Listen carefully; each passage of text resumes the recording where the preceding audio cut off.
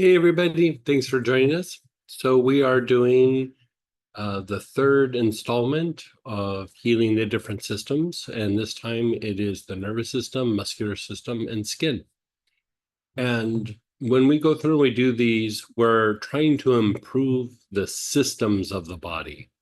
We're not necessarily chasing after a symptom. We're going and trying to improve how that system functions. So we're trying to improve function of the body. And these are like big markers or big things to look at in each of the systems. And when these things are an issue, it makes that particular system not function as well.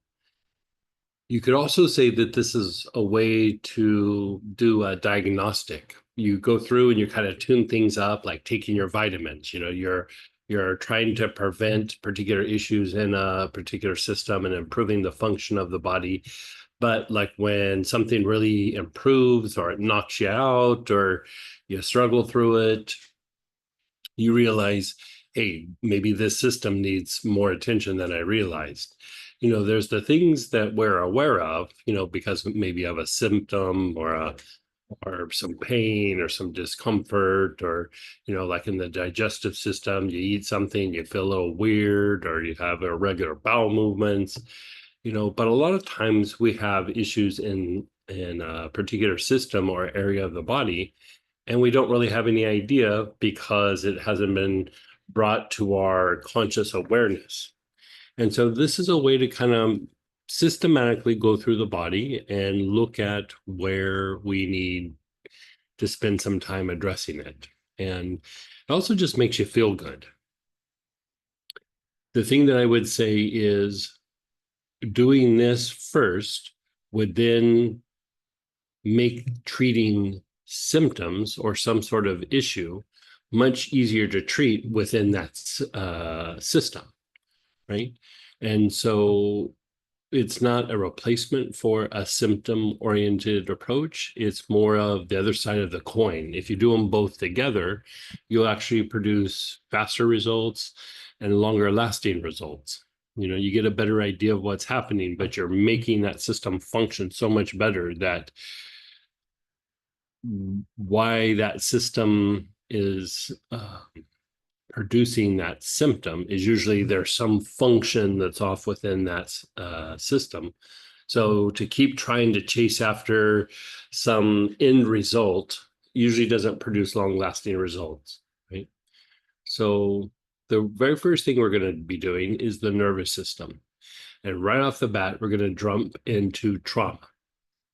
Now, trauma is like something that we think about like in the mind or the emotions, and we have a story or we have an event or this person did this, or I was in a car accident, I was in whatever it might be. But trauma from the point of view of the nervous system is different than the way we think about it in our mind, right?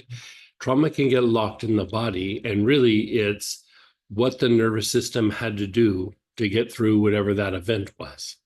Like, say, doing this is the normal way that the nervous system is functioning. And then something happens, and then the nervous system has to go, to deal with this, I have to go like this, right? So it does something completely different, right? And then the situation passes and everything, and instead of going back to doing this, it just goes, this is what we are now. This is how we function. And so there's this thing called the writing reflex. And it basically just means that when the nervous system fires down a different pathway, every time it fires down that pathway, it becomes easier and easier for it to go down that pathway. And so what happens over a short amount of time is when the nervous system has to adjust to the traumatic event, it starts going down a different pathway. Then the event passes, it's down that other pathway. It doesn't go back to the way it was before, right? And so we go, well, some time has passed. My mind is calmer. I've gotten some sleep, whatever it might be. That doesn't really change anything from the point of view of the nervous system. So the wear and tear of life, the conditioning, the weird things that happened, we think of trauma even as like, oh, I got into a car accident. Oh, even emotionally, I got into a blow up at work with somebody. I would say, like, even when I was working in a corporate situation, people pushing for a deadline and then not making the deadline, it's like, oh, it's disappointing. It was also traumatic to their nervous system. Or they had really unrealistic demands being put on them. Again, traumatic to their nervous system. You have a perception of the way that the world is, and then all of a sudden you realize that's not accurate. Traumatic to the nervous system. Any time that the environment kind of has to like make you shift, if the nervous system is not well regulated, it will register almost like a traumatic event. That's the idea of really calming down fight flight and improving rest and repair and regulating the nervous system so that when weird things happen in our normal everyday life, it doesn't register as a trauma in the nervous system. And so we want to go through and we want to unwind that. And I wrote some notes here that I think it's kind of a little bit important to look at as far as the response to trauma. We're very aware of fight flight, right? You either, put up your dukes and you fight and you defend yourself or whatever, or sometimes you end up running. So the idea of fight flight is very clear. But there's also a thing called freeze. And freeze is starting to take inaction, or it can even be like a disconnection or a kind of confusion, right? Like, I don't know what to do. Like, I used to have this friend that when something kind of bad would happen, he would just like, I don't know what to do. Like he would just kind of collapse in on himself and he would not take any action. He would get super confused and he would just kind of sit there and not do anything. And we'd have to like go, come on, come on. And it wasn't always a big, like crazy event that happened. It was, sometimes things that were very small, but maybe didn't agree with how he saw the world. Right. But then there's this other aspect. It's called fawning or to fawn. And it's like people pleasing, overcompensating, but also ultimately it's self-abandonment. Like, you kind of give up yourself to try to please whatever's going on in the environment so that further harm doesn't happen. And so what happens when the nervous system is full of trauma is we tend to go to one of these things, and fawning is a lot more common than you would think. People pleasing, overcompensating, the self-abandonment thing is pretty substantial sometimes.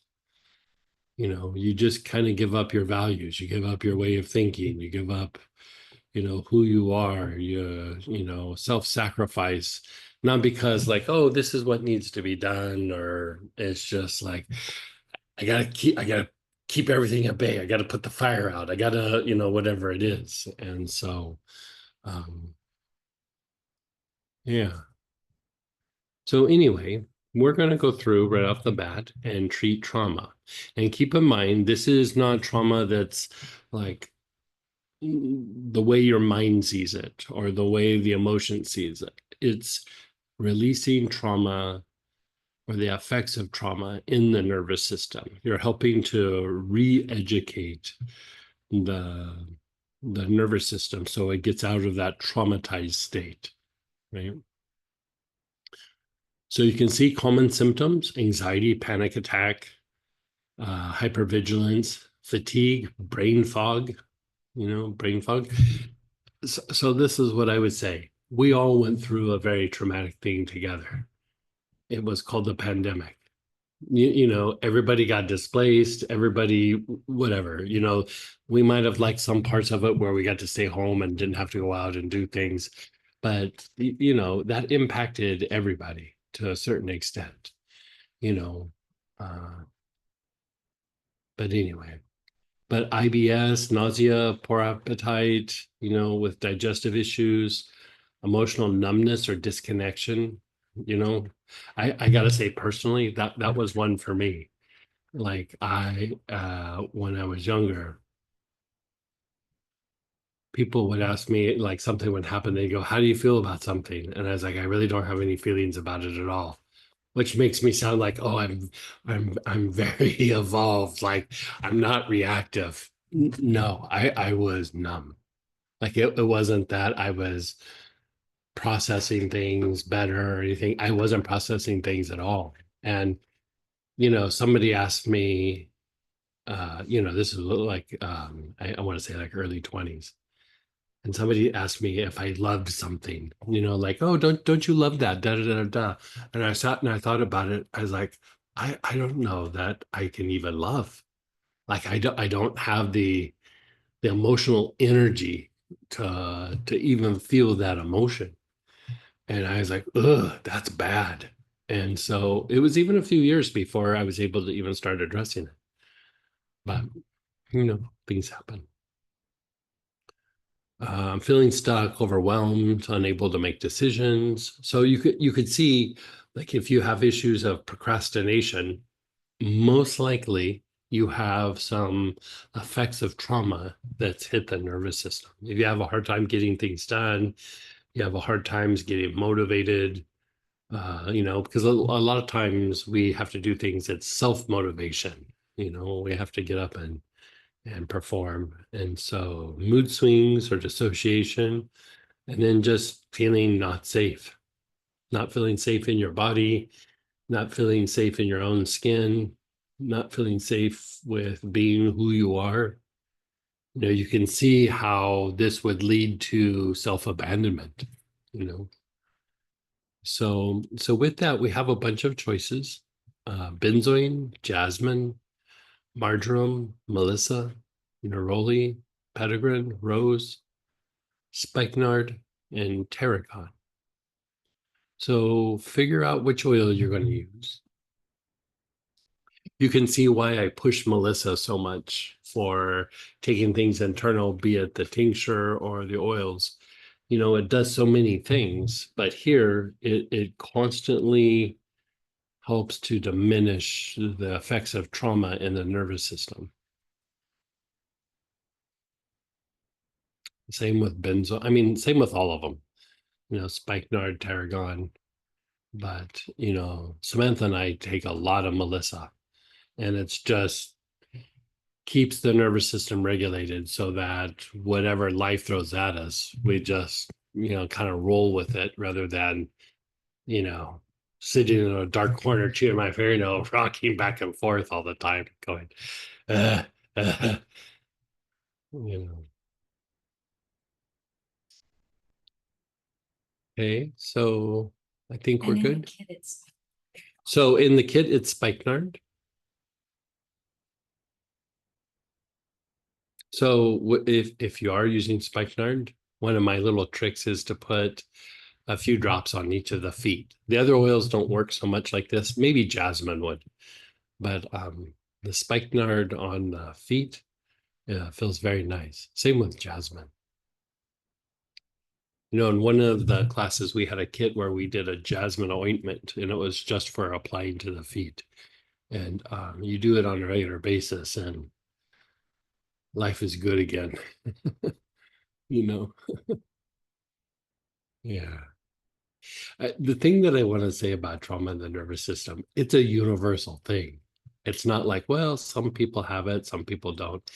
We all have it. It's to what degree? You know, how much has our nervous system been traumatized and how much have we shaken off? Those are the questions. So let's start off with just taking nice, long, slow, deep breaths. You're not even doing a pattern yet. Just take some nice, long, slow, deep breaths.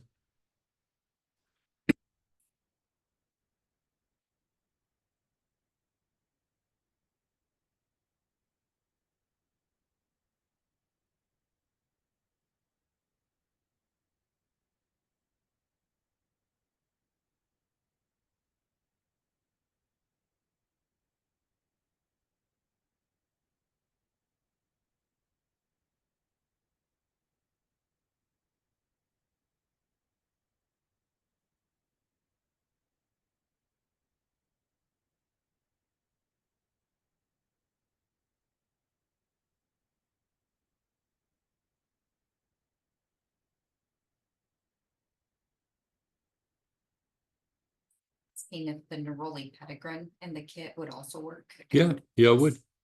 Yeah. Forgot that's in there. Yeah.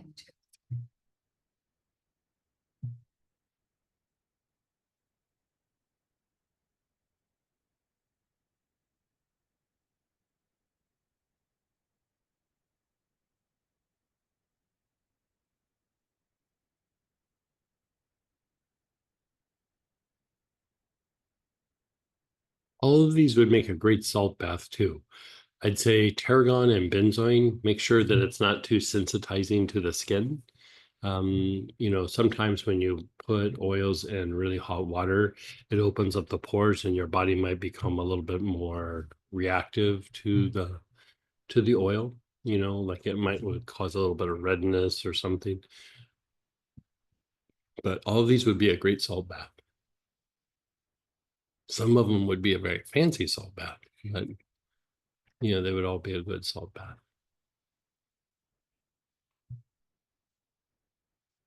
Okay. And then just pause and notice how you feel. Now, let's start inhaling. Your awareness is on the lungs. You're taking nice, long, slow, deep breaths with your awareness on the lungs.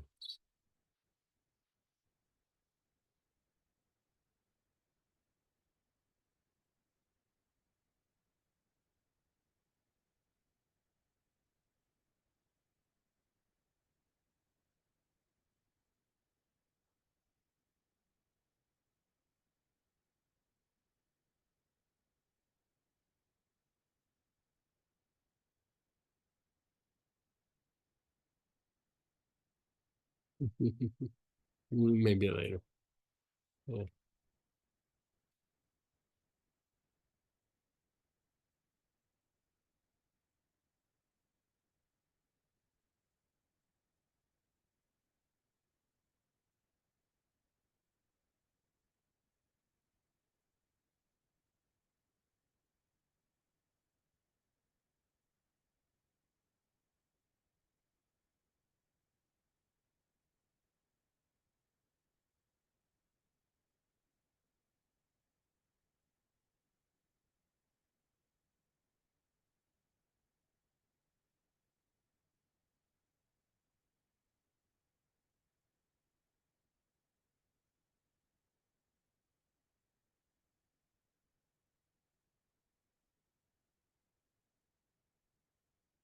You're still on your lungs. You're taking nice, long, slow, deep breaths.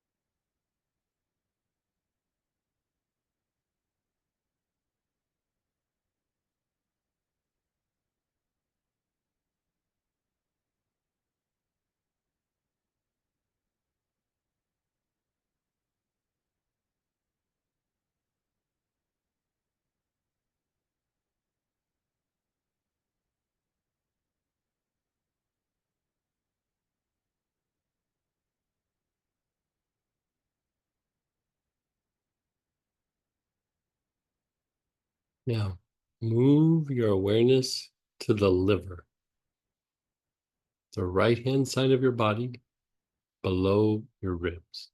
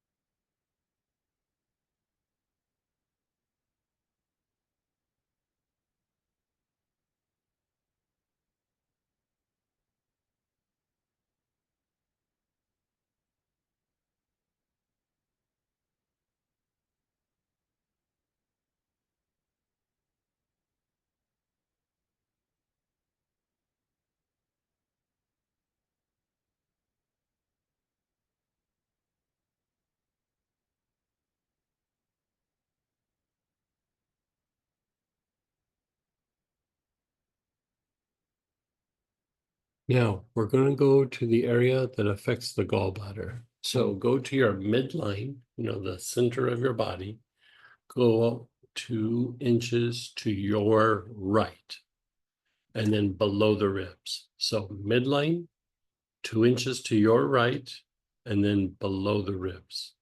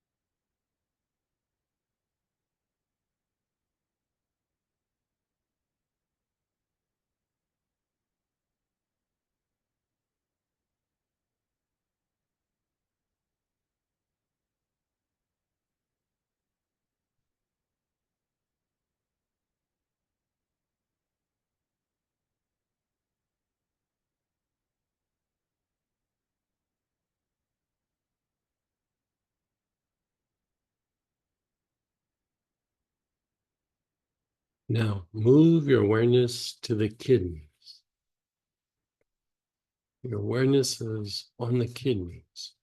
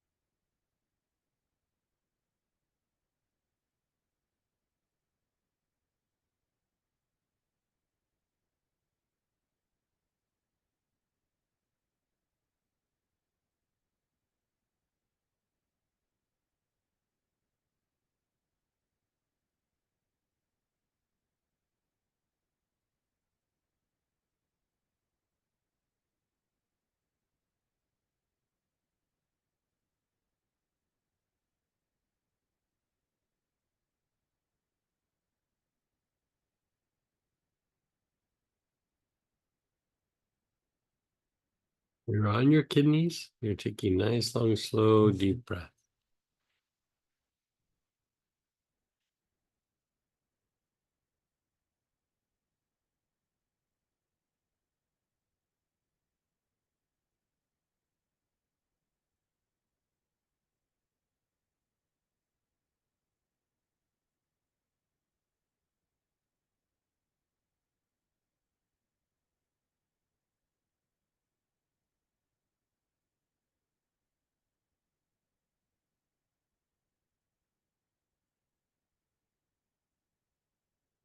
And then your spleen, the left-hand side of your body below the ribs.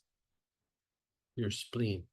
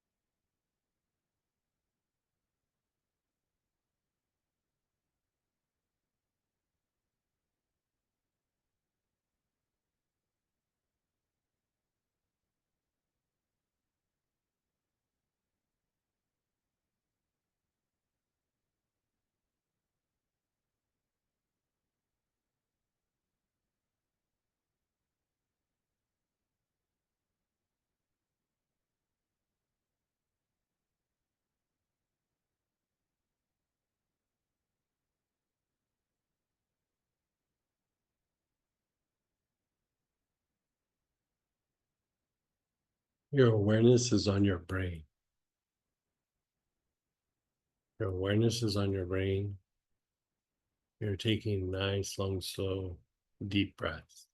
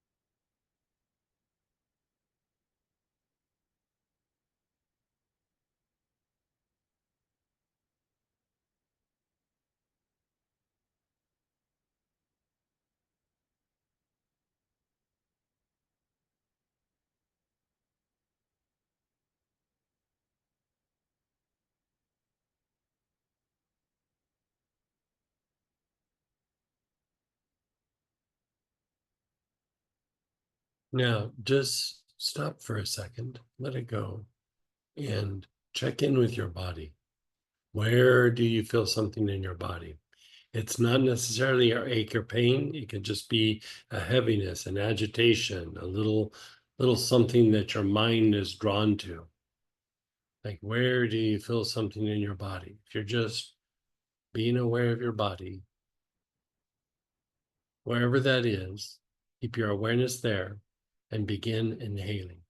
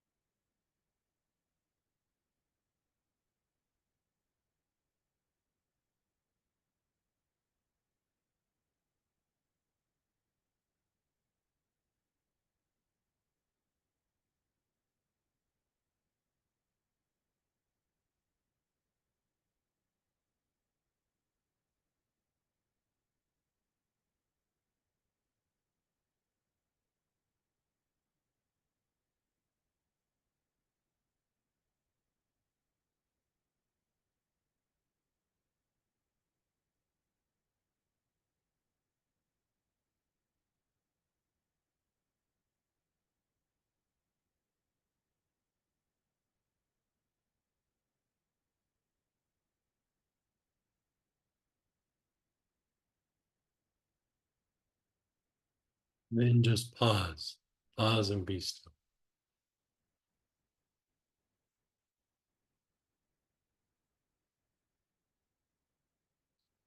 And then just keep your eyes closed and just let it incubate.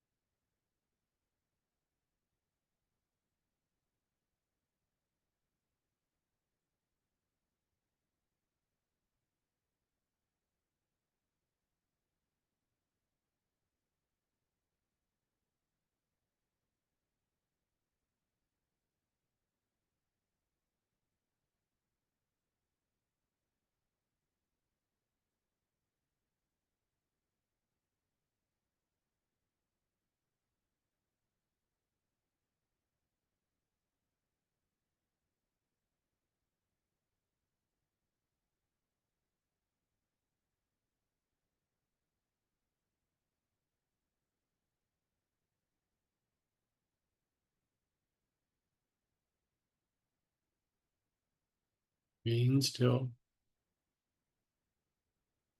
And we're going to go through and do it again. Your awareness is on your lungs.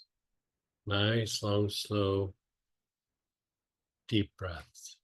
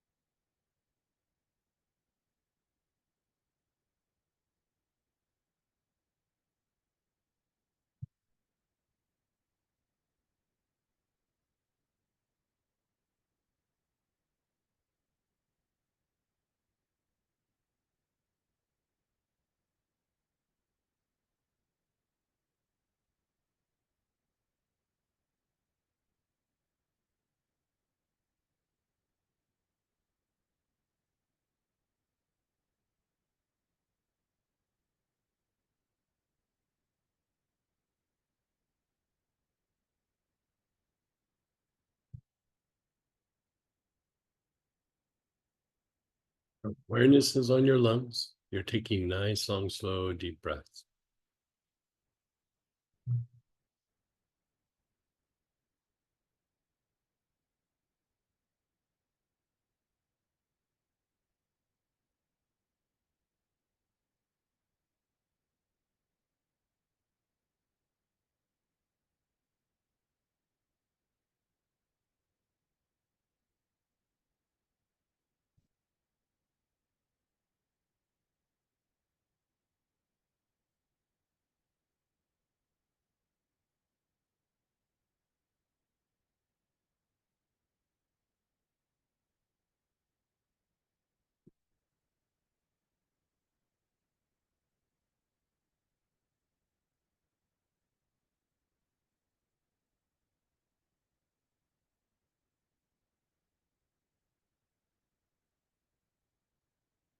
Your awareness is on the liver.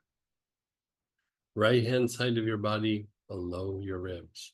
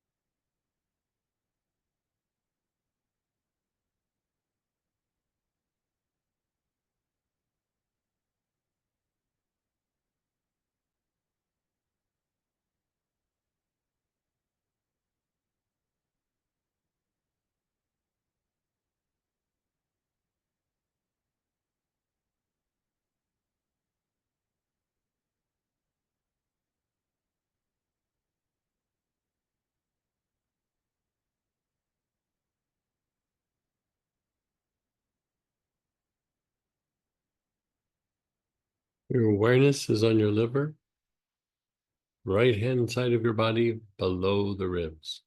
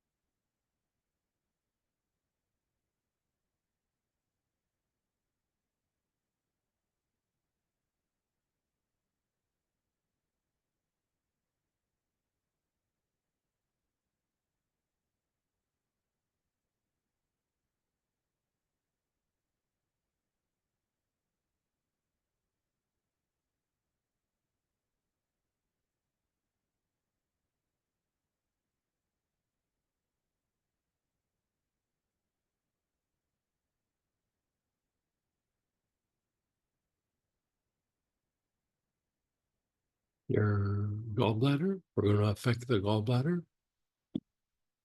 Go to your midline, 2 inches to your right, and then below the ribs. So midline, 2 inches to your right, below the ribs.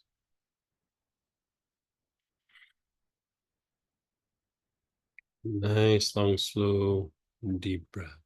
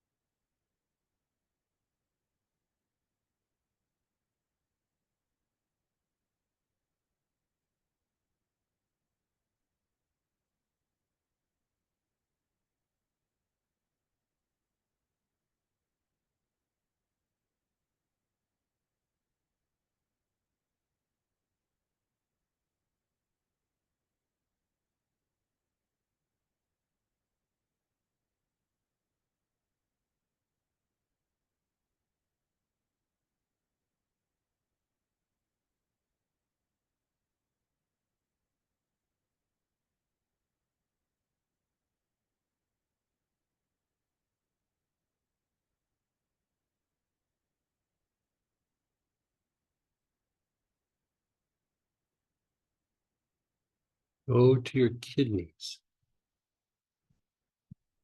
Your awareness is on your kidneys.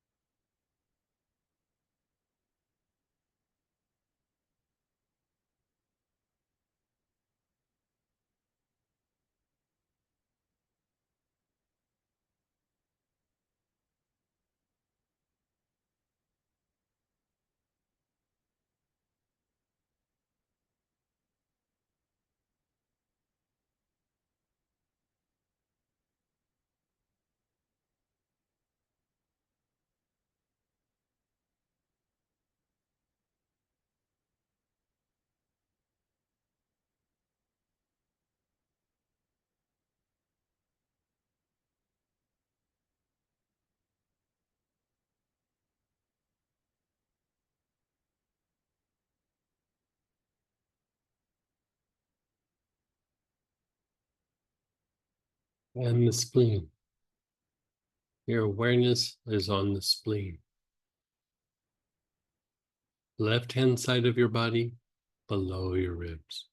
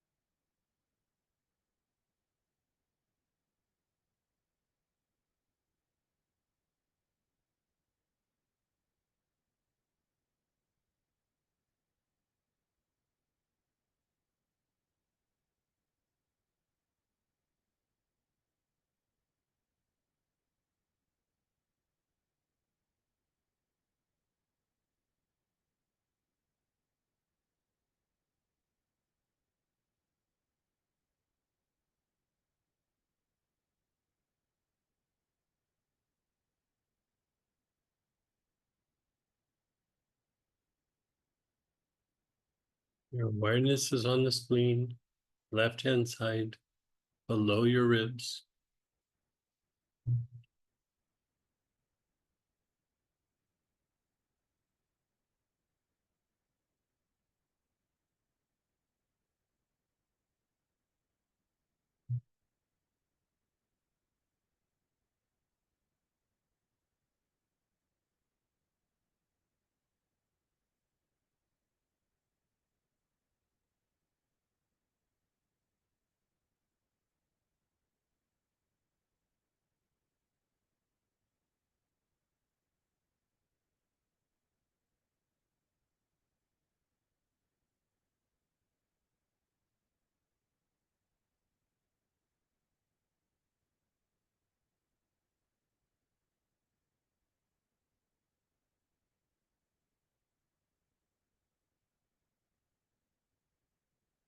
Your awareness is on the brain.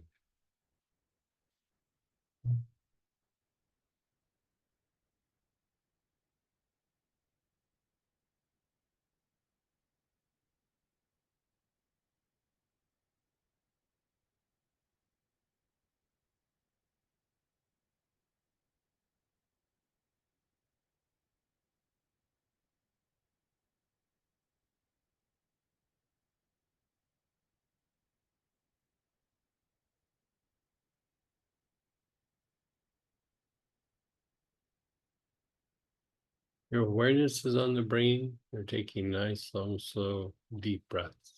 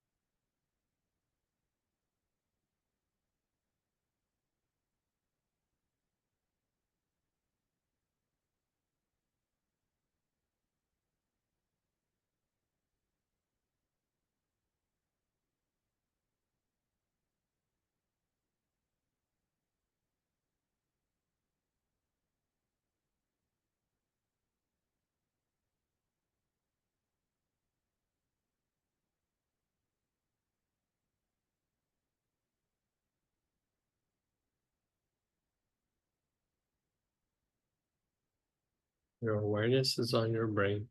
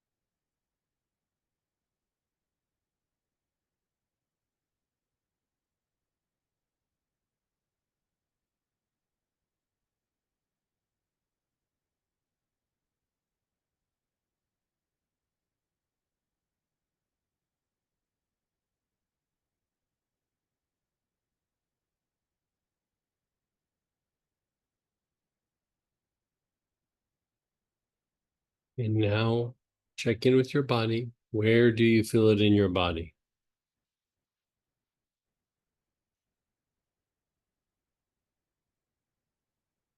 Your awareness is on your body. Where do you feel it? Keep your awareness on that spot of your body and begin inhaling.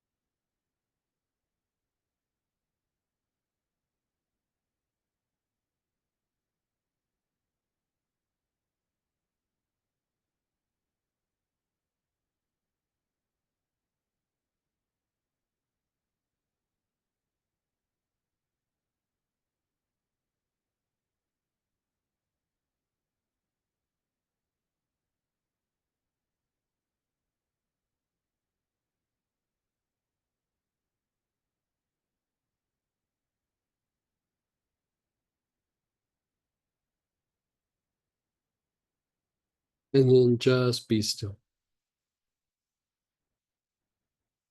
Just be still.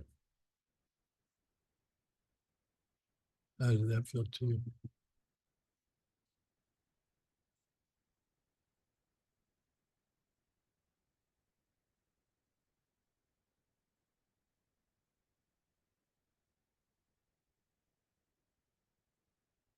We're still going to do another round, but I thought we could share experiences, ask questions, process it a little bit. You can unmute yourself or type in. Let's process it a little bit and then we'll do another round. Go ahead and fire away.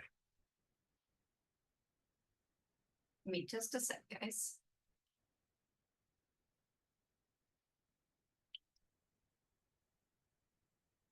Go ahead, Denise. Hey, Good morning.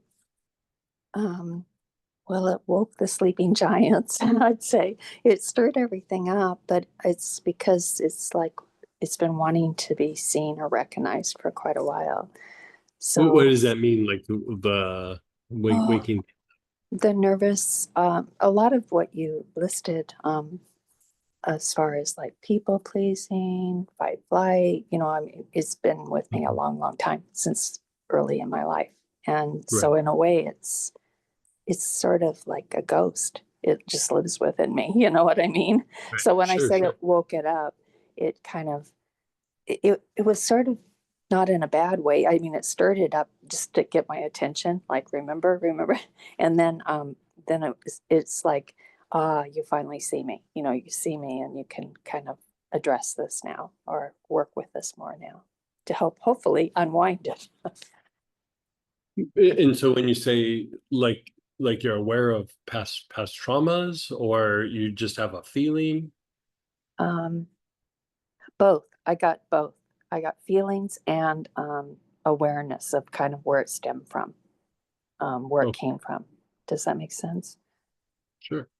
Yeah, a lot was expected of me, and I had no way to, I had really no control over it, and I couldn't. There was little I could control another person, So, um, there's just been certain things that have really dictated my life. So that's kind of why I think I have a lot of the nervous symptoms in my Sure. body and Yeah. patterns with my son and life. It's been accumulative. I guess that's the best way I can share that. Yeah, I would say trauma in the nervous system is accumulative. Like it's like it's a trauma on top of a trauma on top of a trauma. And again, it's like it's not so much from the point of view of the nervous system, it's not so much the event itself, it's what the nervous system had to do to get through those things. And so And then it became less effective, where I'll kind of fight, I'll go into freeze where I can't decide, I won't do anything. And then another event comes along, so again, accumulative. Does that make sense what I'm saying to you? yes, Yeah. Thank you so much. I've been waiting for yourself. this class. Go ahead, Channing. Hey, Jenny. Hi, good morning. Greg, I am so incredibly happy to just do this first segment.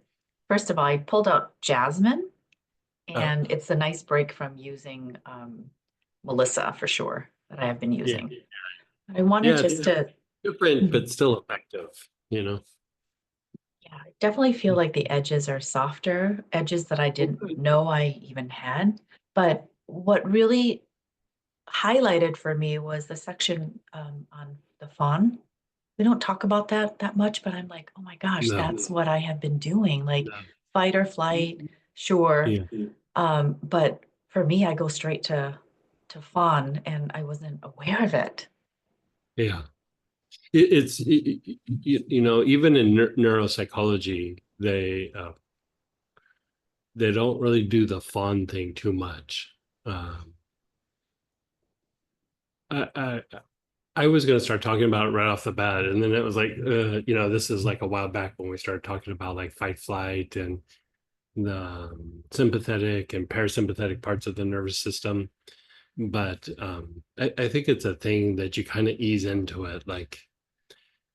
The idea of fight flight is something that people at least have heard, but like it's almost like you're digesting the different pieces of the nervous system so that you can get it, because otherwise it's just too much information gets thrown at you all at once. And so as soon as you start to understand the idea of fight flight, then you're like, oh, I kind of get this. And then not like intellectually get it, but like in your body you're like, I kind of get this. And then you kind of do the freeze thing, which can also be procrastination, being confused, overwhelmed, procrastinating.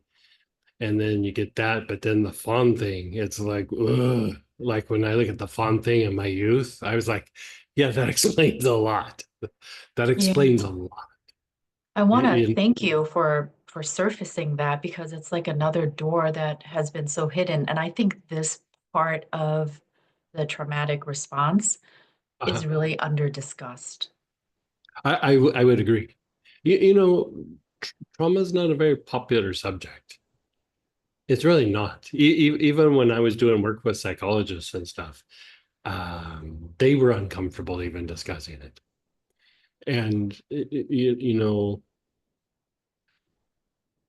like even this idea of fawning, where it's like overcompensating, people pleasing, but also self-abandonment. That's a really big piece of it.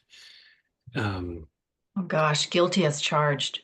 Yeah, all of us are. Like I just had a conversation with somebody yesterday, and like the whole conversation was them fawning. It was an old, it was a relative actually.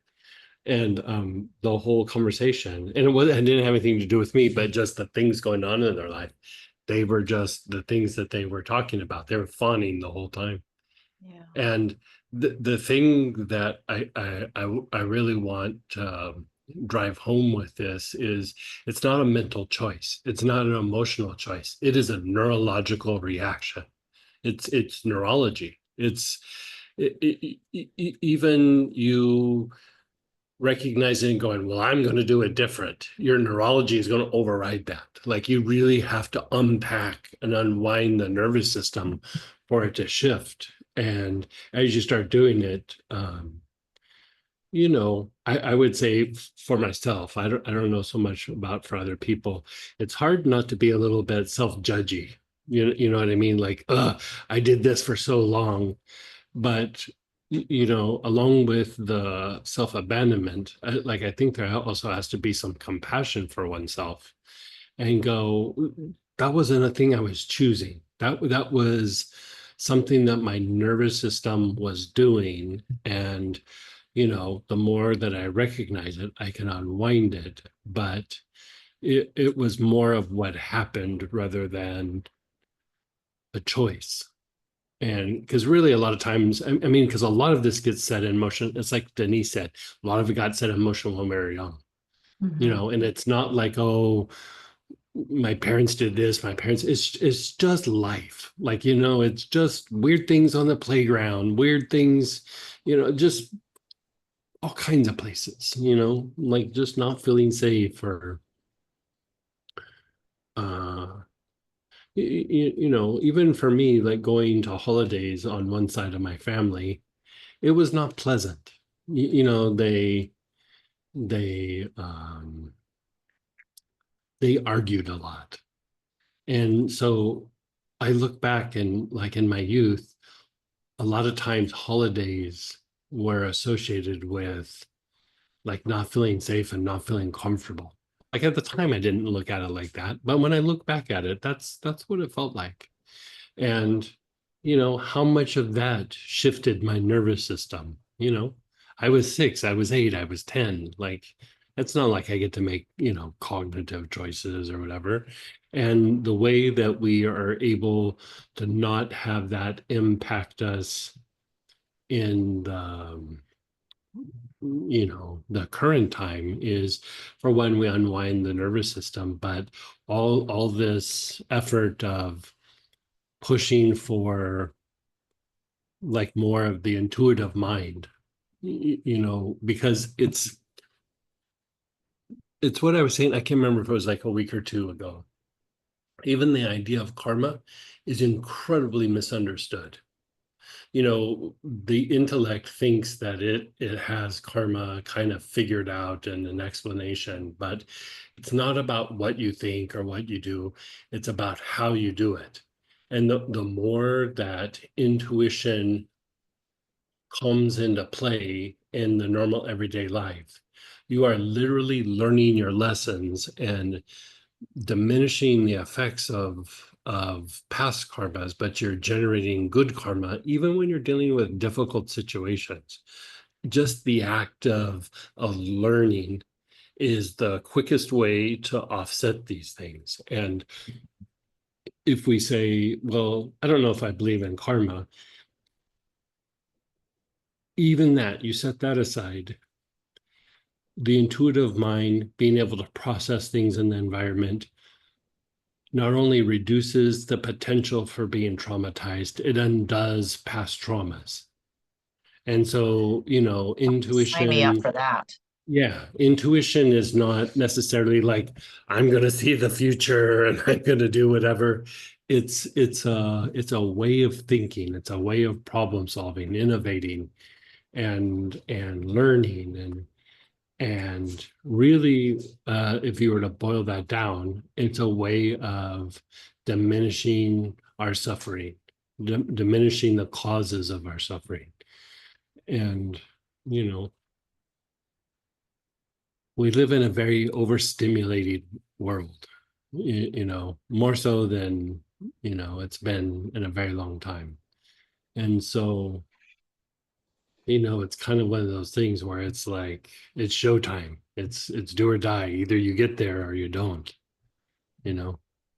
And so the more that we can touch into that intuitive mind, and you know, it doesn't mean we shut down intellect. We just put it in its proper place. The more that these things stop being quite the issue that they are for us. I love it. Well, Yeah. the door's open. I know where I need to go and hang out in that room for a little bit longer. Thanks so Yeah. much, Greg. You're so welcome. You're so. And then go ahead, Dan, then Linda. Hey, Dan.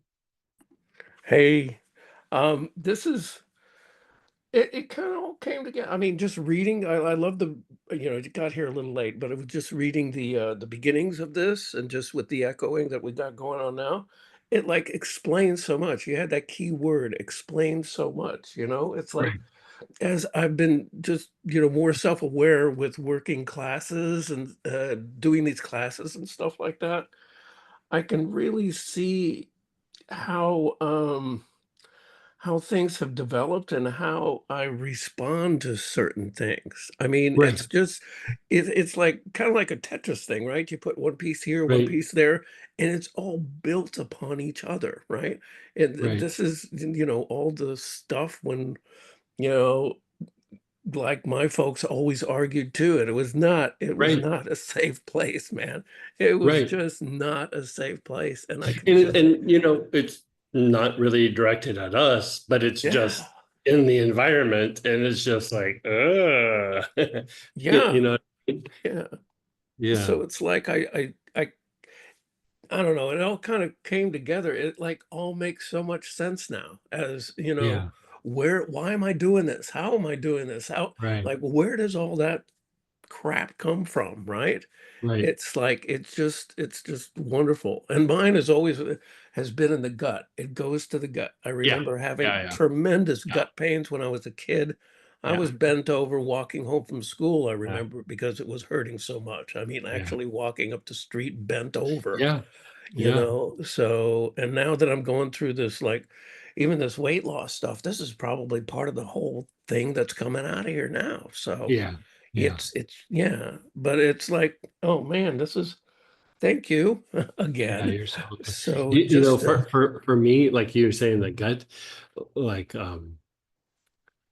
I did things a lot in my youth where I got injured.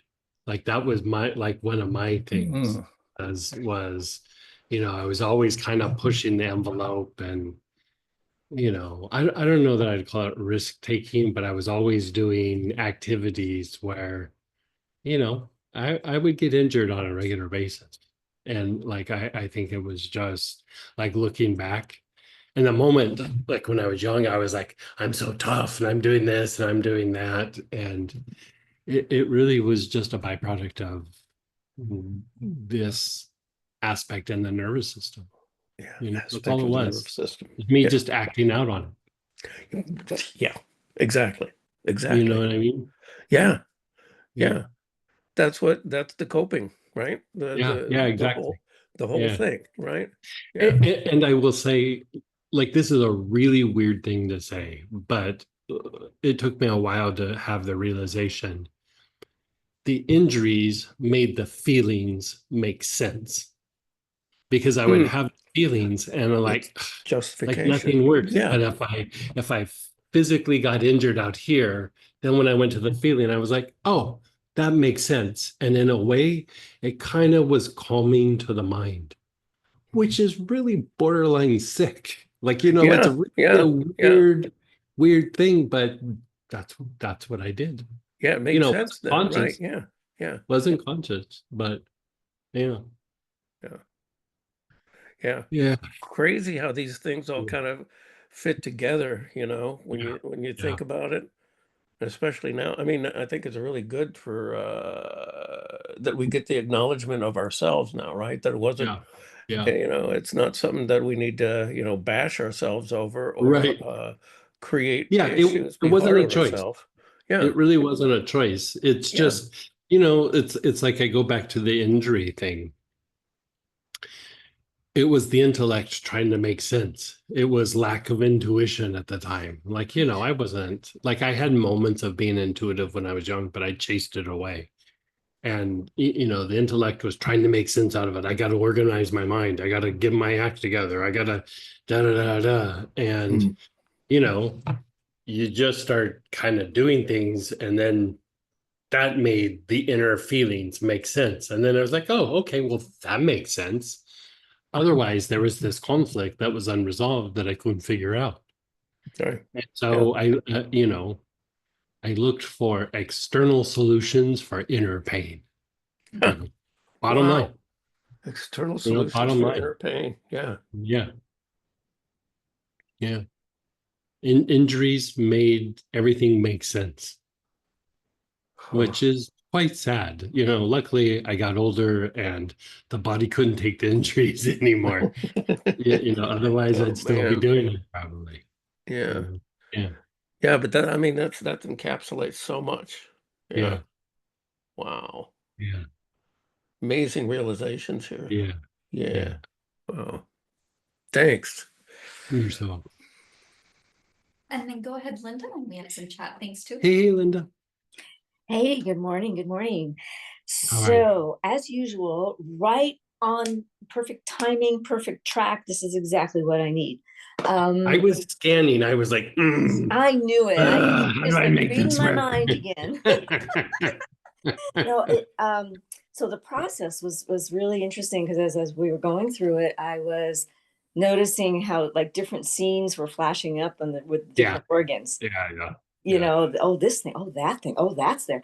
And the organs were like saying, thank you for dealing with this, because I've been holding this for you. Yeah. And it's like, oh, good. Well, let's not have you hold that anymore. Let's get rid of that. Yeah. So, I think this is going to go into my every other day packet here with my healing stress protocol, because I Oh, think I know. this feels like, I've been dealing with some physical things like most of us, I'm sure, have, where it's like, you do the symptoms and you do that and you get relief. I do the pranic healing protocol for it and I get relief, but it keeps coming back. Right. And Exactly. in the last couple of days, I was asking the universe, and you must have picked it up, because I'm like, what is going to get to the underlying cause here? What is going to help me really unwind this so that this can just stop? And and then we started with this protocol this morning. I thought, oh, thank you. Yeah. And like you said, it really kind of like all of these ones where we were doing the healing the systems, it gets much deeper to what the cause is rather than the symptom.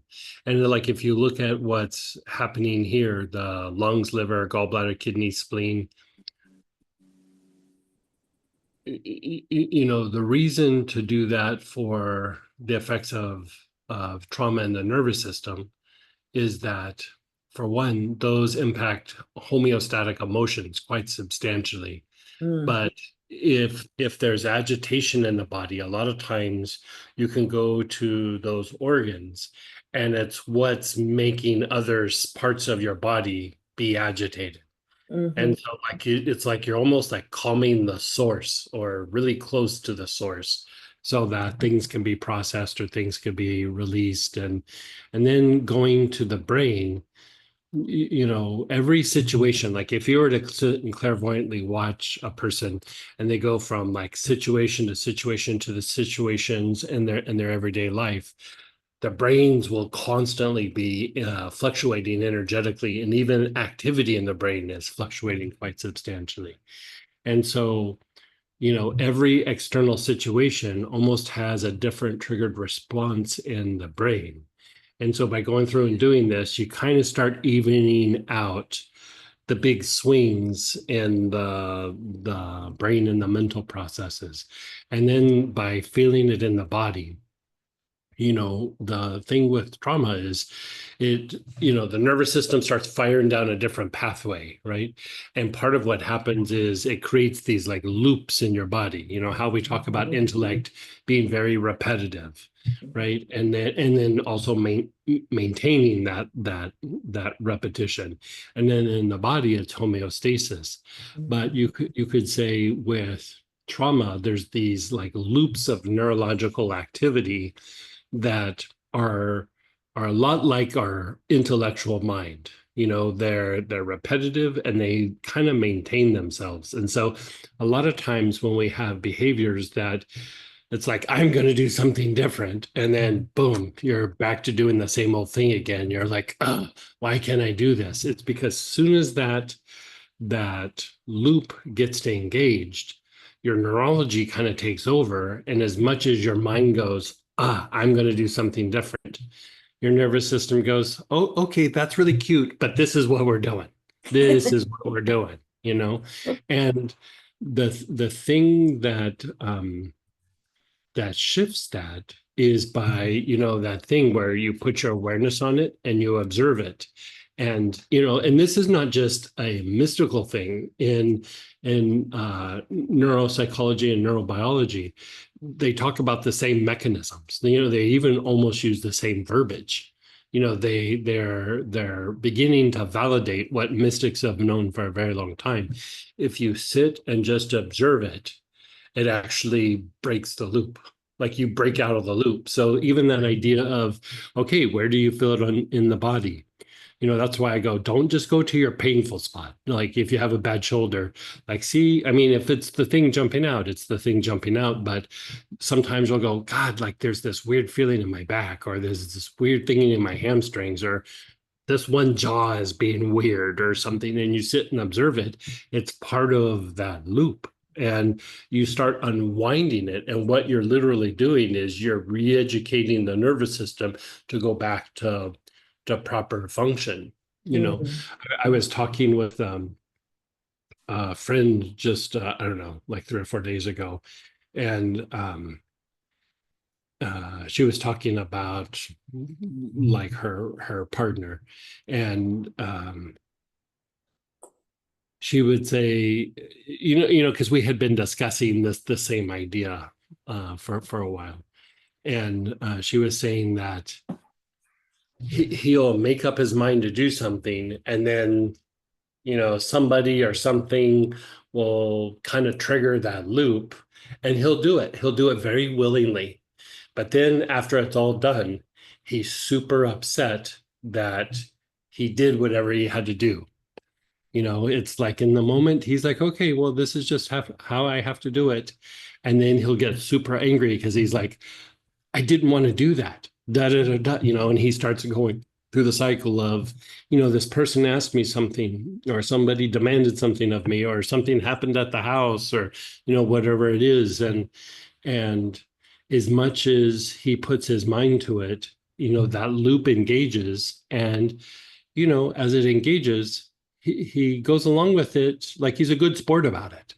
But then it's done and everything's quiet.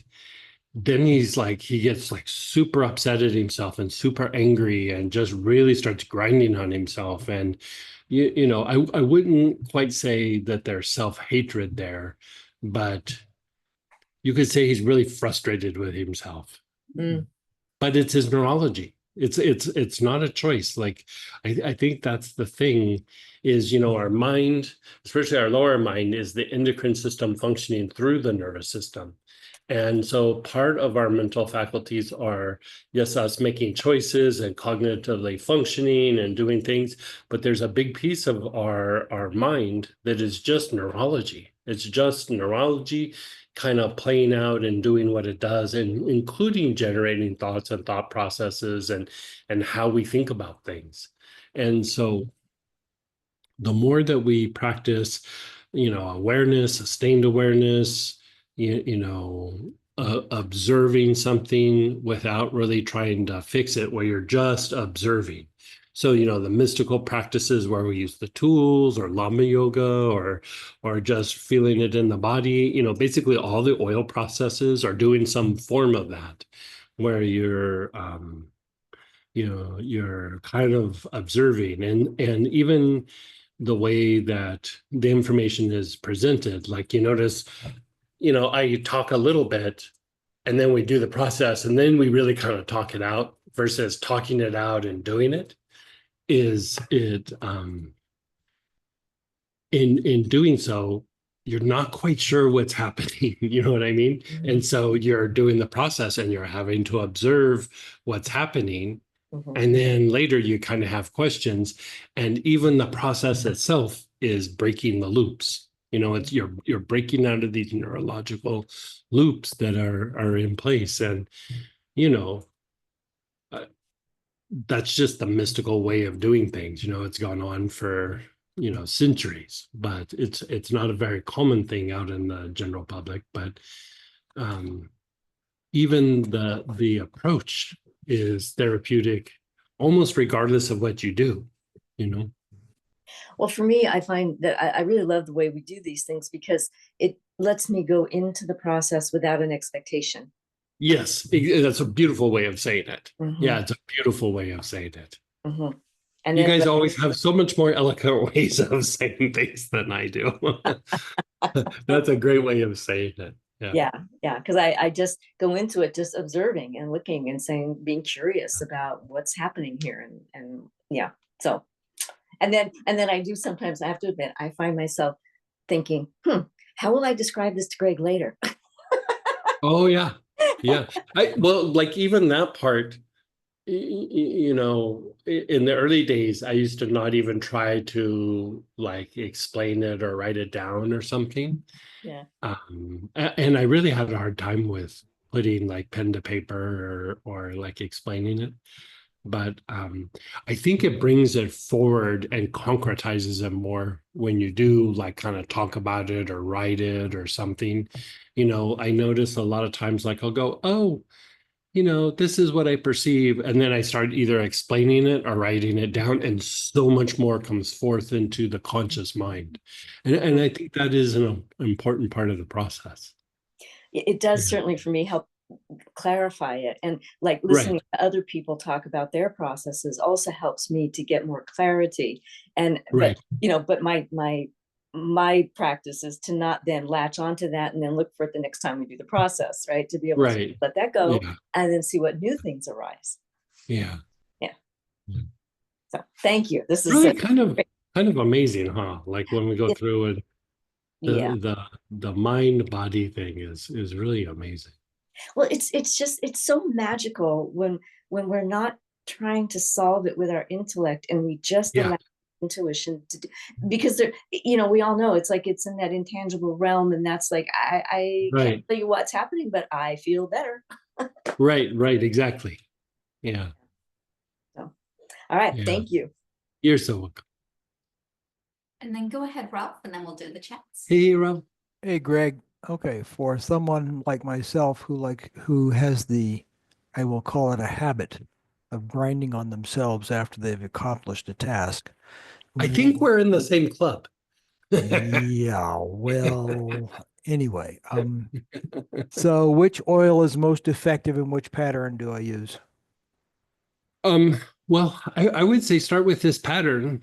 You could use any of the oils there, but the one that I kind of like for something like that is jasmine. Okay. There's a lot of different ways that you can approach it, but the reason why I like jasmine for that is jasmine is a little bit more lighthearted and a little bit more like playful and like a little bit more like, this is going to be a weird thing to say, but out of all these oils, jasmine's the hippie. You know what I mean? Like the free, like living free and doing whatever. It's the hippie out of the group. Like it's more lighthearted. And so, I mean, they all are, but in like tea ceremonies and things, they started adding jasmine, and part of it is like you go through and you inhale the tea and like you let it affect you and everything. And the idea of using jasmine for something like that, jasmine is very fortifying to the nervous system and to the body. I mean, it's what Yes. you would use for like women after they've given birth and they have depression afterwards sometimes, Mhm. because it's so fortifying, but it also creates this kind of lightheartedness that kind of goes along with it. And so I like the idea of jasmine for that. You know, Okay. yeah. That sounds very Yeah. useful. Good. All of them would work though, but like the grinding, like you know, I've always said I'm my own worst critic. You know, there would be my family would, you know, parts of my extended family, you know, I hadn't seen them for a while, and they would say a bunch of like super critical things. And as I got older, I was like, that's all you got? I can do way better than that. And they never knew what to do with that. And I was like, you're only hitting this much. You got to get a little bit more perceptive. I can grind on myself way better than that. And, you know, it would freak them out a little bit. They would leave me alone, but it was also the truth. You know, it was super the truth. And if you look at why that happens, the reason why it happens is it's your neurology. It's not really the your mind or even how you perceive yourself. It's how you perceive like just what happened, or that you're just perceiving like this happened and you know, why did I make the choice? And I would say that on some level you didn't get to make a choice. You know, loops got engaged, you had reactions, and then afterwards it's like, how am I not the captain of my own ship? Well, And yeah, that's been going on. Yeah, it's like I'm yeah, real clear that it's a yeah, physiological reaction yeah, to something in yeah, my past. And it's been going yeah, on for so long, I can't yeah. tell you in this 10 seconds exactly what it is that triggered it to begin with. Because it's No, like I said, usually it's it's not. been the And same pattern running over and over and over and yeah, over and over and yeah, over and over again. And it's like, you know, okay, I'm done. I don't, right, I don't know where the key for this is, but I got to find the key for this and pull the right, key, you know? So right. yeah, good. Well, I, I'm just I glad would I have say, Jasmine in my list of, my list of goodies. yeah, I think it's, isn't it in the plant teachers kit? Well, I Oh, had no. it I had it in my cigar box from before. So Okay. The other thing that you might want to play with is the tincture of saffron. And the thing with saffron is it helps to embody like your true nature. Like it helps like the real you or the true you like embody your physiology. And it it it shifts how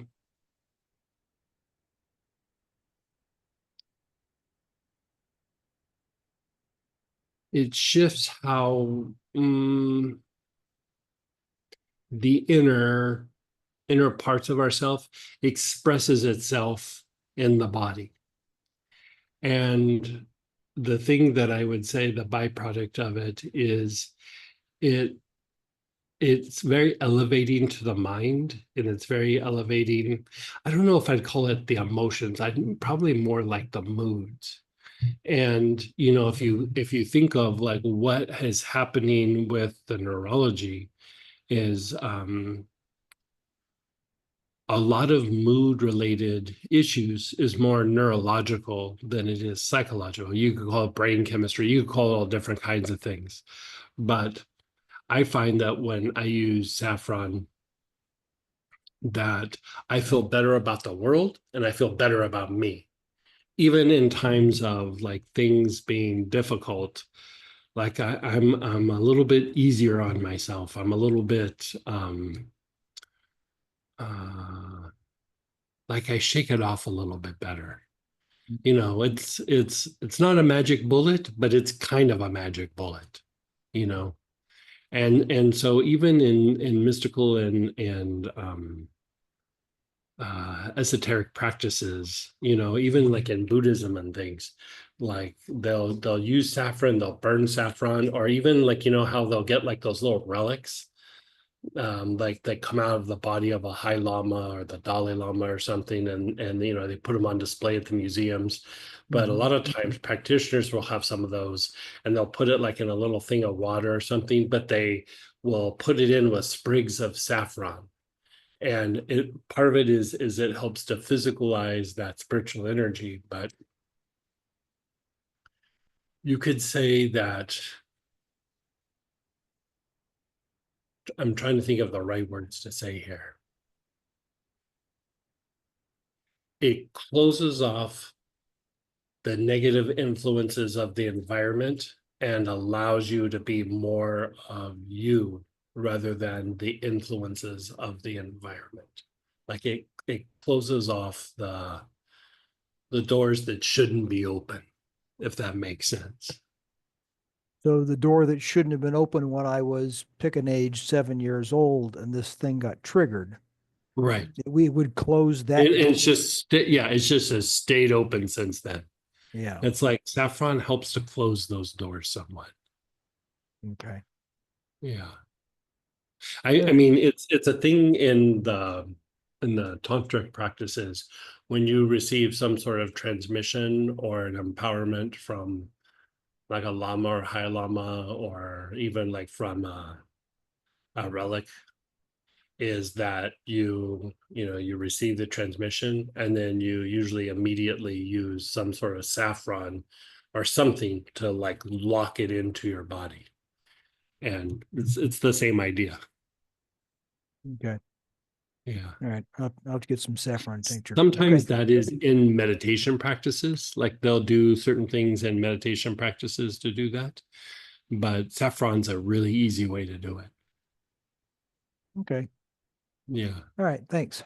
You're still And you're right, Greg. It is in the plant teacher's kit as well. It's- okay. And Yeah. So Ralph, it is in the plant teacher's kit. Okay. Thanks. And so we had share some questions as Okay. well. And let me just make it so that you're very up close and again, you're good. You're good. Just relax. Someone's asking, of all the choices you have for Melissa, which one would be best for soothing the nervous system? Like the Melissa Serbia, Oh, any of them would work. equally, like Yeah. they're all good. Yeah, they're all good. Yeah. While we were on the spleen, my attention naturally moved to the psoas muscles instead. Then I remembered how big a role these muscles play in trauma. Yeah. Do you ever work specifically with the psoas in unwinding trauma? You can. The psoas, the diaphragm, and the sternocleidomastoid are the three muscles to kind of hit. Yeah, and there was a class when we did all three. I can't remember, it was a free class. It was probably a year or two ago. I can't remember what it was, but you could do forms of that, sure. And would you speak on the attention being pulled to other parts of the body during the protocol? I'm not. So they had okay, let me reread. When we were on the spleen. Oh, that's the same person saying, Yes. yeah. So I would say, like, still try to do the process, but like that last little piece where you're putting your attention on the body, I mean, that's kind of what that's for. And as you go through and you start to unwind, you know, these first sections of the lungs to the spleen, and then even the brain somewhat, is you're calming down the homeostatic emotions, or basically the responses to the trauma locked in the nervous system. You're unwinding it. But at some point, as that starts to diminish, you are going to be aware of loops in the body. And so I would still try to do those other steps. And then when it came time to go put your awareness on the body, then go to like the psoas or to the area. And what you're doing is you're helping to unwind the loop that's associated with that part of the body. a triggered response of sorts. Yeah. We think of triggered responses as like a thing. If I can stop this this triggered response for this or that, or that we can go to one part of the body, but it's a lot of little pieces all contributing to this response. And so you just start unwinding some of the pieces, and at some point it reaches a tipping point and kind of flips. But there's a little bit of house cleaning. It's like if you were to clean your house, you go, if I sweep the floor, the house is clean, but still got to clean the bathrooms. You still got to do the kitchen counter. You still got to, pick the clothes up and put the shoes away, and all the things that need to be done. It's not just a thing that you do. And so it's a lot like that. It's a lot like housekeeping. Yeah. How do I let go of guilt for making some bad choices or taking wrong decision in life? I would say keep doing this process, and then keep doing things that stimulate intuition, because it's like what I was saying about, like when I was young, doing things to injure myself. I was trying to make sense out of it.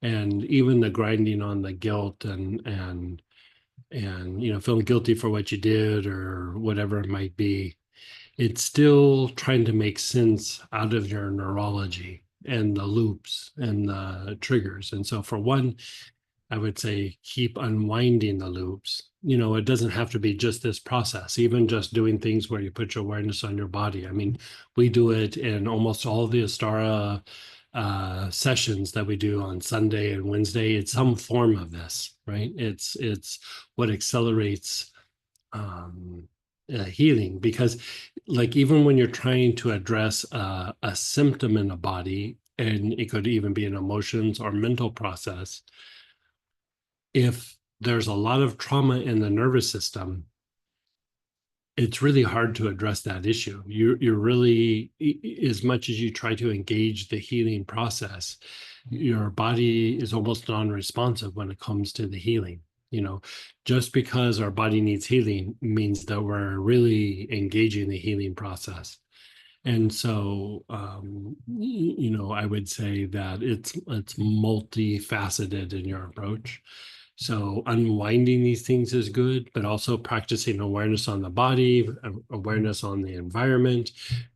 For so long we would do like put your awareness on a person, put your awareness on an active situation, put your awareness on a past event. Now feel it in your body. I mean, what we were doing was unwinding those loops, and so I would say it's not a thing that we do, but it's a process that we do. And pretty much all the classes are always addressing that from a different angle.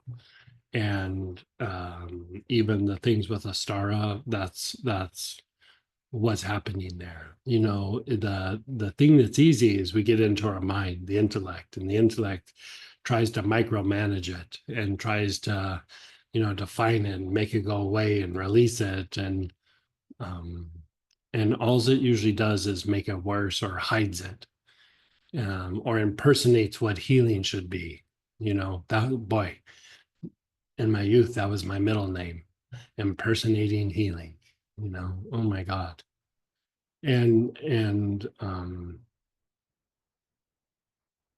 it just becomes this process that you do. It's more of not what you do, it's how you do it. It's really more about how.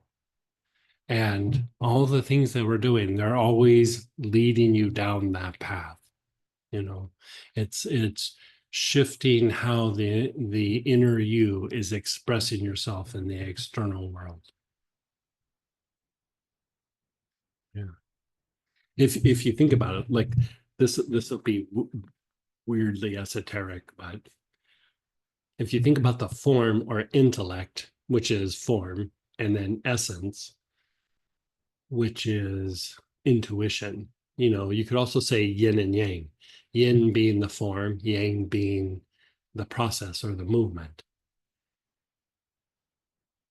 Intellect, form, homeostasis, whatever you want to say, works from the outside in, right? It's the environment, the things that have happened keeps conditioning us, and then eventually works its way in and begins to affect who we think we are, or who we are. It changes us, and manipulates it. It's conditioning, and essence works from the inside out, and it's an expression, right? It's light, or our true selves, or the soul expressing ourselves outwardly. So whenever we are in intellect, it's like that thing that I said, external solutions for inner pain. I'm trying to do something out here that hopefully eventually makes something different, but it doesn't. You know, the only way to really heal it is to tap in who we are and then bring it forth, express it outward. And that is what changes the environment. When we're in pain or we're having difficulties, we go to the outer world and we try to fix it, right? But really, it has to be an inward expression that comes out, rather than trying to fix this so that it makes us feel better inside.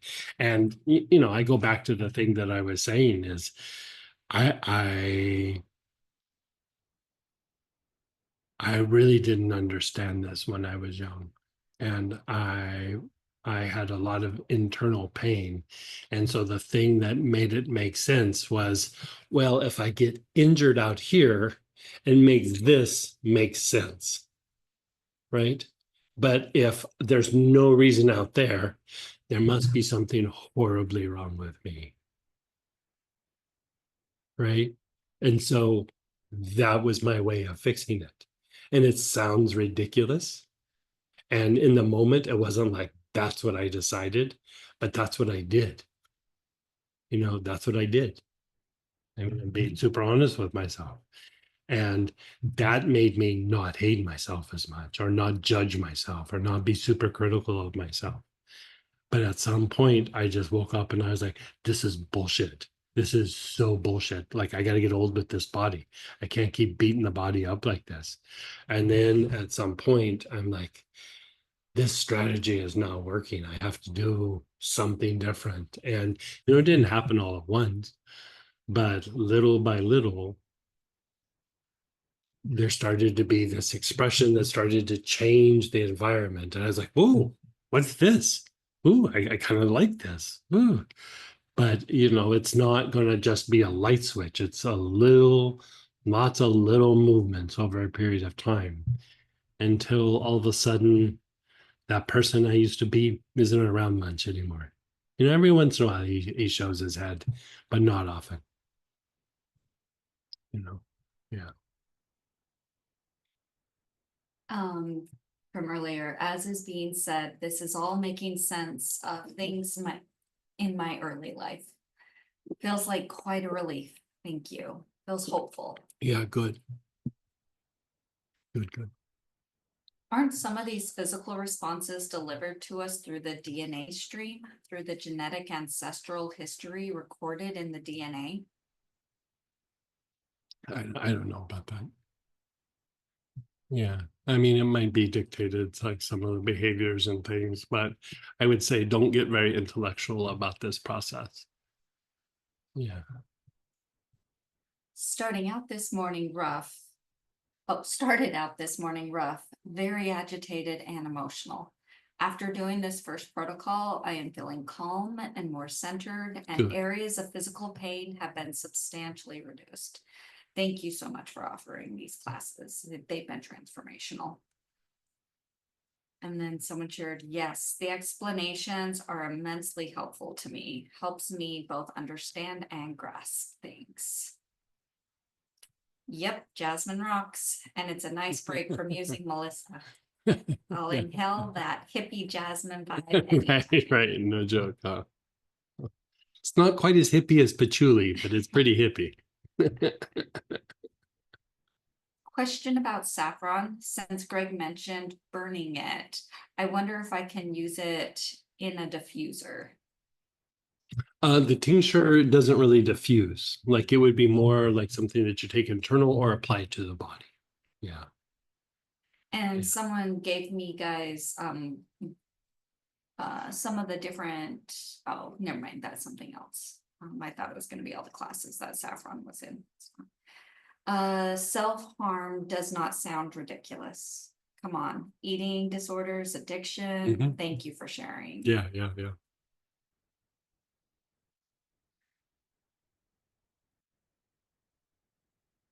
Mm.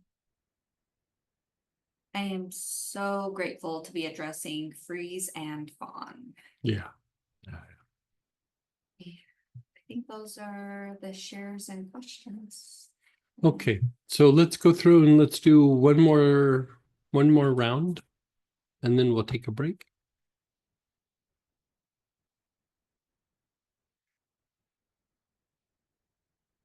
So begin inhaling. You can use the same oil. If you want to rotate to one of the other ones, you can do that.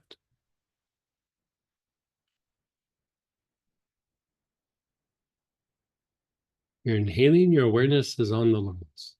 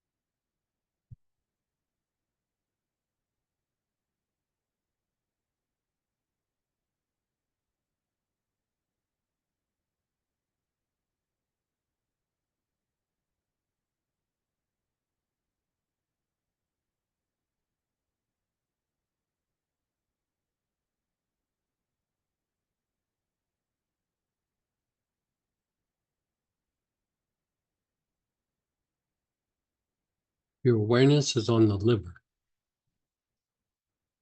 Nice, long, slow, deep breaths with your awareness on the liver.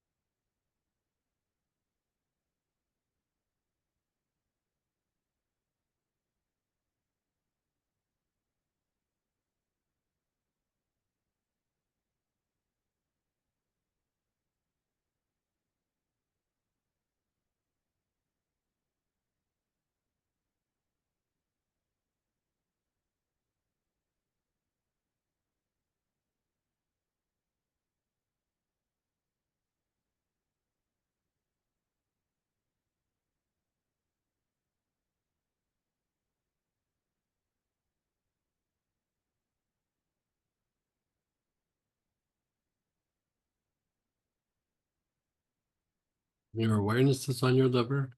You're taking nice, long, slow, deep breaths.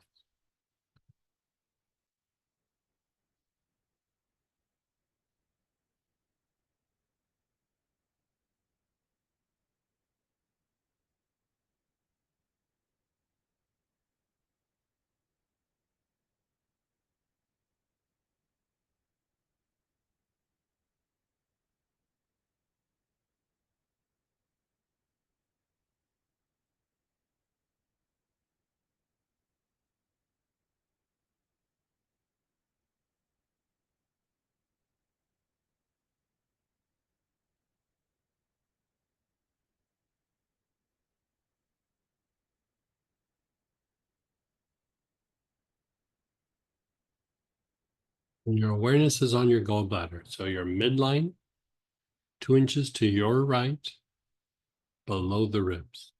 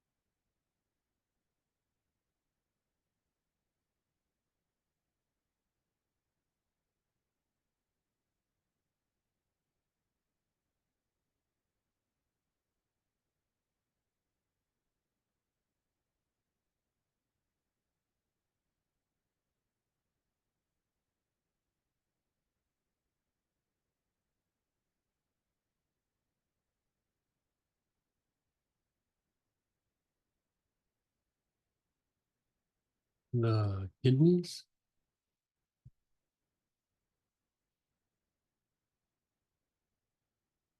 Awareness is on the kidneys.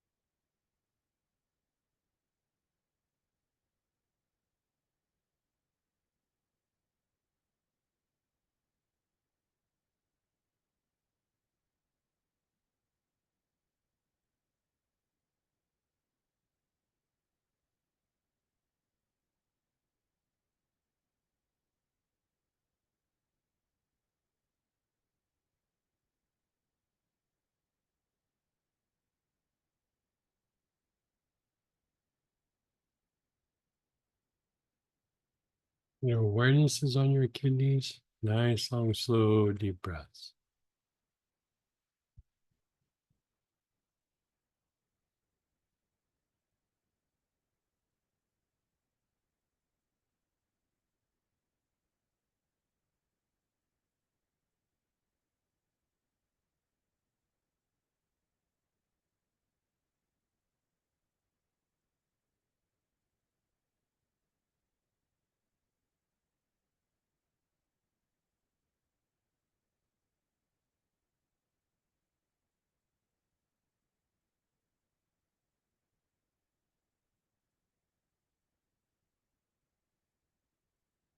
And the spleen.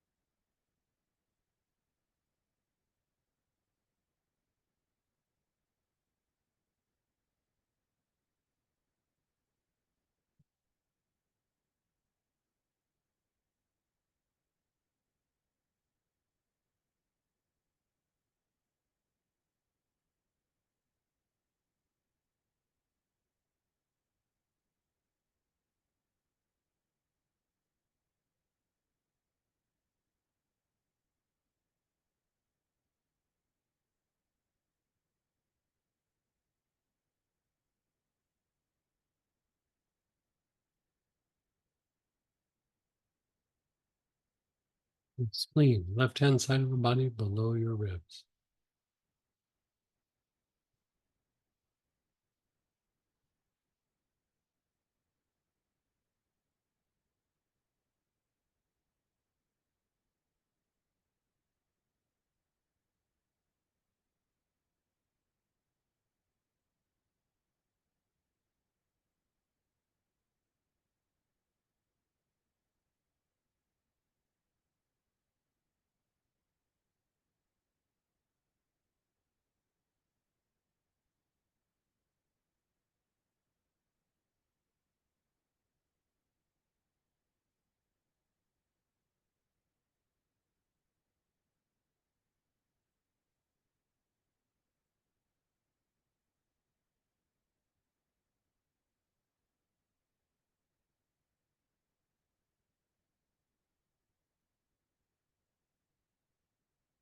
Your awareness is on the brain.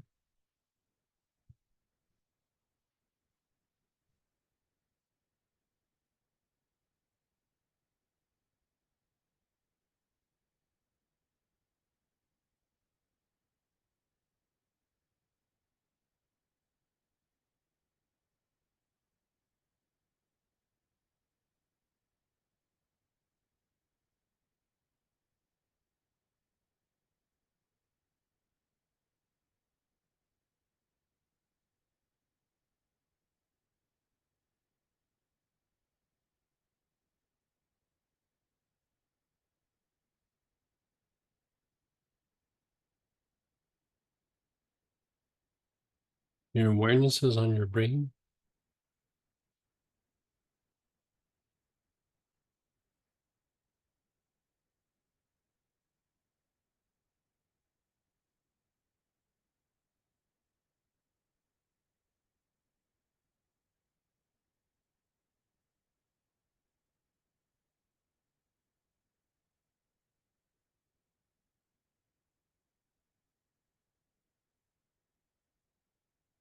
And then body awareness. Where do you feel it in your body?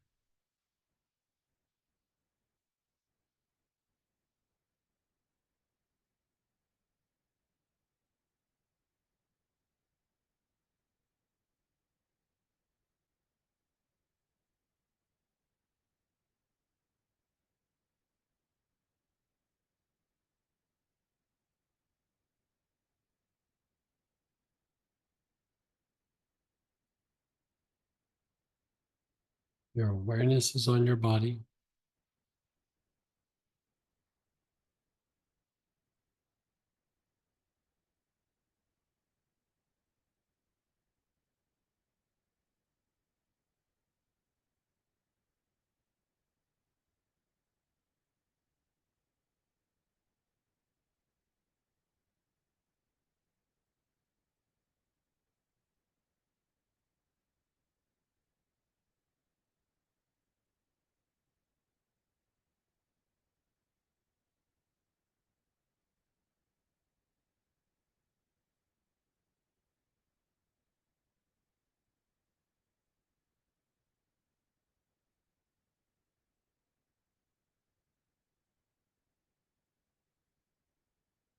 And then just pause and let go.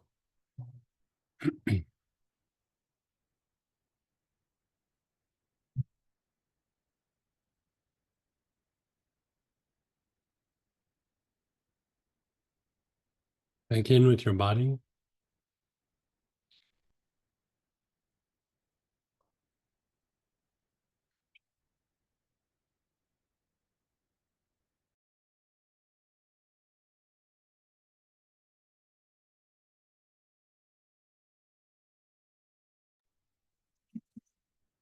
Okay, so somebody texted or put in chat.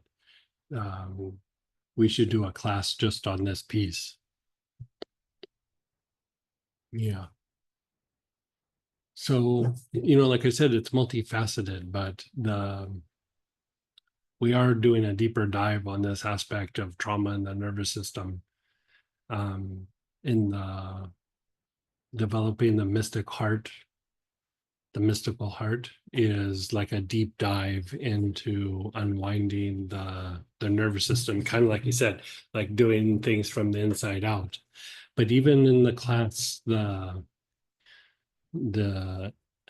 angel class coming up next weekend, I mean, this is usually when I present things, like it's not just a weekend and then we go to a completely different topic. I'm usually working a theme for a while. And even the angel class, we've worked with angels, and part of the thing with working with angels is you are with the angels, you are diminishing like karma in a way, but you're doing it because you're changing how you process things. And part of why the angelic work does has an impact on like our patterns, our karmic issues, is that the angelic energy undoes these loops in the body. And you know, we've been kind of working our way towards doing like deeper levels of angelic work. And I think some of you saw the information on the flyer that said, you know, there'll be the universal angelic process. And this idea of feeling something in the body and then being aware of it, that universal angelic process is that on steroids, on top of steroids. Like, it is a very potent way of doing it. And I'm going to have to train you how to do the process. It's not as simple as just inhale on a particular part of the body. There is this whole process that you have to go through and do. But that's part of what it is. It's unwinding these loops in the body, but also not just unwinding the loops, but training the mind to do it from the point of view of intuition rather than going to intellect and repetition and trying to micromanage these things. It's a very specific way of healing these things. And then in the developing the mystic heart, we are going to do a reset on different aspects of the nervous system, not just fight, flight, and the autonomic. We're going through the central nervous system, the peripheral nervous system, the somatic nervous system. We're going through and doing this and doing these embodiment processes so that it's very, very, very activating to the heart. And so I would say those classes are already on the schedule. You know, they're already in the works. So anyway, I just wanted to clarify that because somebody was asking. So everybody else is okay. And let's go ahead and do a break. We've been doing this for a while. So we'll come back on the half hour and we'll hit the ground running.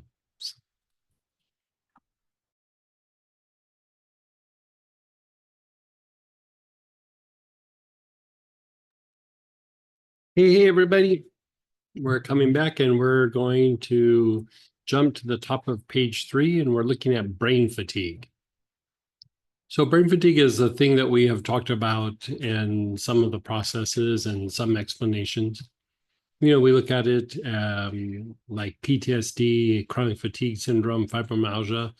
They're all a byproduct of brain fatigue. So brain fatigue is just when there is fatigue mentally, or the mind just becomes exhausted, or the brain becomes exhausted. It starts to be hard to process things. It starts to become hard to think things out, and the mind becomes very, very reactive. But you could say the body becomes reactive. And so here we have symptoms of brain fatigue: poor concentration, memory lapses, difficulty focusing and completing tasks, sluggish thinking, or decision fatigue. You know, this is when I can tell I'm tired. It's like, oh, I can't make a decision now. I'll make it tomorrow. I know I need a little rest, right? Low motivation, lack of creativity, brain fog, checking out, emotional reactivity. like something sets you off very, very easily, or you become numb. Also, this is one that you wouldn't think of, but sensitivity to noise, lights, um, sound, headaches, heaviness in the head, and irritability. Easily being overwhelmed or feeling some anxiety. And so it can happen for different reasons. A lot of times if there's poor lymphatic movement, it overstimulates the sensory nerves. Sensory nerve sends like a mass amount of information to the brain, and the brain just gets overwhelmed. Like if your lymphatic system backs up, this is just a metaphorical thing, but say your nervous system is firing, your sensory nerves is firing 10 times a second or a minute or whatever the unit of measurement is. Instead of 10 times, it's 100 times. And so all that information is going to the brain, and eventually it overwhelms it. So if you look at something like chronic fatigue syndrome, it's a lymphatic issue, it's a stagnation issue in the body, it's an overstimulation of sensory nerves, and then there's brain fatigue, right? Inflammation can also do it, especially neuroinflammation, poor sleep, deficiencies, and then just unprocessed emotions and things that just are draining to us. So here we have choices: acacia, atractalodes. Atractalodes is very good for brain fatigue syndromes. Same with sage, pine, white pine, red pine, Sylvester pine, cinnamon, basil. All of these are great choices. Tamala. Tamala is like a refined cinnamon. It's a little bit of a softer cinnamon. And cinnamon is one of the great ways of treating brain fatigue. Yeah. A lot of times I do sage like as prevention, but I use atractalodes a lot. I use basil every day, like every day. Like there'll be a few times where I go a couple of days without it. I kind of did that last week, and I was just like, man, I can't even think straight. Took some basil. I was back on track within a few minutes. And I use pine a lot too, different forms of pine, and it does help cognitive function.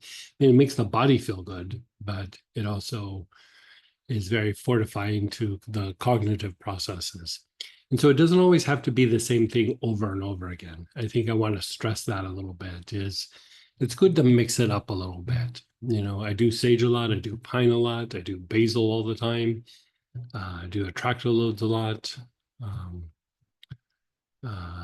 Acacia when I'm feeling fancy, and I want to be fancy about the whole process. But anyway, Someone's wondering, will clary sage work? clary sage, not so much. Clary sage doesn't quite have the neuroprotective qualities that regular sage does, sage or Spanish sage. And so, if you don't have anything else, you could use that. But I would say try to get one from the list here.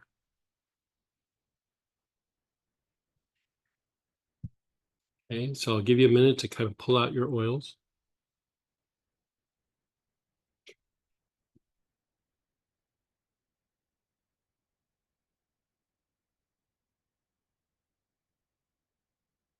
And whatever you have, begin inhaling with your awareness on your eyes, your eyeballs. Nice, long, slow, deep breaths with your awareness on the eyes.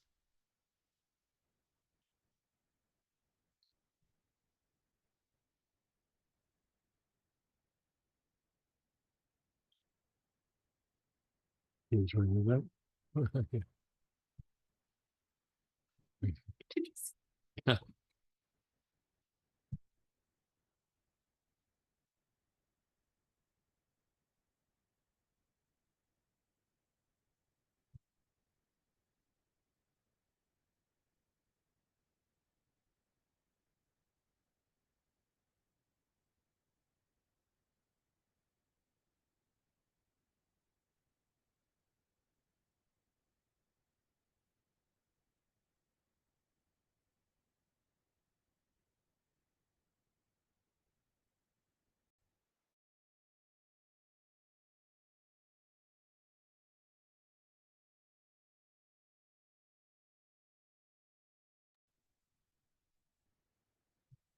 Your awareness is on your eyes.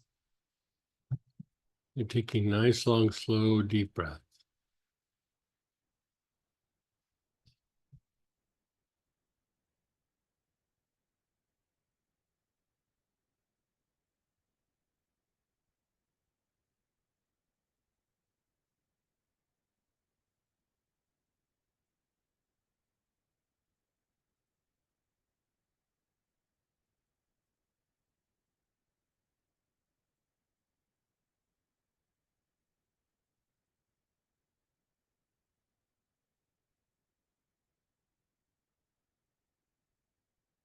Your awareness is on the nostrils.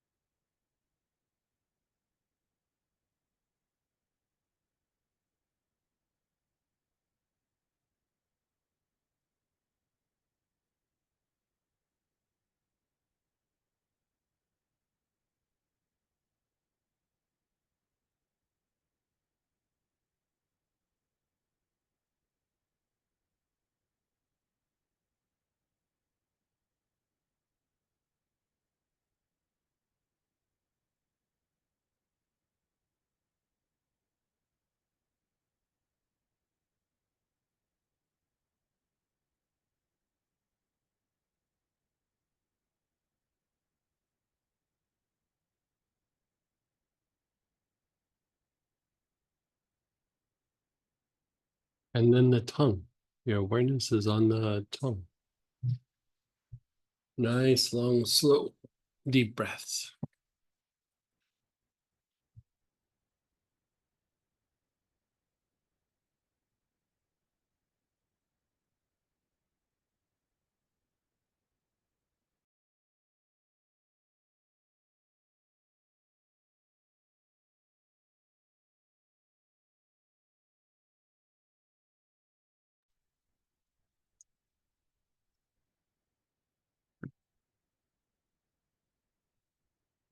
Your awareness is on your tongue. You're taking nice, long, slow, deep breaths.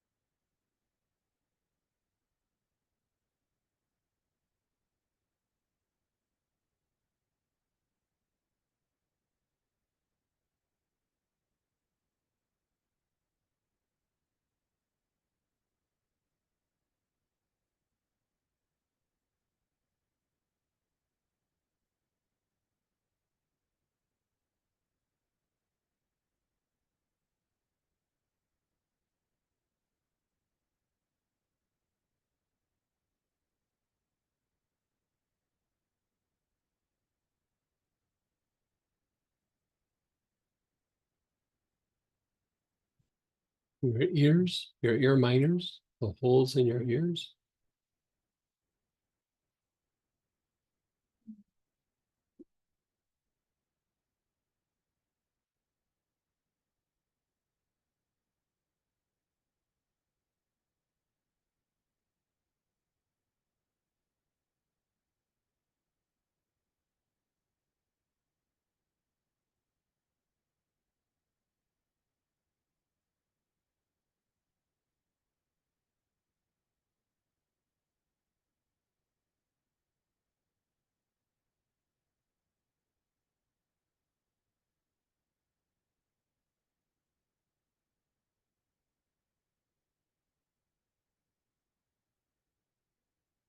And then your face.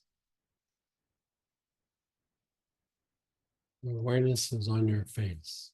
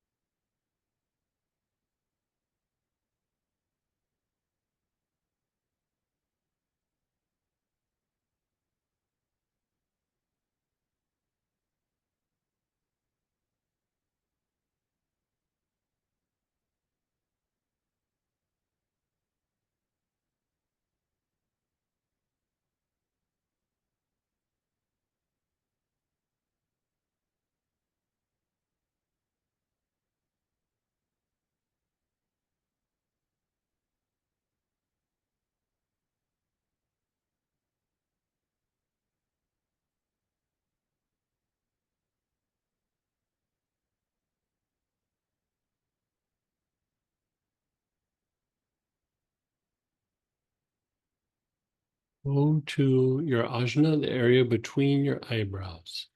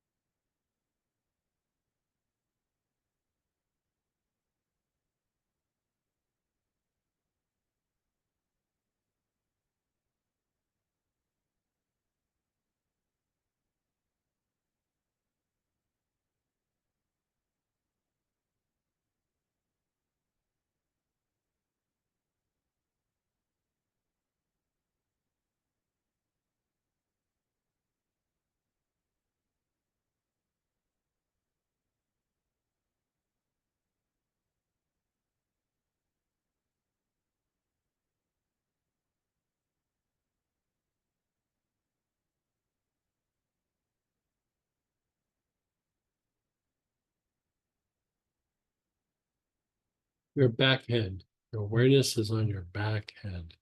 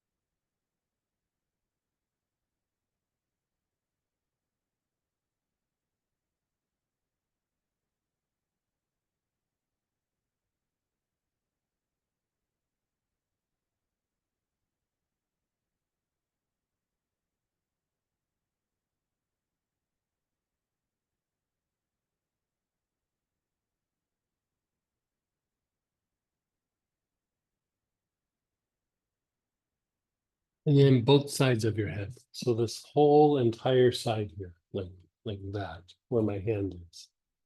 Both sides. Your awareness is on both sides of your head.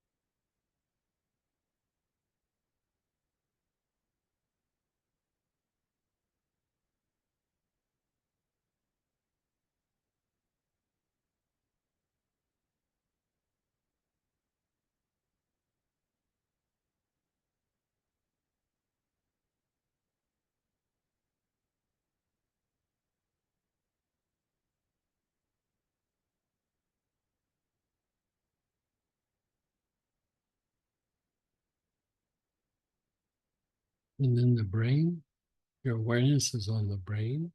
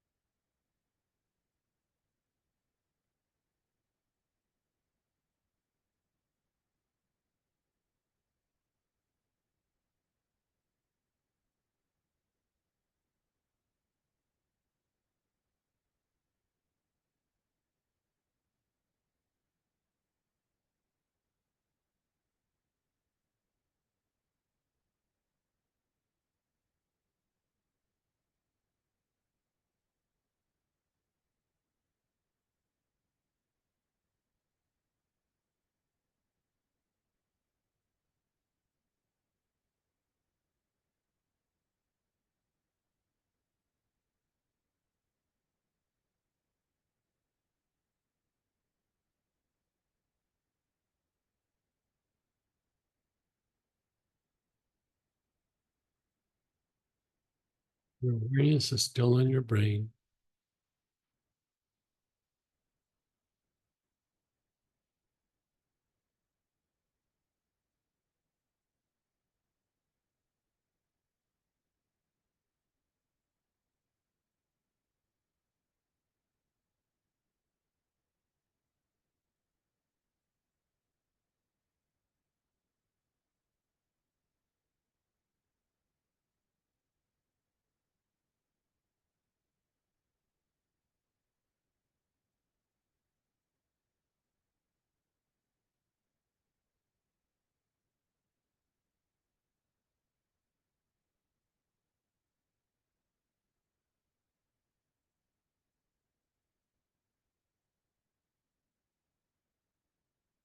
And then move your awareness to your feet, your whole foot, both of your feet.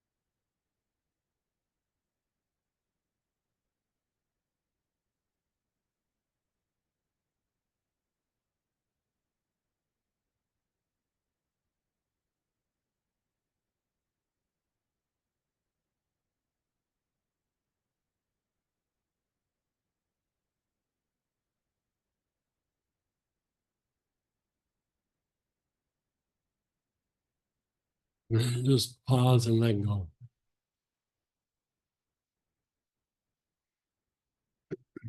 Notice how you feel your body, and then, yeah. So, you know, we were talking out the last process, and I think it was Denise that said like it woke up the sleeping giant or the whatever. And you know, sometimes what happens is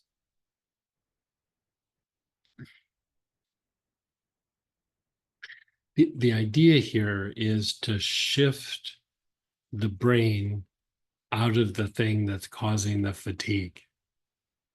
It's yes, it's very neuroprotective, and yes, it's energizing to the brain, but you're really trying to shift the brain out of why it's getting tired. You know what I mean?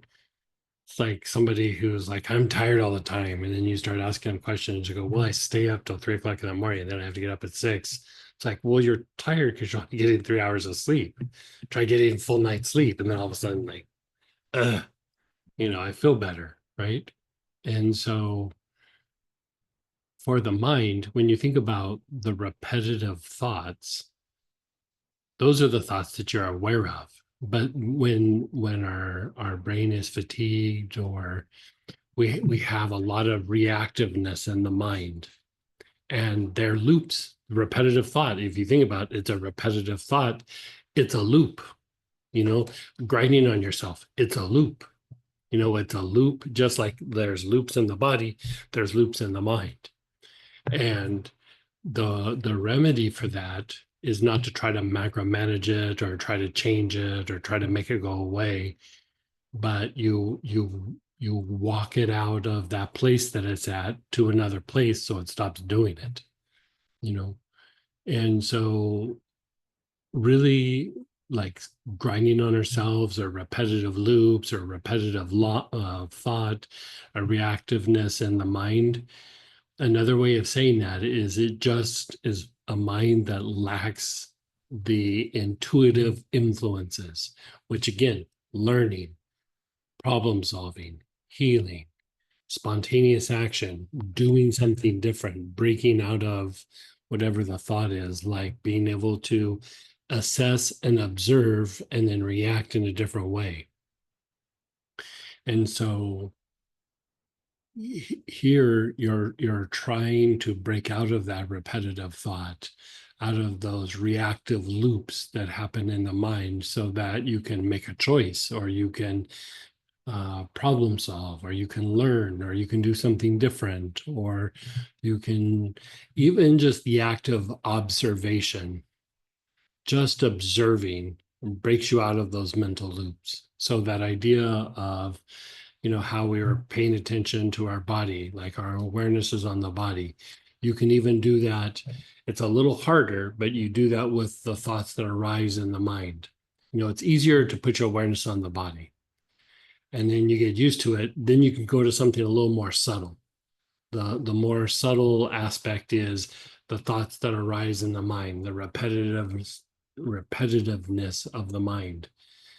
It could be thoughts about yourself. It could be thoughts about things in the environment, but then you just observe.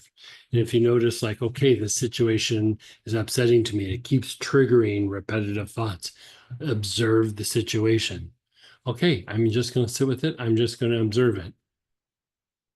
A lot of times, it either will calm things down, but you'll realize the value of the situation. It's not as important as I thought, or yes, it's bothering me because it's very important.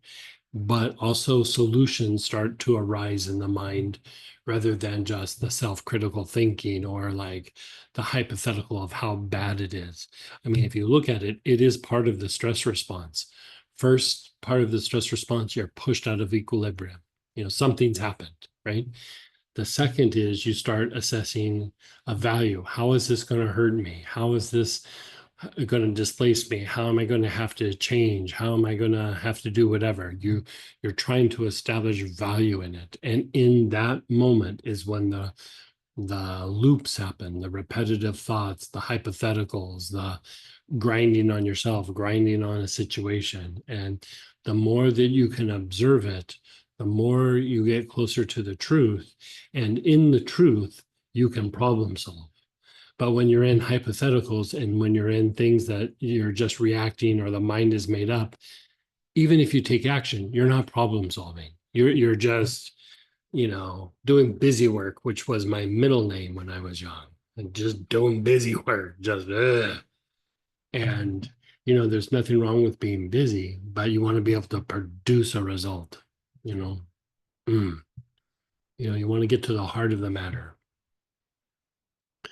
And so this process here is about pushing the mind to a place where it can observe, it can assess a truer idea of what is happening. You get closer to the truth so that the loops start to calm down or you break out of them. And then you can go at something and produce a result.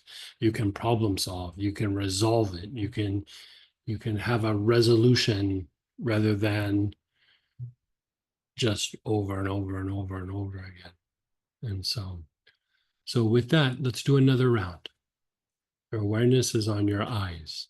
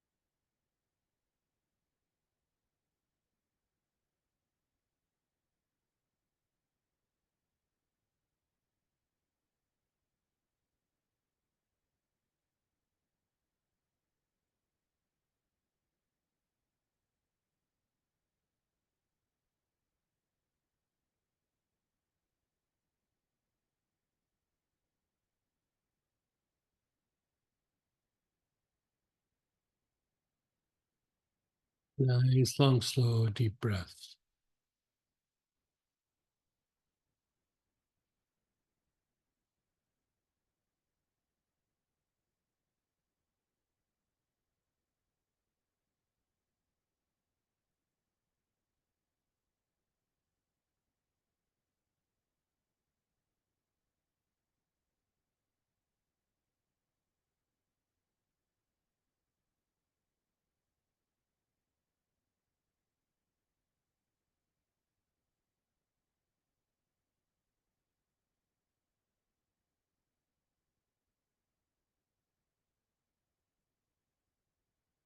Your awareness is on the nostrils.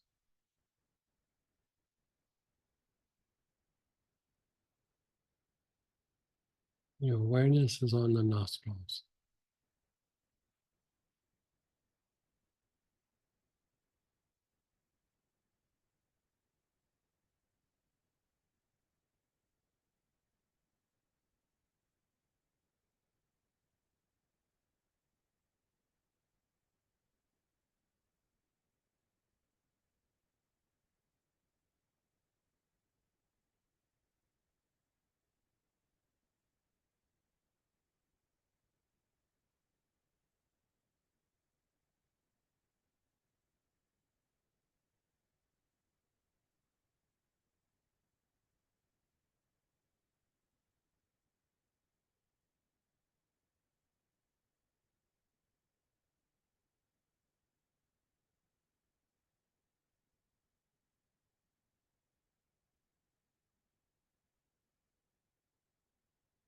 And then the tongue, your awareness is on the tongue.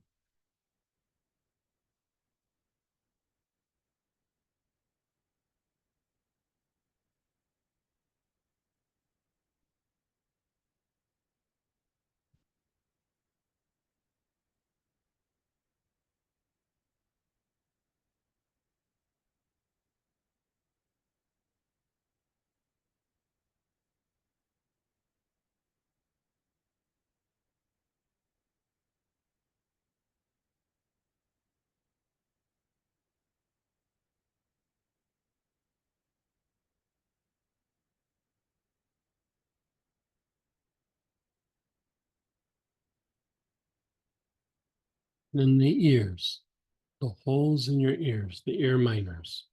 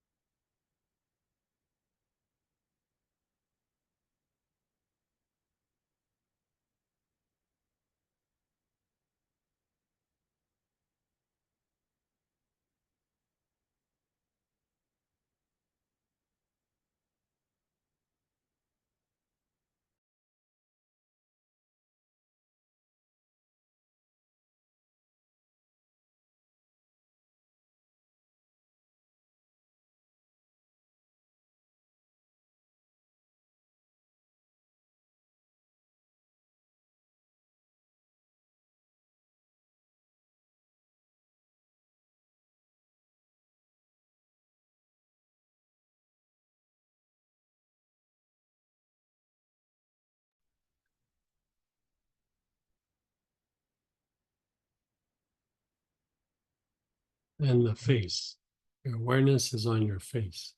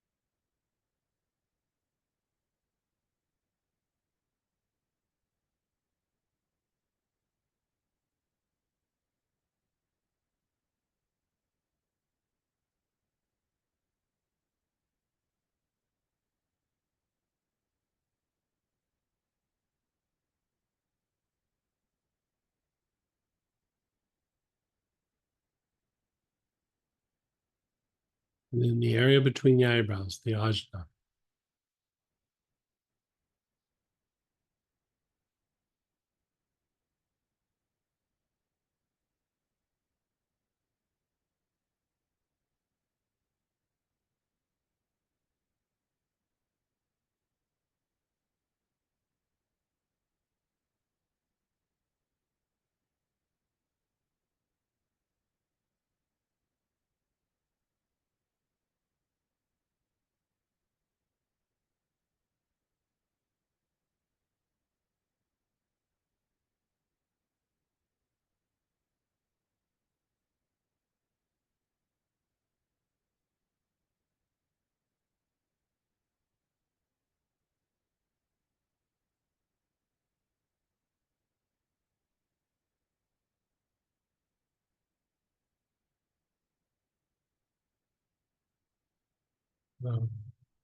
Awareness is on the back head.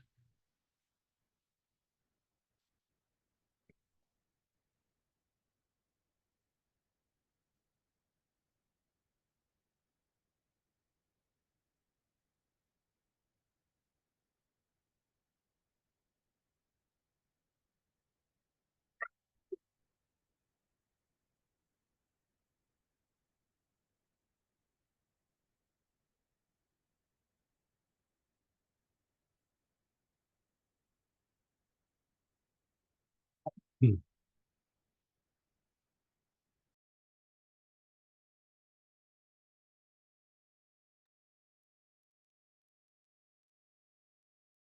And then both sides of your head.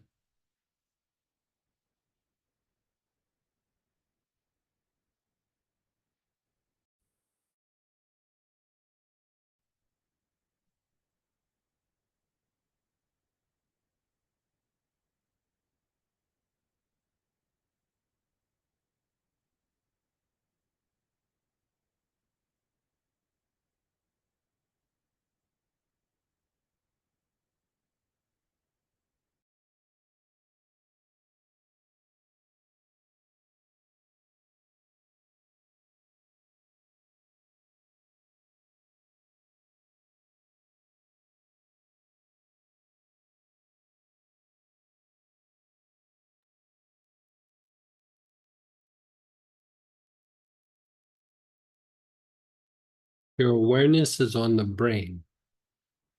Nice, long, slow, deep breaths with your awareness on the brain.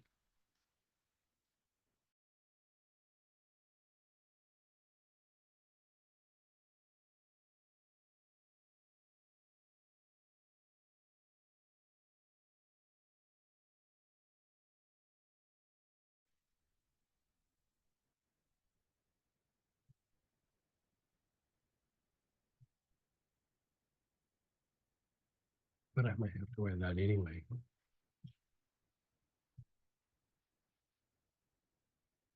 Your awareness is on the brain.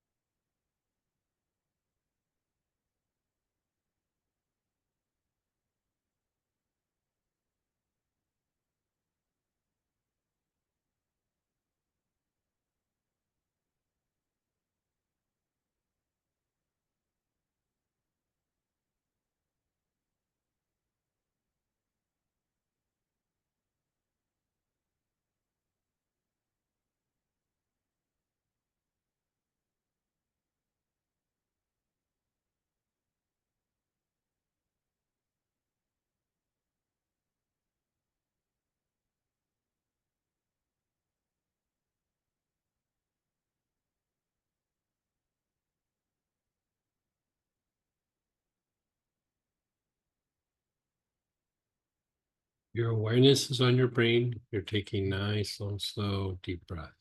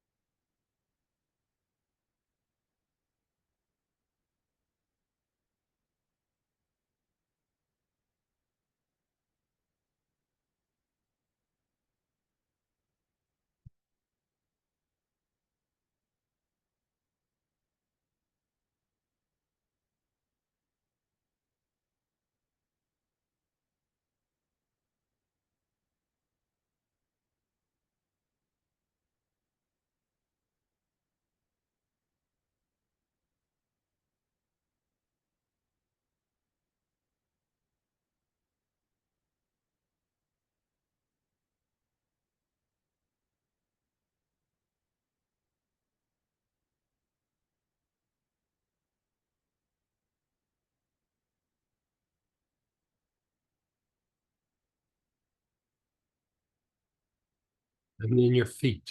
Your awareness is on your feet.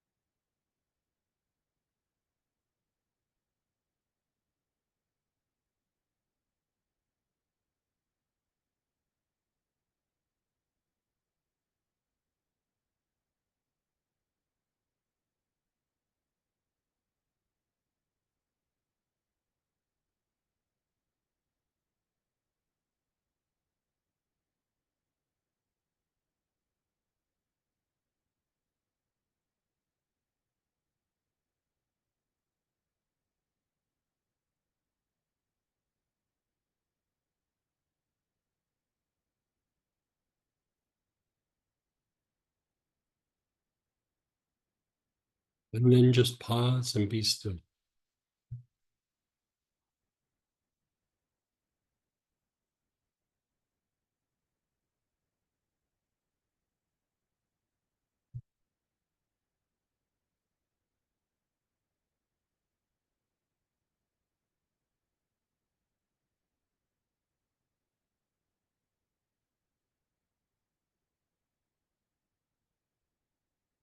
And you feel a lot better.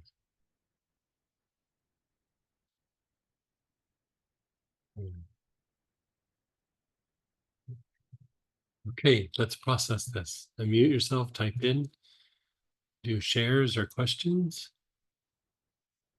It's okay if I share yours. Yeah. of Like, course. so I think like a few of you said like, oh, I think Denise said like it woke the sleeping giant or whatever. Like Samantha was having a little bit of a similar process, right?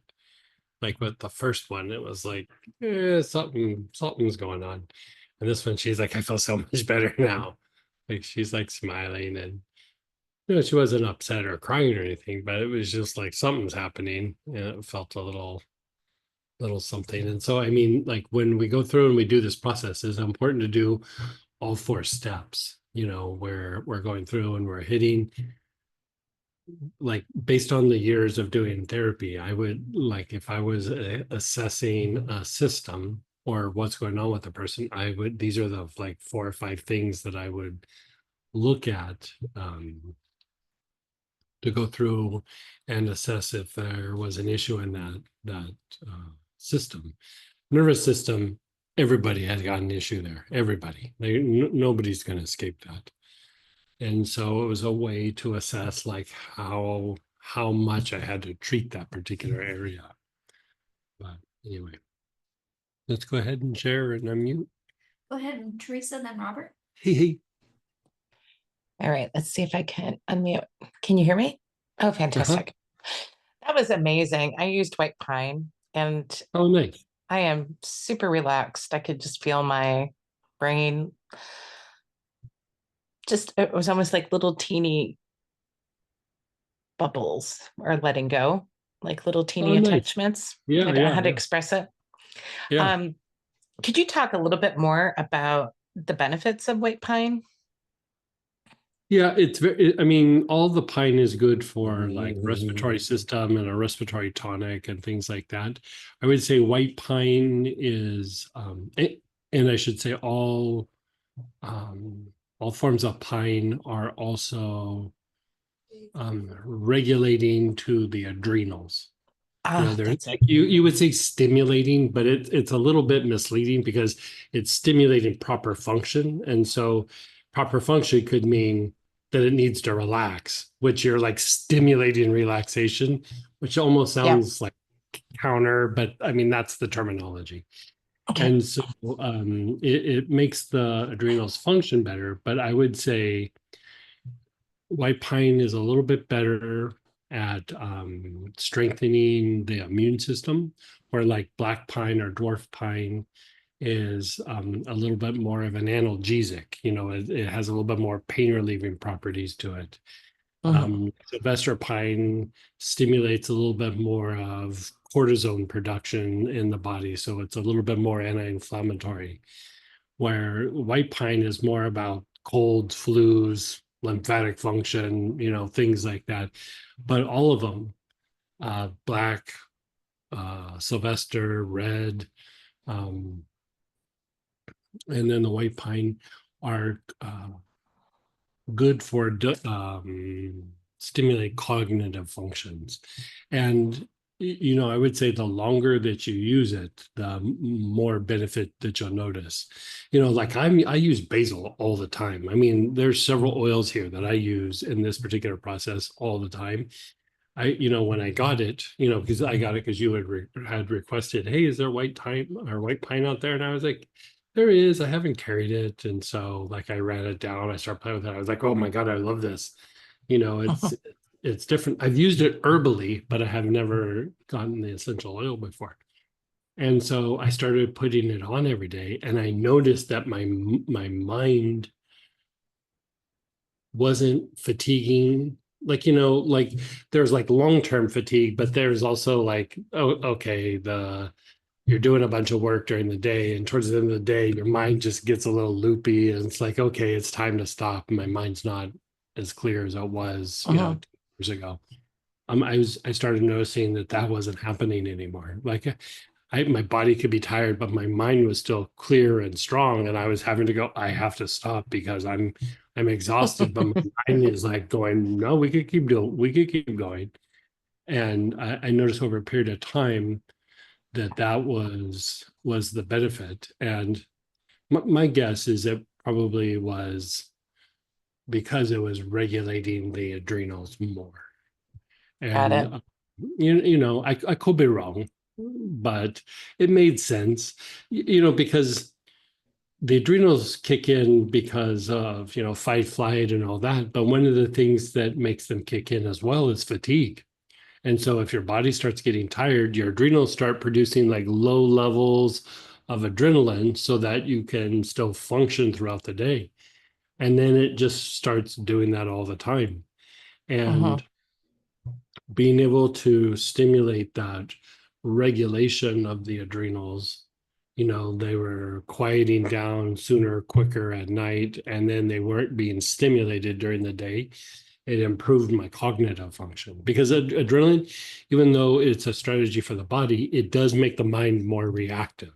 Like you Mm. have a great potential of having brain fatigue if you're running on low grade adrenaline. And Mm. so, you know, because the thing that's fatiguing to the brain is excessive intellect. And when there is a higher production of adrenaline, it is making you more intellectual. Like it makes you less intuitive, and it makes your body and your brain like become micromanagers. You know what I mean? It makes you Mhm. more of that intellectual kind of thought process because you're grinding on details because something's a threat, something's going on. I got to manage something. I'm tired. You know, you start micromanaging, and it shuts down intuition, and eventually you're going to have mental burnout. Like it's mechanics. It's going to happen at some point. And so the idea of regulating adrenal function is allowing for longer efforts of applying yourself mentally. And then when you're done, the ability to relax the mind and go, okay, I'm done, and not staying in that micromanaging loop. And Sure. so, you know, And when you regulate the adrenals, does that Mhm. also allow for um, rest and repair? Yeah, I mean, it's literally the thing that is fight, flight. So Hmm. even if it's because of fatigue, it's like, okay, I'm tired. I gotta put up the fight, or I gotta run. I gotta do something. And so Hmm. when it starts to become more regulated, you know, you're able to go, okay, it's the end of the day. Let me lay down and rest. But you know, like it's very common when you go, okay, it's time to go to bed, but I'm not tired. You know, even Yeah. though you had like a long day, you're not tired because you have adrenaline in your body. Like that's like at the end of the day, Okay. you should be tired. Like, and if Yeah. you're not tired, then you know, I didn't know that when I was young. I was just like, Mhm. no, my body just doesn't need rest. Like, oh, you know, I just da, da, da. I was running on so much adrenaline and caffeine, you know, and so when I took all of that away, all of a sudden I was like, I'm exhausted. I'm completely exhausted. Mhm. And you know, when you do a full day work, or even if it's not work and you're just doing things, like as the day comes to an end, there should be a little bit of like, yeah, I could lay down and go to sleep. I could rest my eyes. And if you're not there, there's adrenaline there. Mhm. And so would you recommend, because I'm noticing like I'm really, really relaxed, which is great. Mhm. But would you also recommend then creating a body tonic for white with white pine? Would that be also useful Yeah, oh or yeah. You inhalation? could do it with any, no, you could do it with any of the pines. Yeah, sure. Yeah. No, I was just thinking this one specifically, that's probably why I Yeah. requested it, has created Right. a nice ease for me just Mhm. with inhalation. Yeah. No, it's Um, a very nice pine. I'm digging it. You know, and I'm like a pine geek. I have a bunch of Sylvester pines in these little artisanal, like, you know, there's only like 8 ounces made a year. And like, you know, I have all these little weird things that, mhm. you know, it's like wines, like, oh, I have the Provence Sylvester pine from 2021. And Bless you you. know, I'm that geeky. Like I'm so that geeky. I love And it. um yeah, you could totally do that. You know, white pine is in tincture too. It's in the composition tincture. It's a Okay. big part of that. And composition tincture is a very old school tincture that you use when you feel the onset of colds or flus or something coming on. Like if you take the composition tincture, a lot of times it will knock it out and you won't Mhm. get or you won't get as sick. It's not so much something you'd use in the middle of being sick unless it was like respiratory. But if you feel like a cold or flu coming on, the composition tincture is like that's what that's for. And you know, that's a blend of herbs that came out of that book Back to Eden, which is like a herbal kind of Bible that is kind of went through the generations, but it got printed what in like 1920 or something like that, 1950 something. And like if you look at a lot of herbal books, there's a lot of reference to Back to Eden in the back of the book. And so I was like, I'm just going to what that guy was into. Because you know, for them, they would use it for it was country medicine. It was based on things that were done before allopathic medicine, you know, before there was pharmaceuticals. They would just treat things with herbs, including animals and everything. And so, you know, that's how they healed. And so there's a lot of wisdom in that old book. And so, you know, a lot of times I take some formulas out of that because it was tried and true for centuries. Mhm. Very cool. Yeah. Well, thank you for that very much. Yourself. And then go ahead, Robert, then Denise. Hey, Robert. The first a story over the last week. About 4 days ago, I started taking cinnamon daily, and it was something you said either in study group or over the weekend or something like that. And I didn't realize until I looked back when you were talking earlier about cinnamon, is that it really sharpened my mind for the last 4 days. Yeah. Yeah. Yeah. Like I had been having trouble staying focused for more than 15 minutes at a time. Right. And since I started taking it, it was like, oh, I can get this done. Right. You can stay focused and like, Yes. yeah, yeah, yeah. And even when it got I don't want to say difficult, challenging, it mentally Mhm. taxed me. It was like, oh yeah, I got this, no problem. And so now that you've said that, I went, oh wow, that's what was making the shift. Mhm. So I guess my question is related to that. Should I be rotating cinnamon and basil? Should I stay with You could cinnamon? do them together, like you can Okay. do them at the same time. But I would say if it's working for you, I would keep using it for a while. I mean, you know, cinnamon. Like I have a weird relationship with cinnamon, you know, because it stimulates all the body's processes. So I mean, it's a really good choice for something like this. But again, the idea of stimulating processes, it stimulates proper function. And you know, you think of cinnamon as being outgoing and giving you energy and everything. Every time I inhale cinnamon for a little bit, I fall asleep. Like I can't, like it stimulates my relaxation and rest and repair mode and you know And vagal tone and yeah, all those things. And like so like if I take cinnamon, I almost have a paradoxical thing, you know, in theory, like it should give you like more strength, but I'm like, oh God, I could use a good nap. And so if it's working for you, it's kind of like how we were talking about it a few weeks ago. Like I would keep using it until you feel like you plateau, or I think you said until your body gets like a little bored with it, and then Okay. rotate it to something. But like while it's working, I'd say do it, and then your body will improve function in that area, and I like to rotate it because I want the function to continually improve. And so when it starts to plateau, that's when I'll rotate to something different.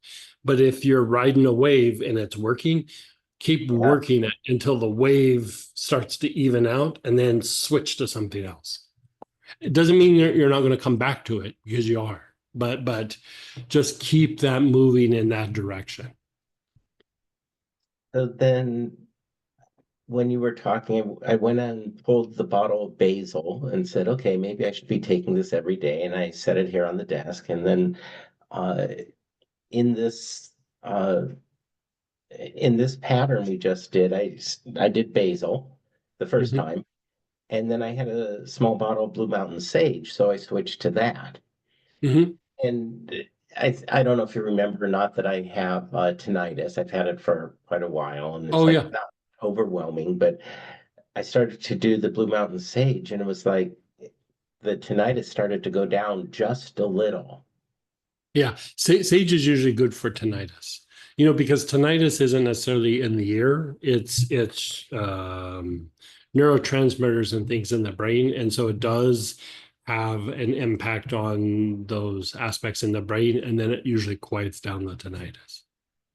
Yeah, I think they did a thing. I want to say it was in the 50s. They took people who were having just horrible, debilitating tinnitus, and they were trying to figure out how to treat it. And so there was a couple of physicians that said, like, okay, well, if it's so debilitating, it's so loud and so overwhelming, the only option that they could come up with was severing the nerve to the ear, which meant the person went deaf, but they would not hear the buzzing sound in their ears. And so there was a handful of people that said, yeah, it's that debilitating. Well, they severed the nerves to the ear, and the tinnitus didn't go away. Like they couldn't hear any other sounds, but the buzzing was still there, and it's because it's not actually the ear. It's the brain and the neurotransmitters in the brain. So the other thing that I just realized when you were talking about brain fatigue is that one of the sensitivities is to sound and noise. Uh-huh. And I have had sensitivity to sound and noise for decades, probably Yeah, 30 yeah, years. yeah.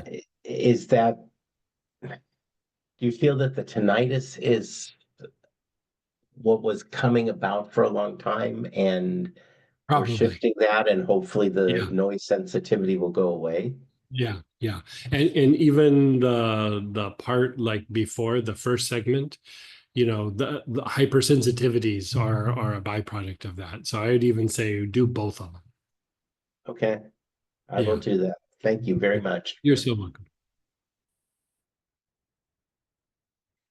And then let's get you. Whoa. I need to find you, Denise. There you go. Hey, hey. Hi. Oh, this is really great. I wanted to ask, you mentioned do all 4 steps. Now, could you just be more, and then you didn't say anything. So did I miss a The couple of steps? No, the nervous system, the 4 aspects within the healing the nervous system. Okay, Like we're only on step 2 right now. good. Like I the didn't first miss. one, yeah. This is great. Thank you so much. You're so Someone shared, the mind is so quiet, very peaceful. Love it. yeah. Chatter in the mind is neurological. Like it's what people call the monkey mind, or I used to joke it's my inner German shepherd. Barks a lot and then squirrel and then gets distracted very easily. It's neurological. My brain feels very, very soft, no sharp edges. Good, good, good.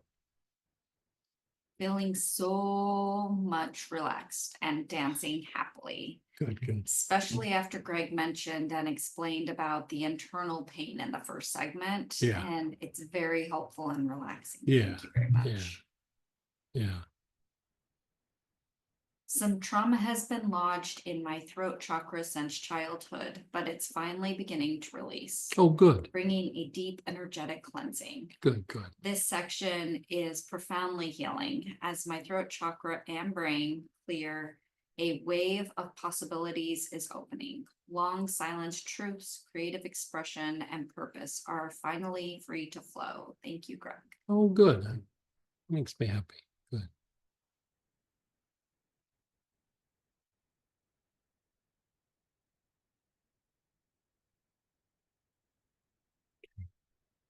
So how about we'll do another quick run through of this and then we'll break for lunch. So I don't know, the nervous system I have quite the affinity for. Like I don't think we can do enough work on the nervous system as far as I'm concerned. But anyway, so whatever oil you're going to use, you can use the same one, or if you have a different oil in that list, you can grab one of those. Begin inhaling. Your awareness is on your eyes.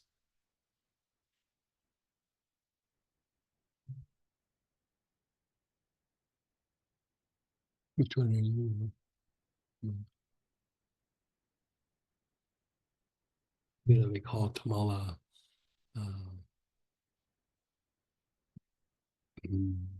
Perfume cinnamon. Yeah, it's very, very sweet.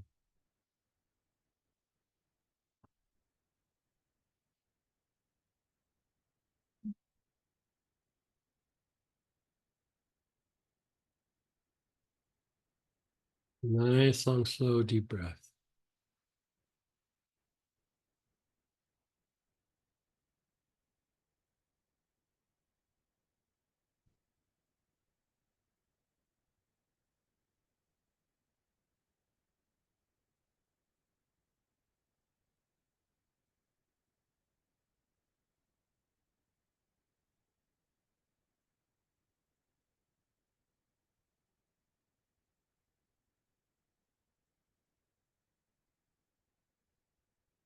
And then the nostrils.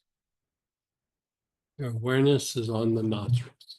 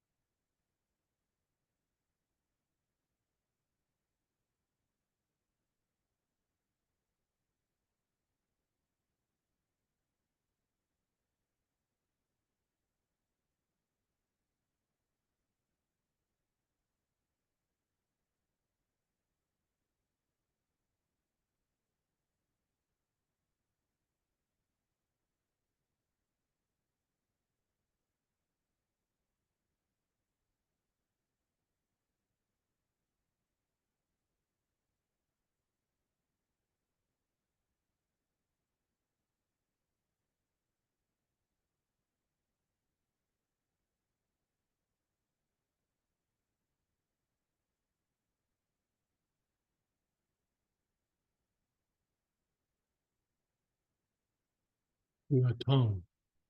Your awareness is on the tongue.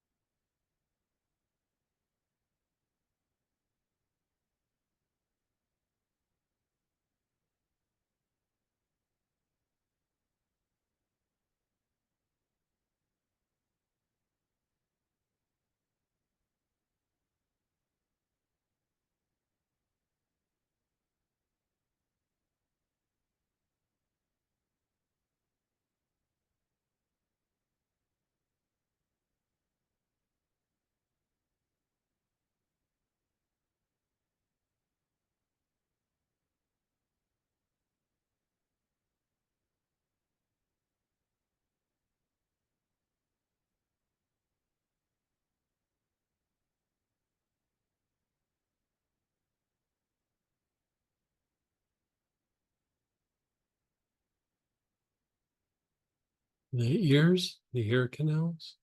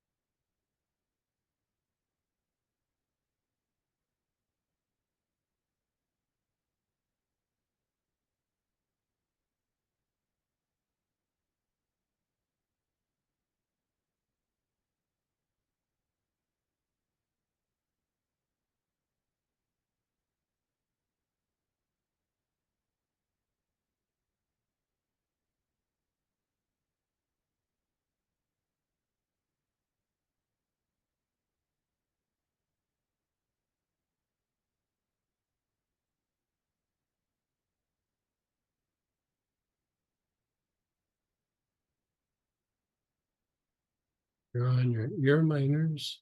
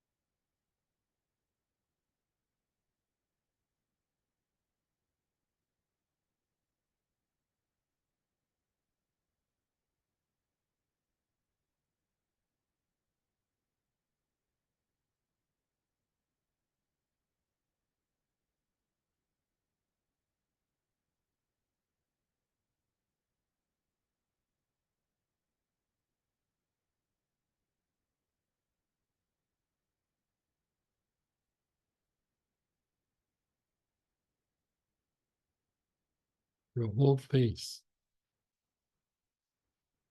Your awareness is on the face.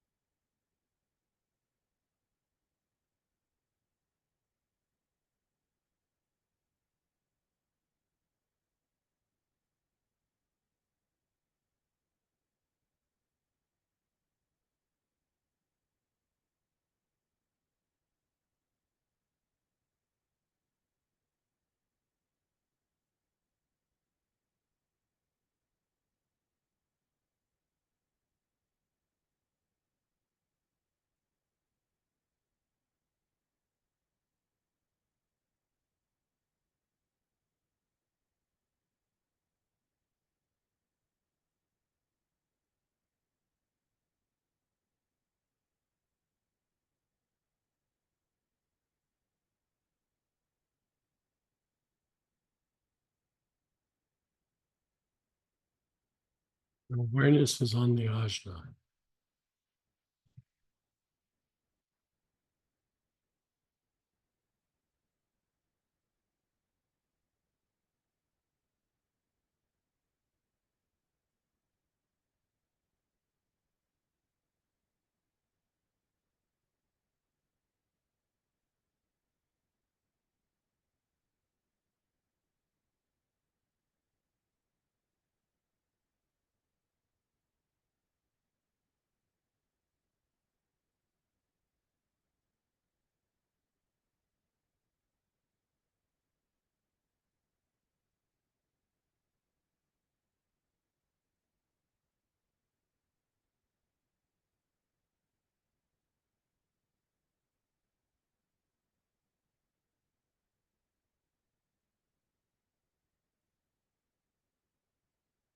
The back head. Your awareness is on the back head.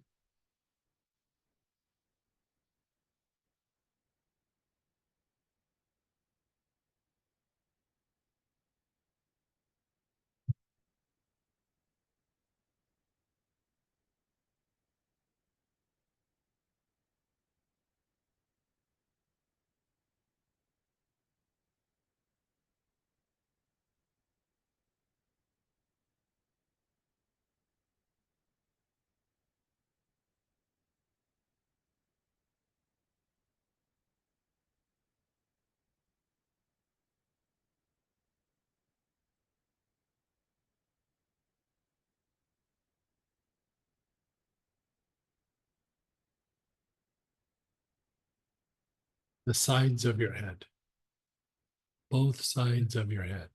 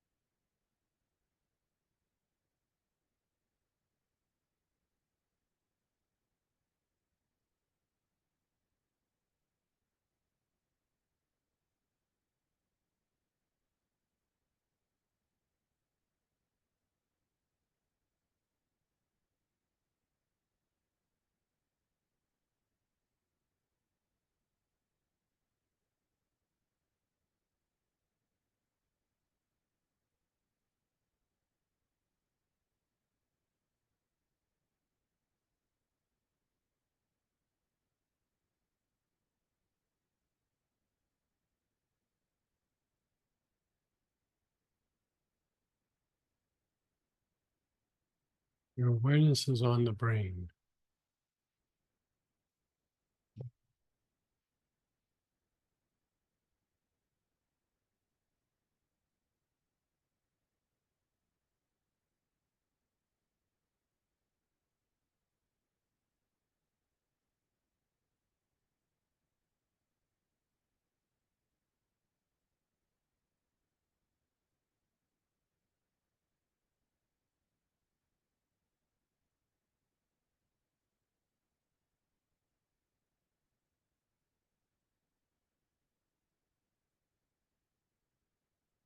Your awareness is on the brain. You're taking nice, long, slow, deep breaths.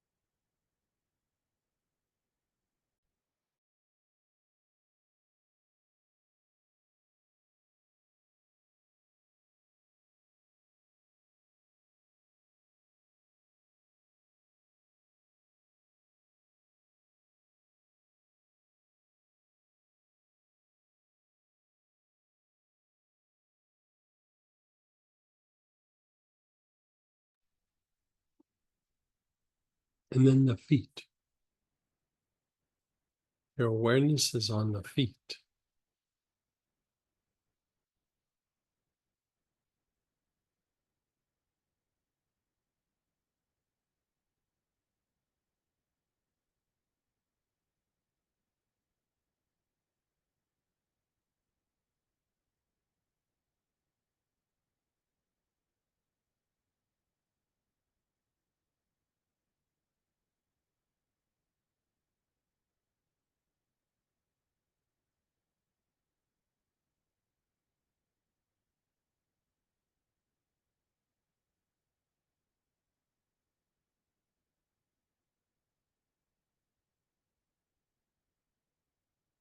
And then just let go.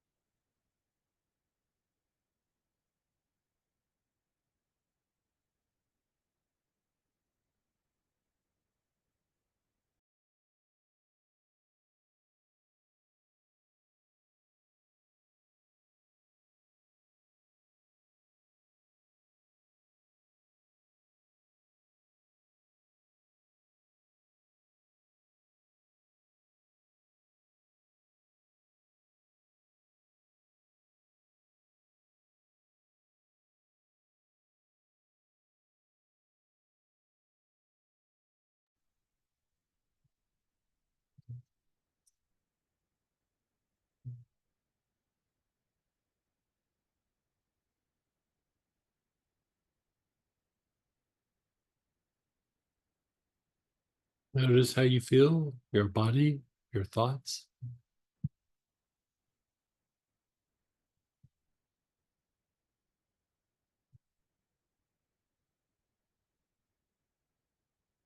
And then if anybody has a follow-up question or anything, we can do that before lunch.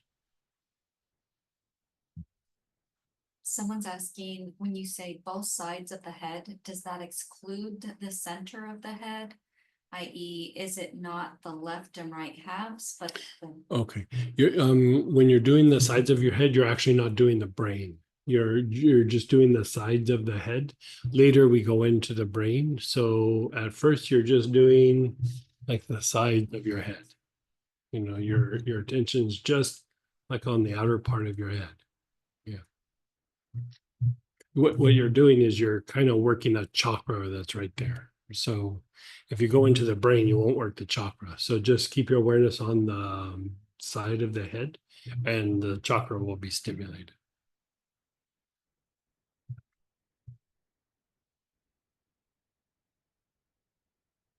I think that's it. Yeah. So we will take a break for lunch. We'll come back at how about we'll come back at 2:30 and we'll hit the ground running with neuroplasticity. So I'll see you in an hour and a half.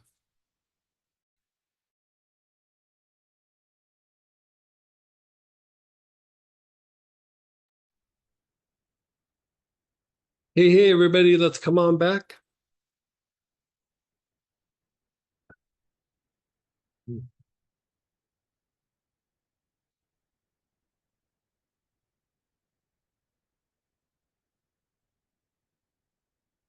So we are at the top of page 5, and now we're looking at neuroplasticity. So basically, this is the body's ability, or not the body's, but the nervous system's ability to change, to shift, to rewire or adapt.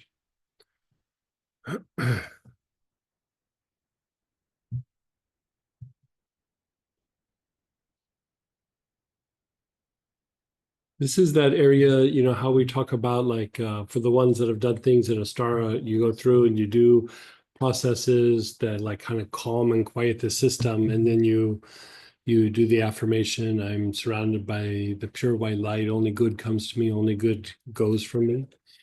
You're using an affirmation to help the nervous system shift or change, right? So we want to be able to regulate emotions and regulate our stress and stress response and release stored traumas. We want to undo the conditioning from the past, right? So with that, you have some choices: angelica, linalool, nutmeg, palo santo, patchouli, or thyme linalool. So let's have you pull out one of these oils.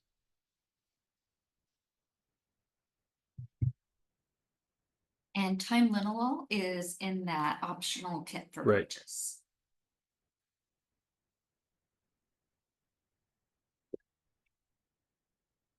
Some basil. No, it's in my green Ramova.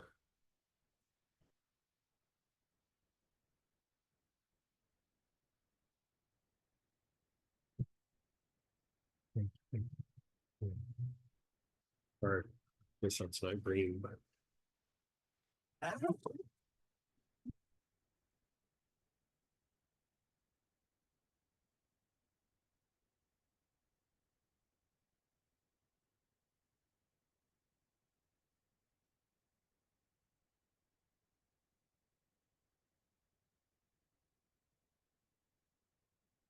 okay, so I think you've had time to pick out the oil that you're going to use there.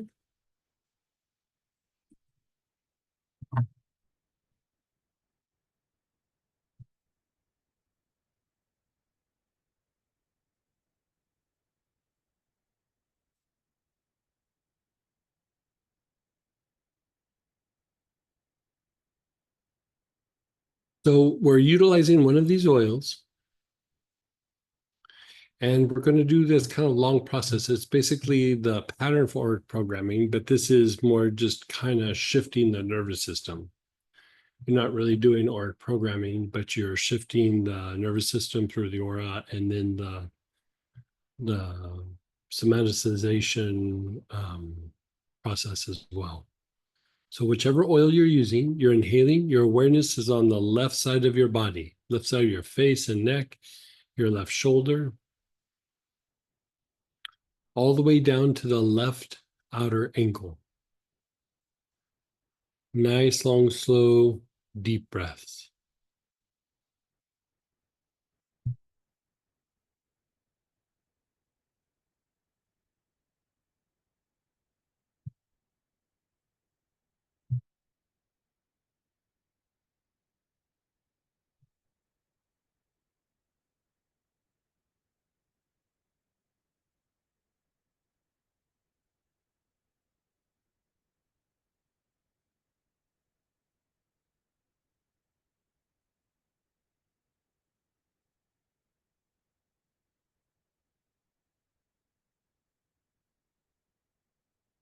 Your awareness is on the left side of the body. You're taking nice, long, slow, deep breaths.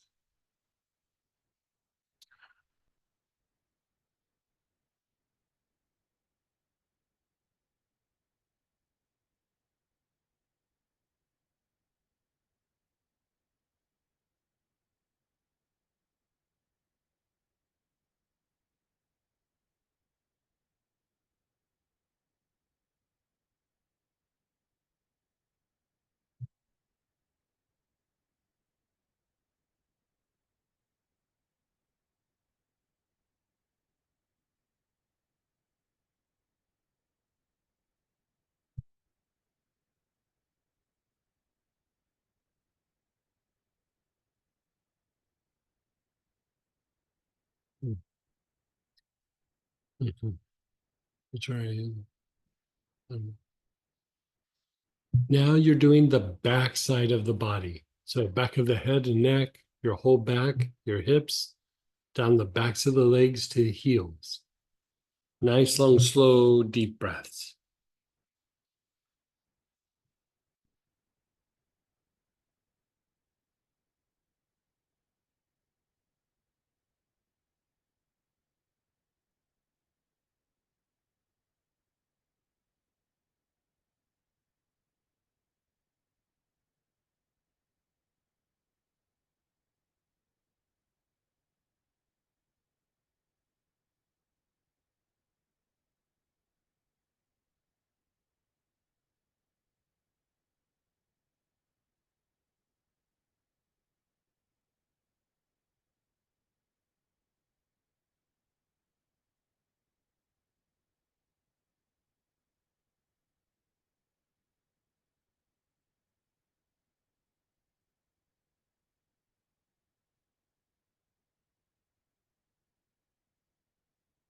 The right side of your body, the whole right side of your face and neck, your right shoulder, right hip, down the leg to the right outer ankle. Nice, long, slow, deep breaths.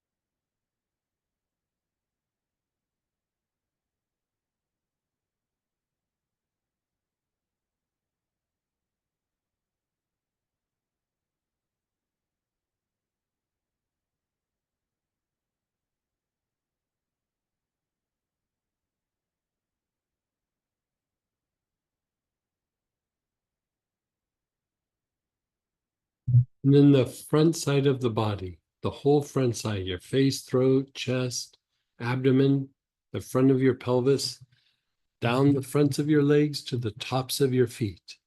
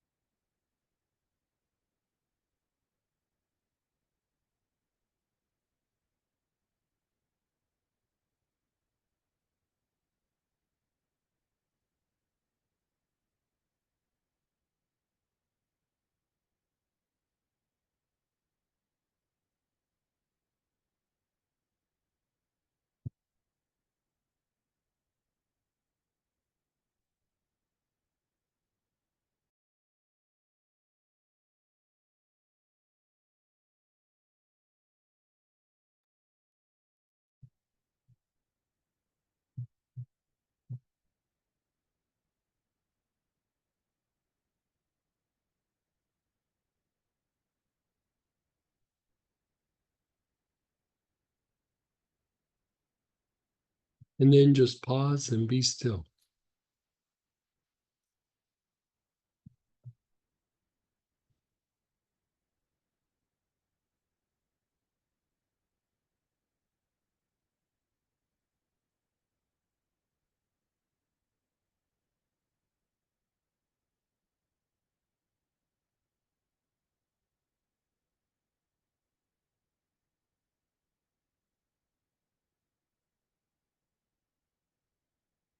Just being still for a moment.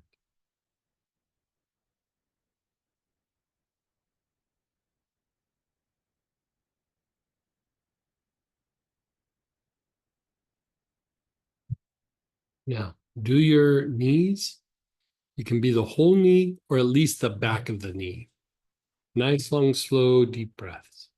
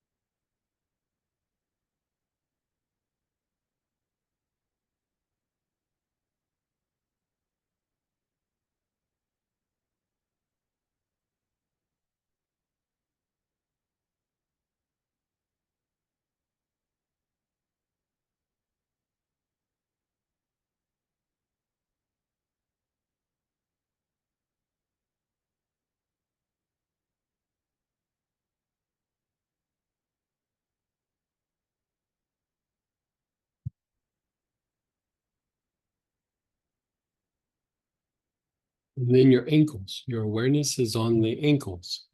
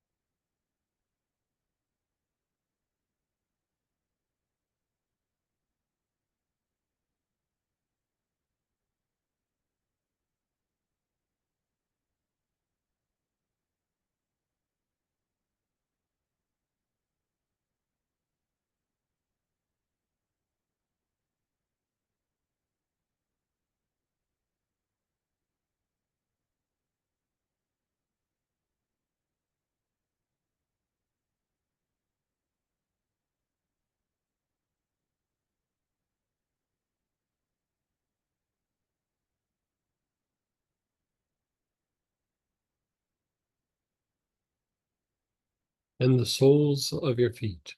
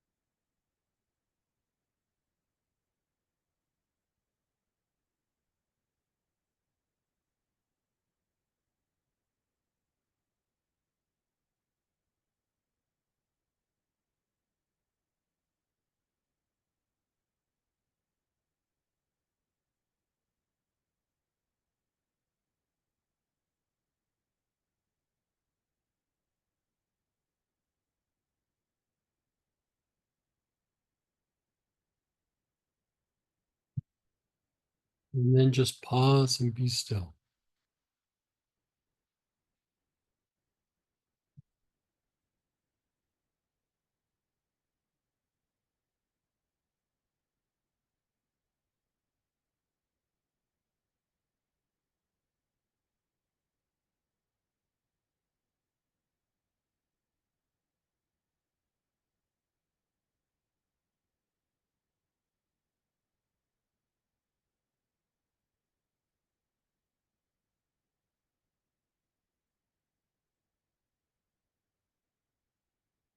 Okay. Again, your awareness is on the left side of your body, the whole left side, the side of your face and neck, your left shoulder, your left ribs and hip, all the way down to the left outer ankle. Nice, long, slow, deep breaths.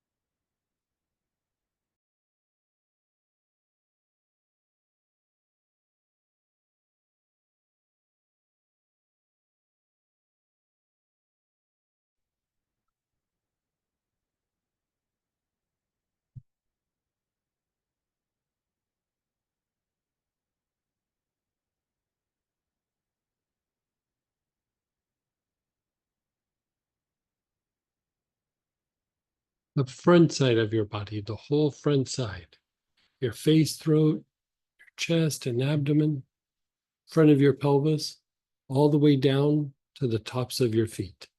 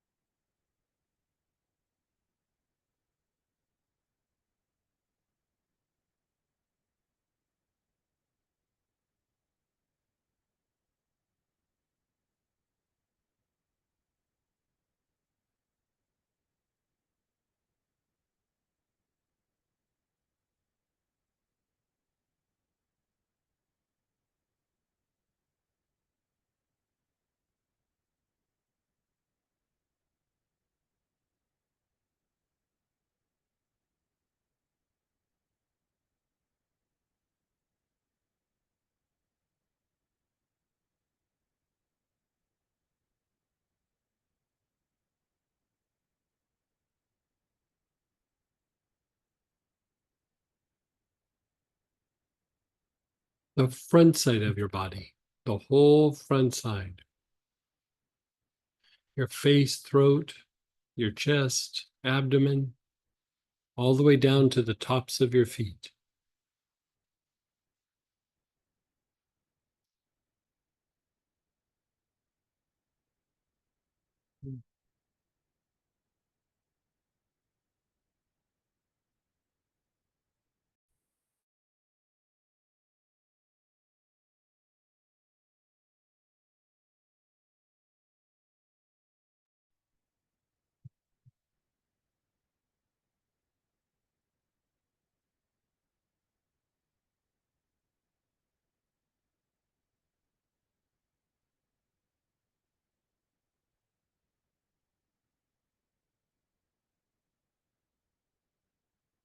The right side of your body, the whole right side.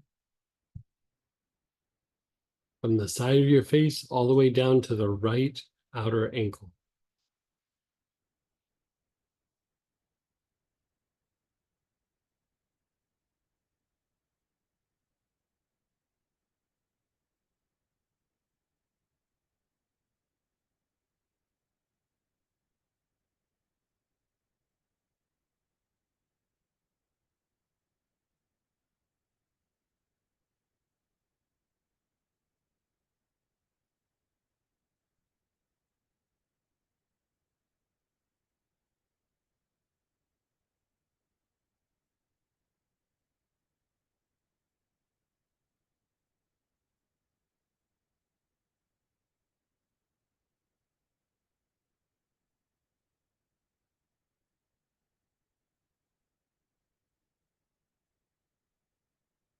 The back side of the body, the back of the head, the whole back, all the way down to the heels.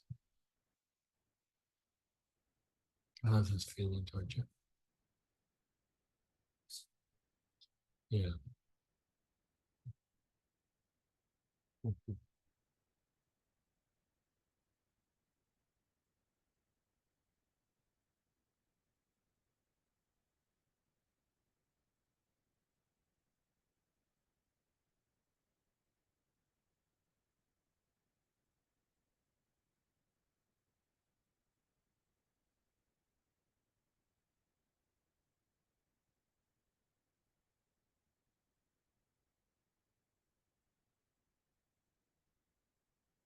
Nice, long, slow, deep breaths.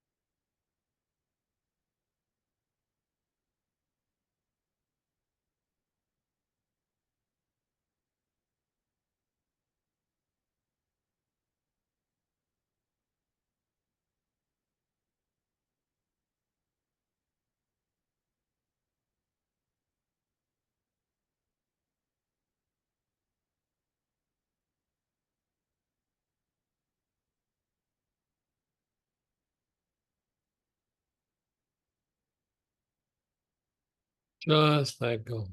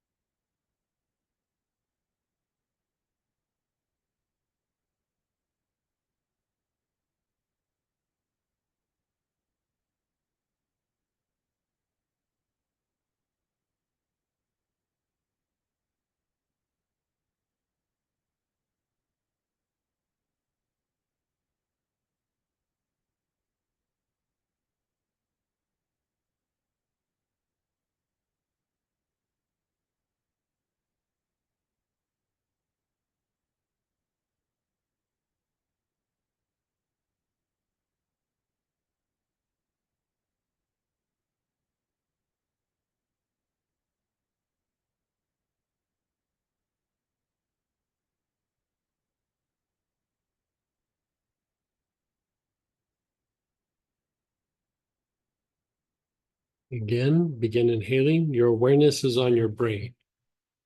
Nice, long, slow, deep breaths with your awareness on the brain.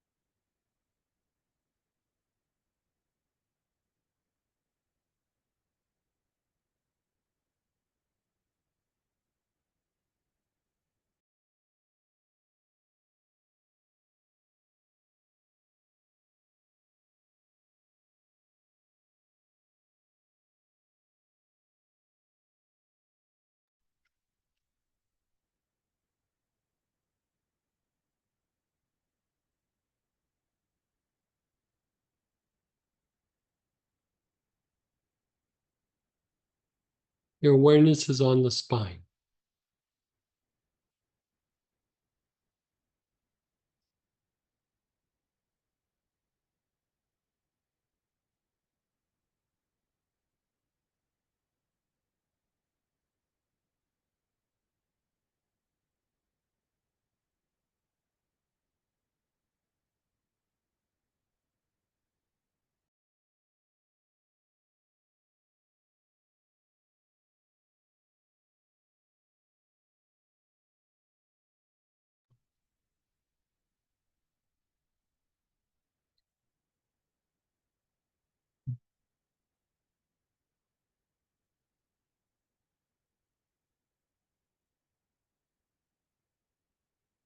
Your brain and spine both at the same time.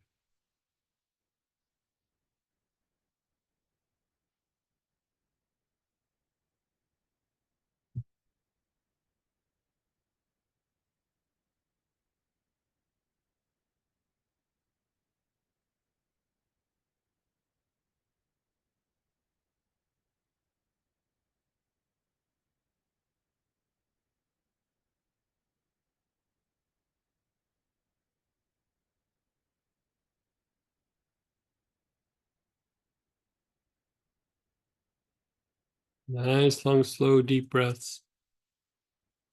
Brain and spine both at the same time.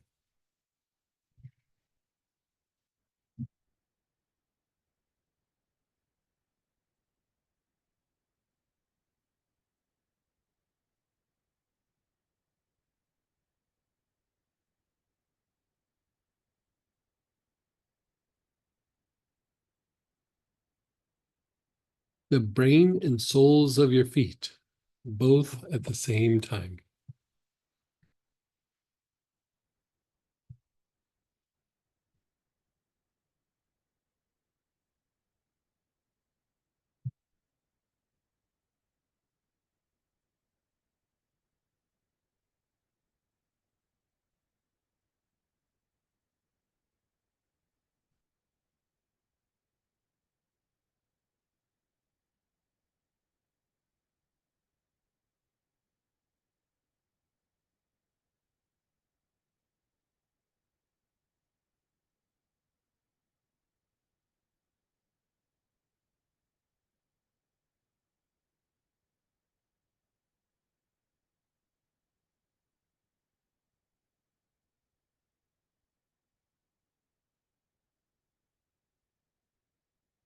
And as you inhale, move your awareness up above the ankle. As you exhale, move your awareness down into the earth.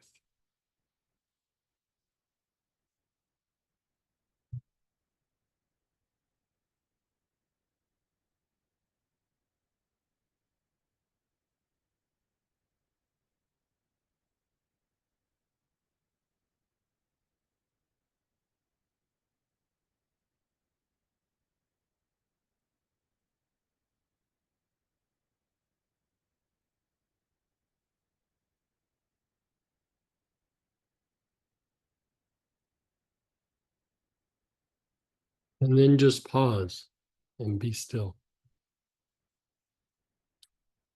Not that trench. Yeah.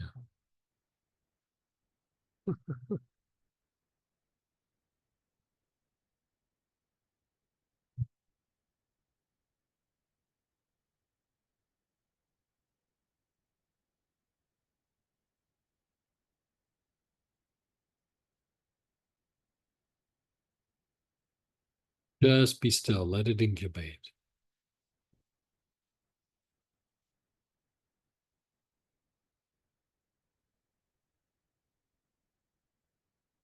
So we're helping to improve the brain and the nervous system's ability to shift or change, to unwind the conditioning, to rewire itself.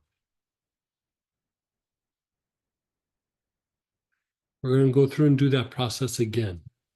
So you can use the same oil, or if you have another oil that's on that list, you can switch. Your awareness is on the left side of your body, from the left side of your face, all the way down your left side to your left outer ankle.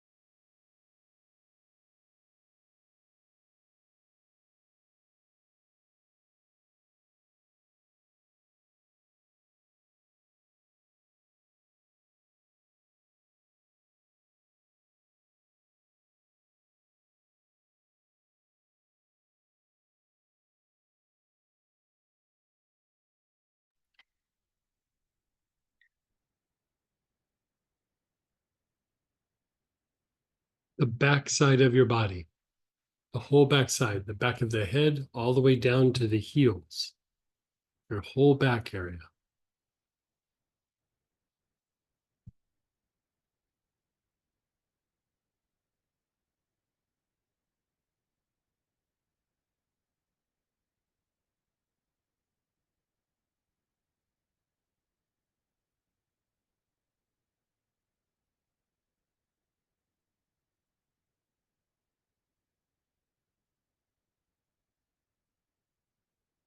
Nice, long, slow, deep breaths with your awareness on the back side of the body.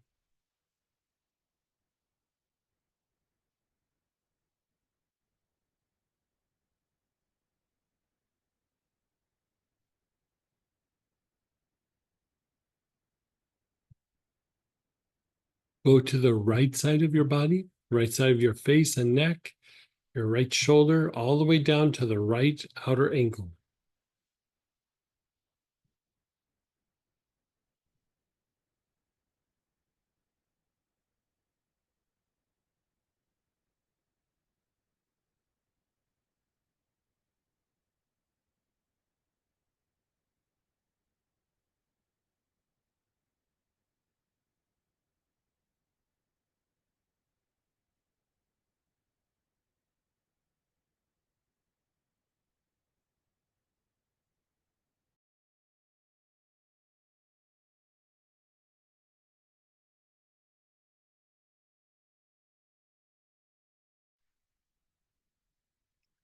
The front side of your body, your face and throat, your chest, all the way down to the tops of your feet.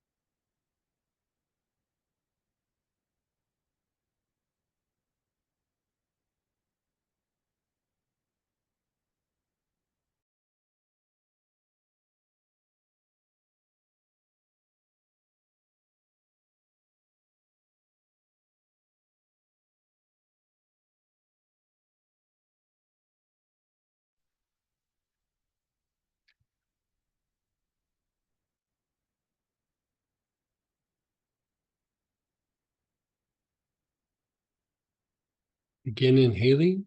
Your awareness is on your knees, your whole knee or the back of your knee, whichever one's easier for you.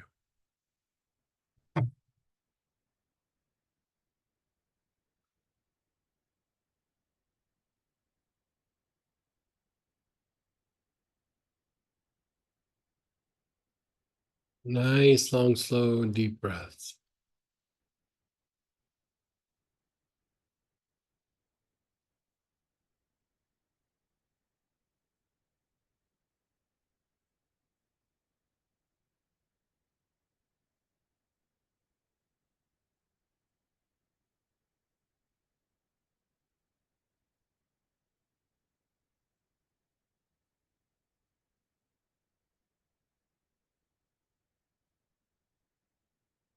The ankles, your awareness is on the ankles.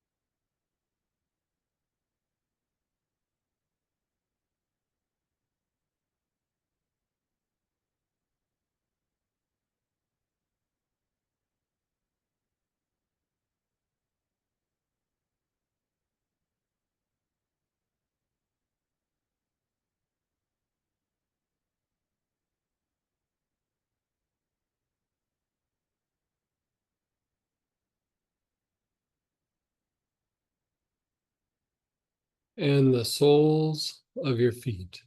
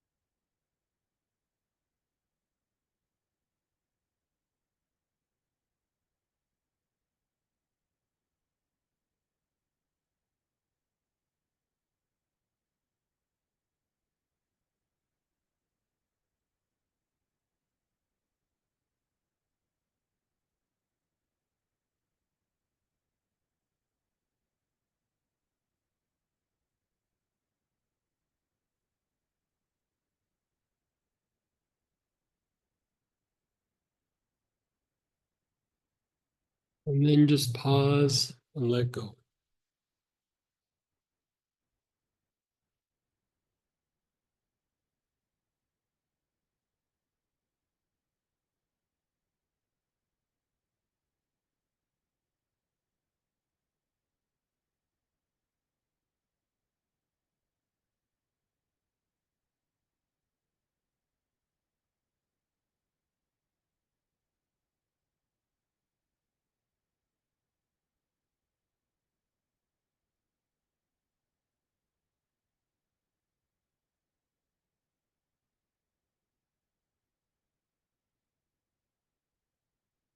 Just being still.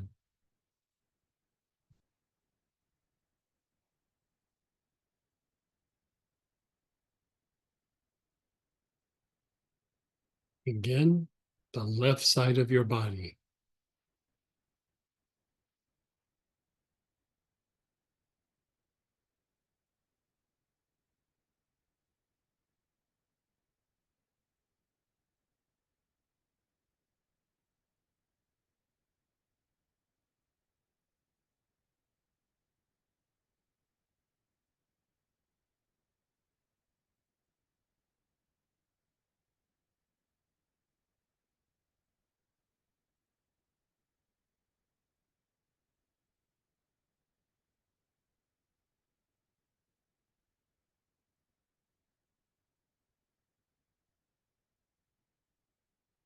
Nice, long, slow, deep breaths.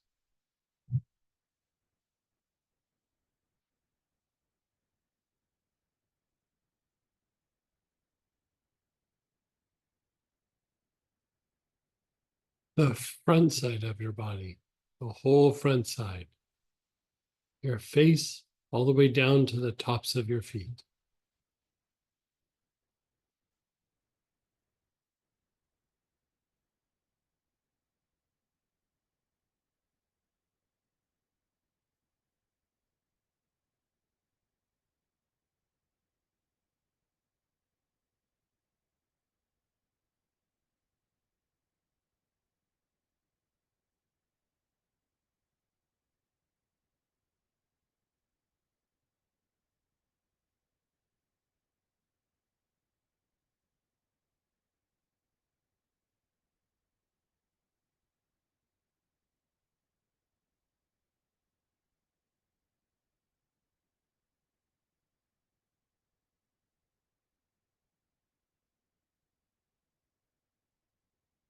The right side of the body, right side of the face and neck, the right shoulder, all the way down to the right outer ankle.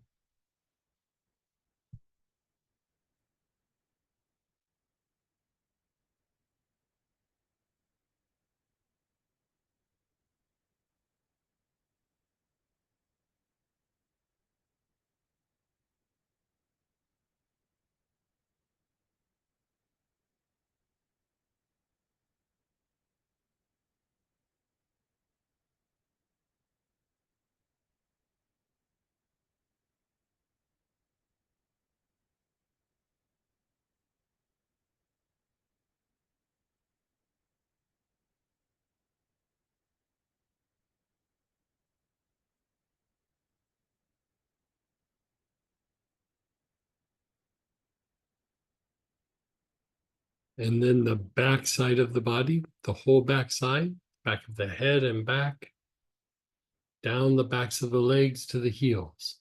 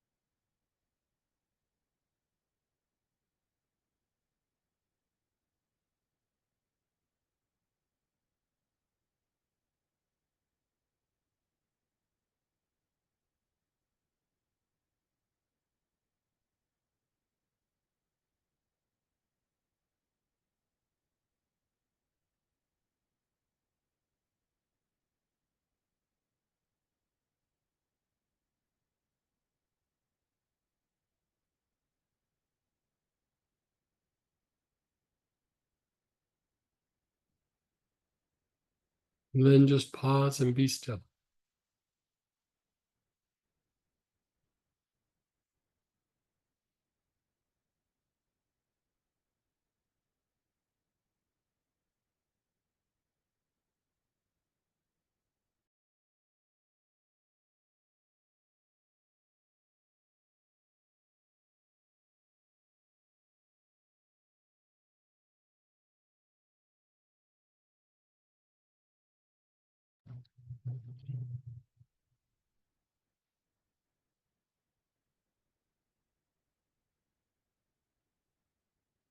You're inhaling, your awareness is on your brain.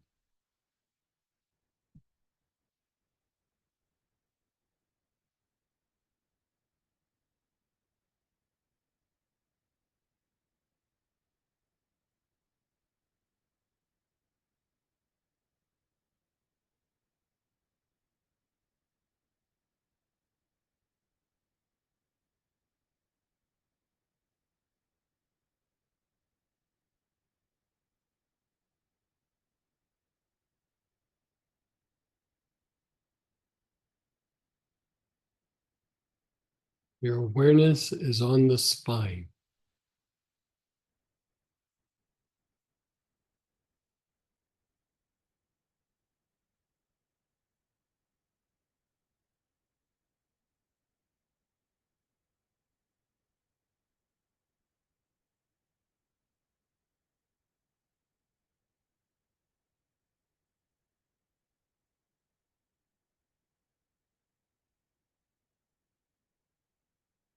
The brain and spine both at the same time.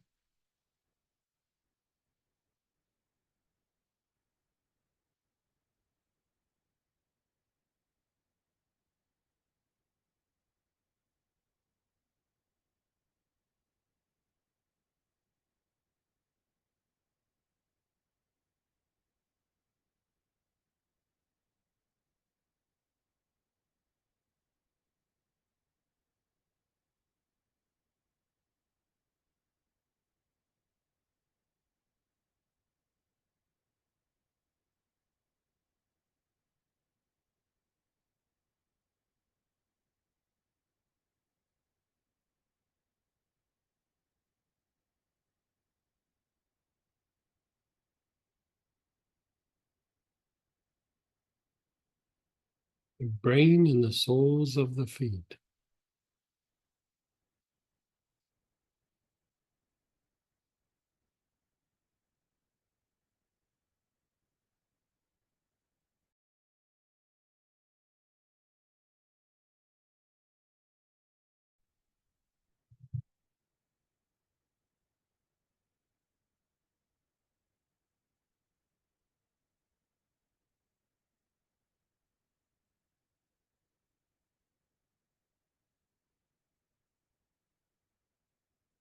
And then just be still.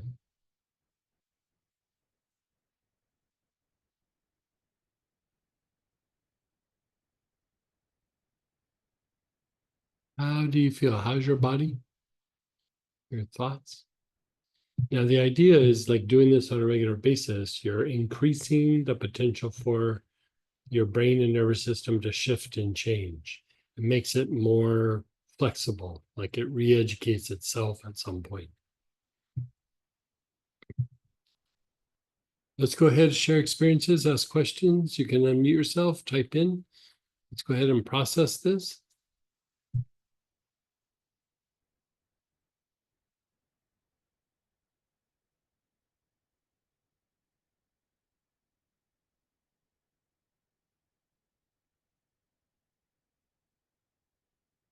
Someone shared, feels like the cobwebs were gently brushed out of my brain.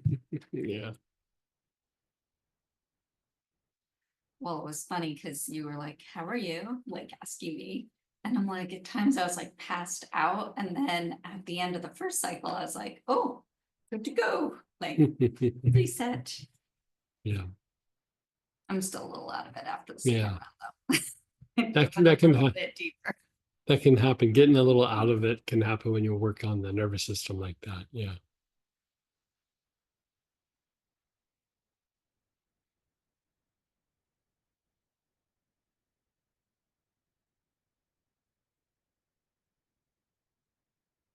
Smiling. So Yeah, you yeah. know, Sounds like everybody's quiet on it this does. one. It's like Yeah. everyone's Okay. Well, how about we'll take a break. We'll come back at 40 after. So I'll see you in 15 minutes and we'll do vagal tone.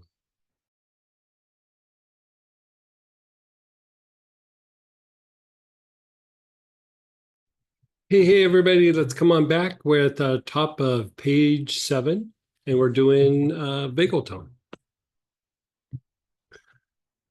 This is something that we've talked quite a bit about, but still it's an important part of treating the nervous system. So this has to do with the vagus nerve, which is a cranial nerve that goes down and affects your vocal cords. It affects the heart. It affects the respiratory tract, the digestive tract, and even the urinary tract. So it regulates heart rate, breathing, digestion, your immune response, and it also has an impact on mood and emotional regulation. So a healthy vagal tone usually means quick recovery after stress, you're calm, you have good digestion, regular bowel movements, you have a resilient mood, and you have very minimal inflammation in the body. Low vagal tone, you have difficulty calming down after stress, and you have anxiety, panic, or a depressive state, digestive issues, fatigue, brain fog, poor sleep, and heightened inflammation and heightened immune issues. So we are going to jump in and do a little vagal tone activity. And in your optional kit, you could do the neroli petitgrin or the spikenard. So did you guys post the oils? Is that? Yeah, okay. So you have your oils to choose from. I mean, this is a thing that we have talked about quite a bit. Even if you're new, you're going to hear me go on and on and on and on about, vagal tone. You're going to think that I'm very fixated on vagal tone.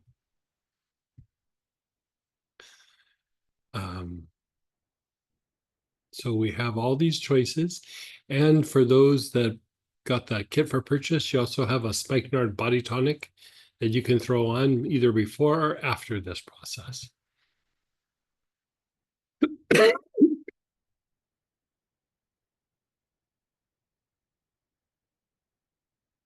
Okay, so whatever oil you're using,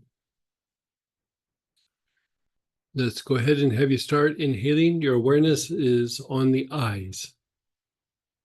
Nice, long, slow, deep breaths with your awareness on the eyes.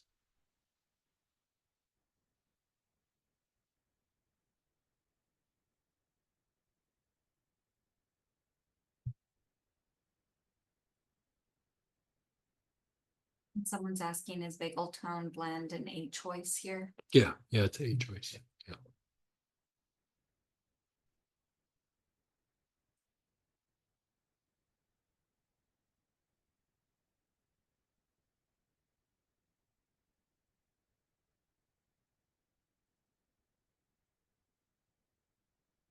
And then your awareness is on the nostrils.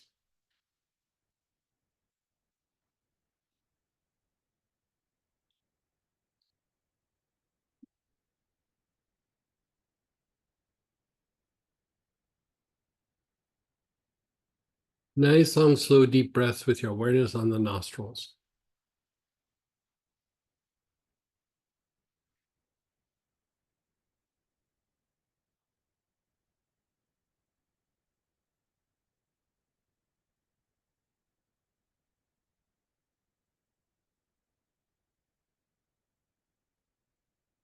Your awareness is on the tongue.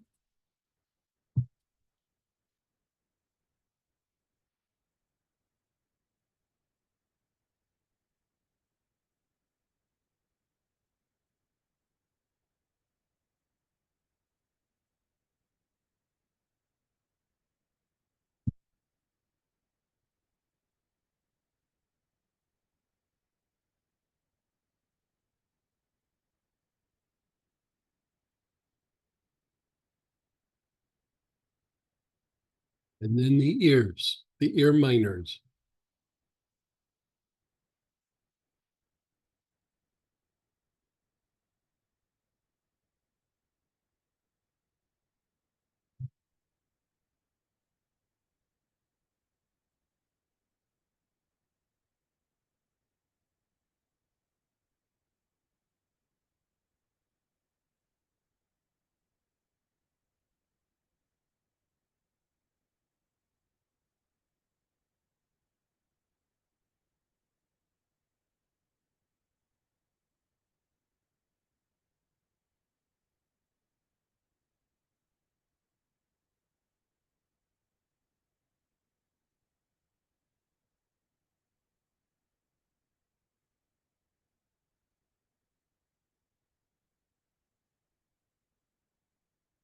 And then the face. Your whole face, just the whole front side.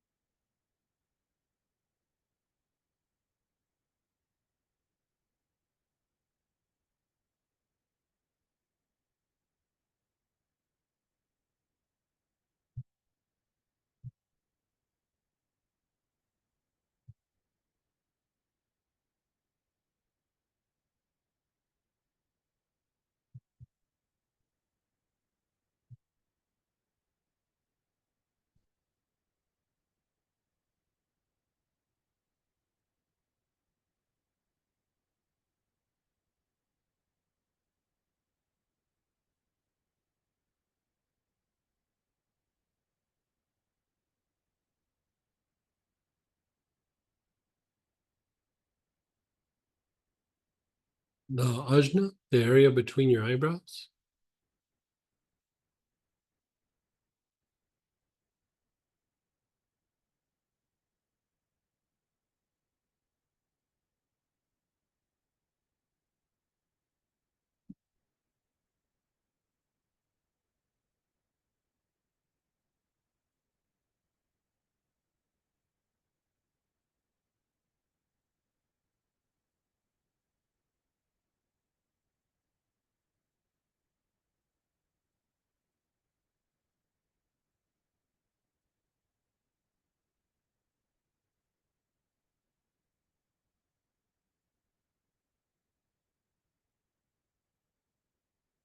Your back head. Your awareness is on the back head.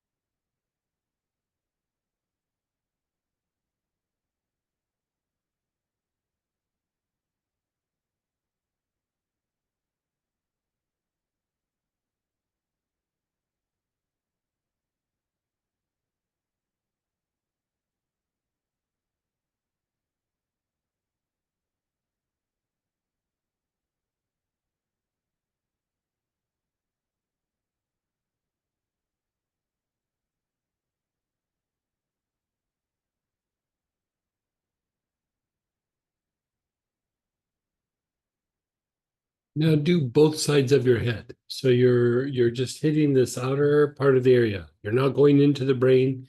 Your awareness is just here on the side of your head.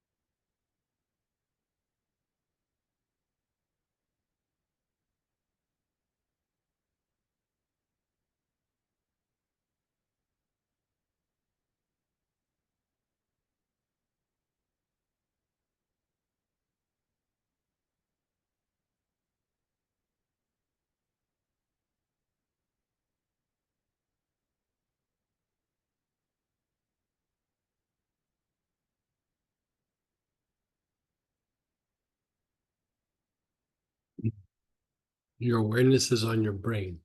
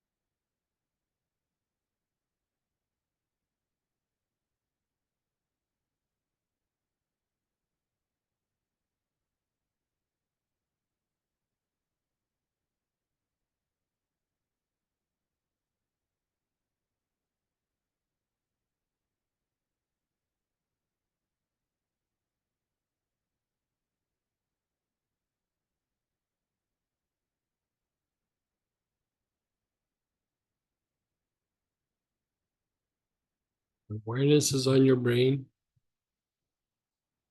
Move your awareness to the sides of your neck, each side of the neck.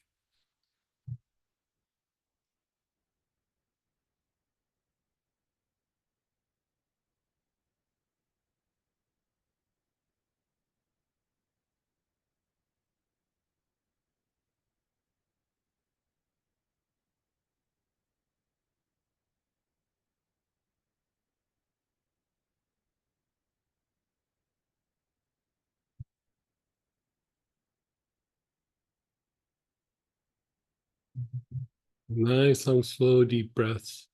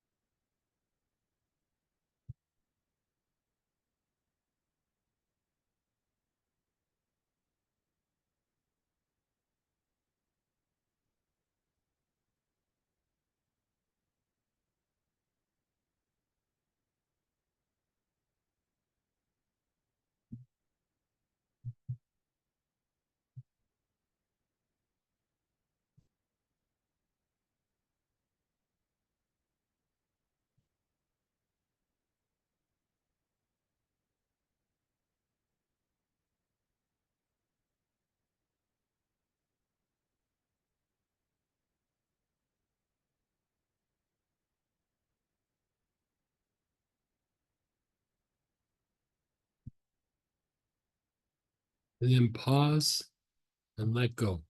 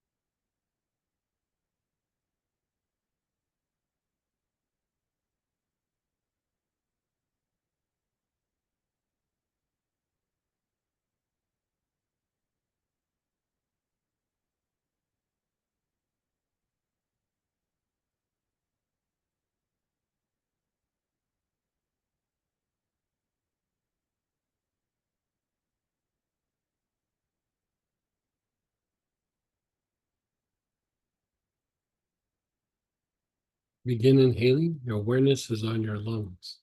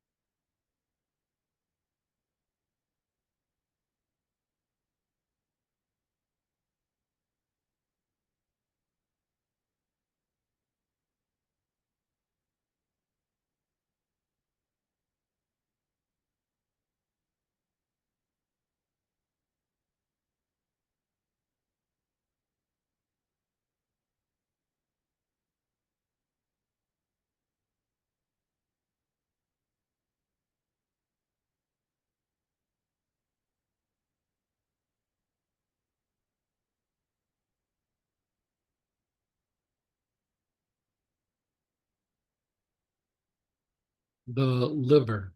Your awareness is on the liver. The right hand side of your body below the ribs.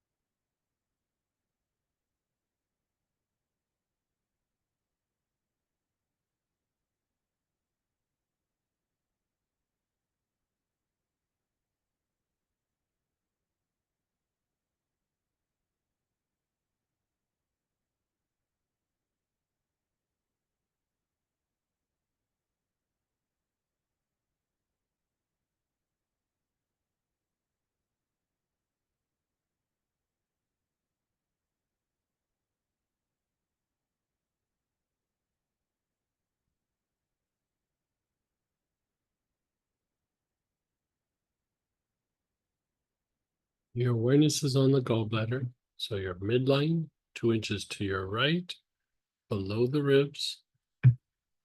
Nice, long, slow, deep breaths.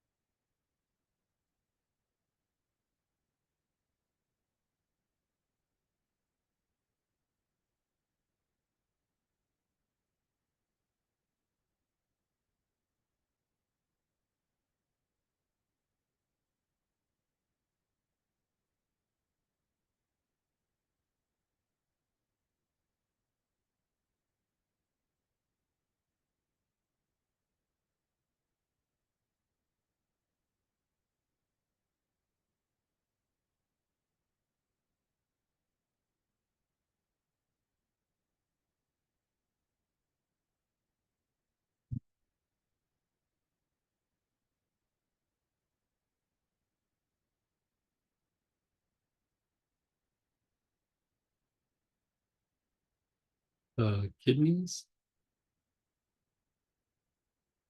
Awareness is on the kidneys.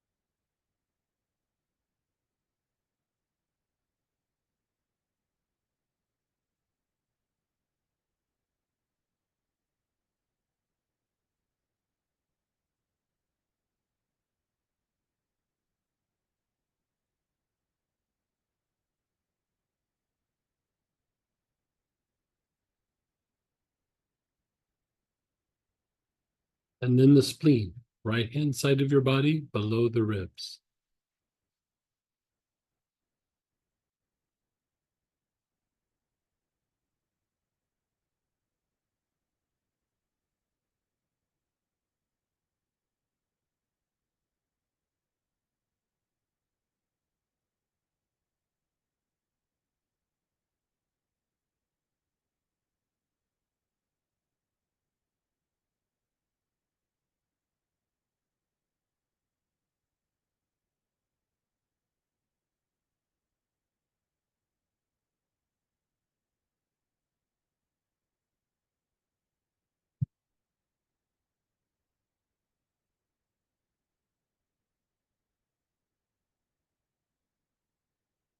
And then pause and be still.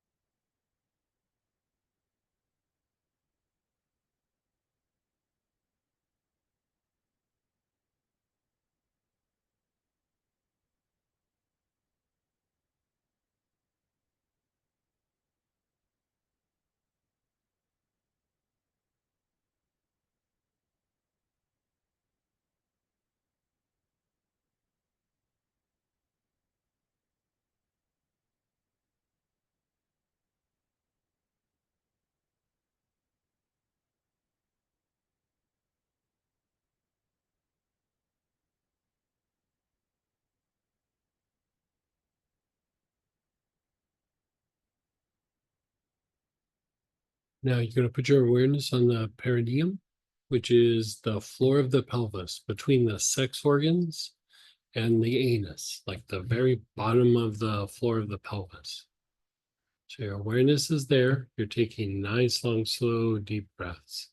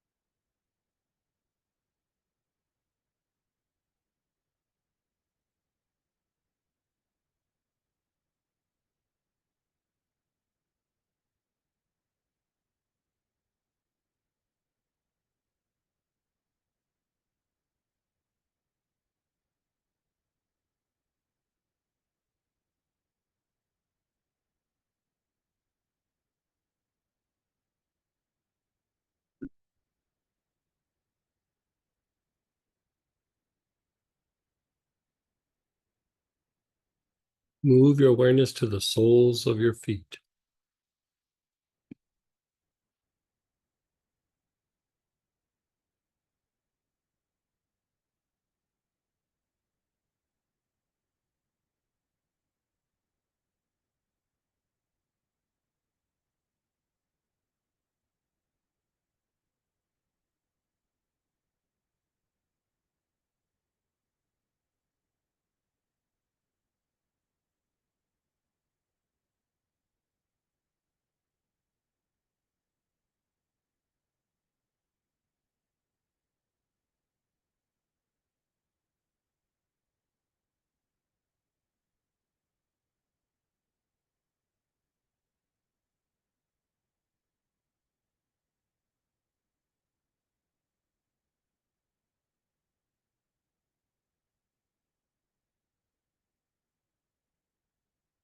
And then pause and be still.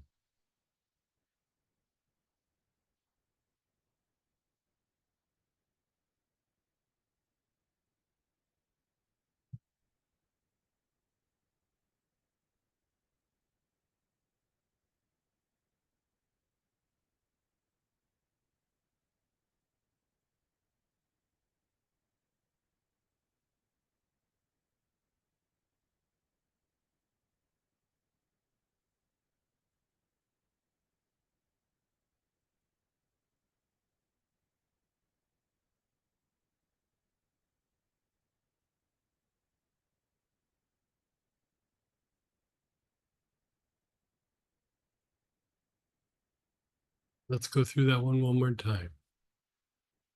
Your eyes, your awareness is on your eyes.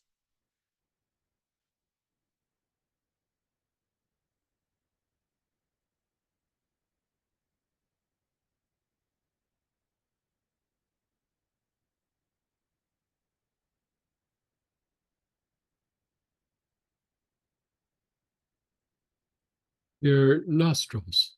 Your awareness is on your nostrils.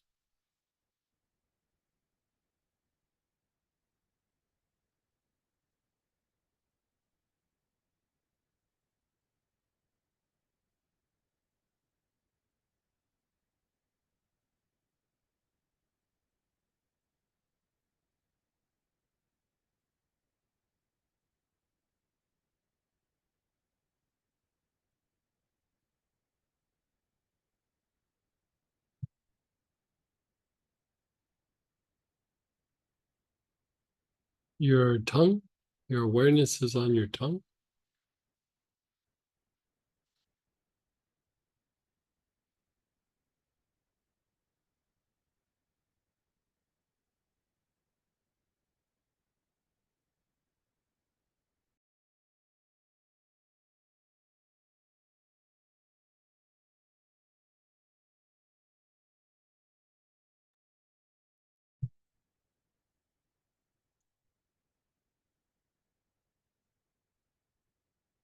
Now go to your ears, your ear canals, the holes in your ears. I'm not sure you need more vagal tone.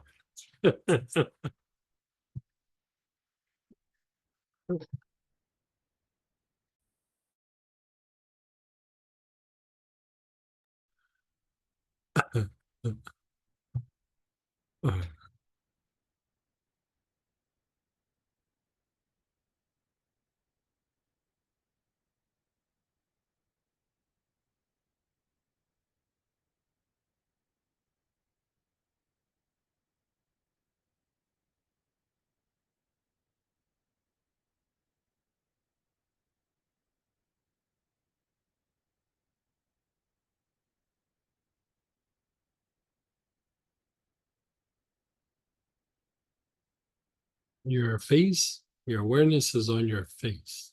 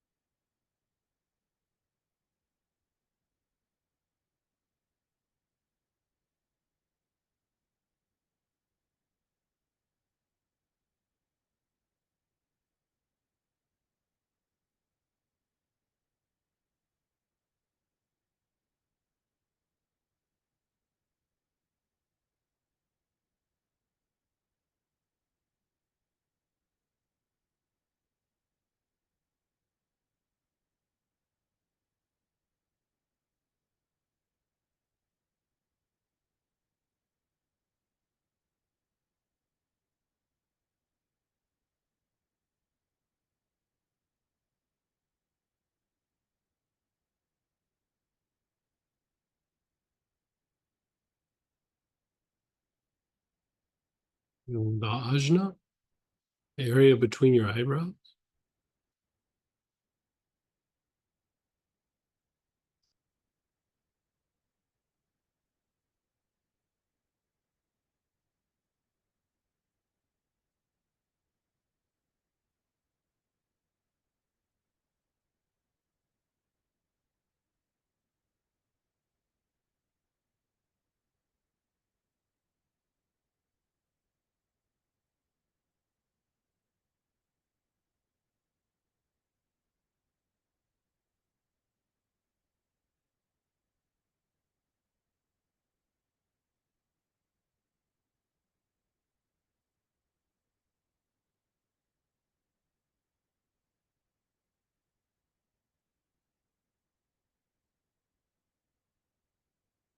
The back head.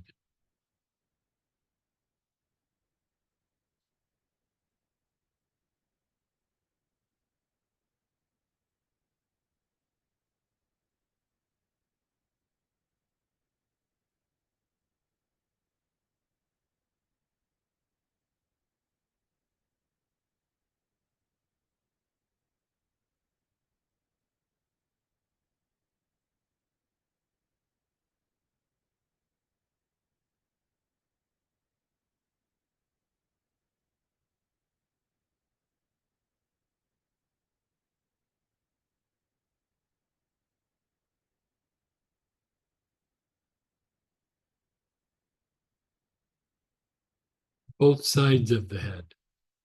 Both sides of the head.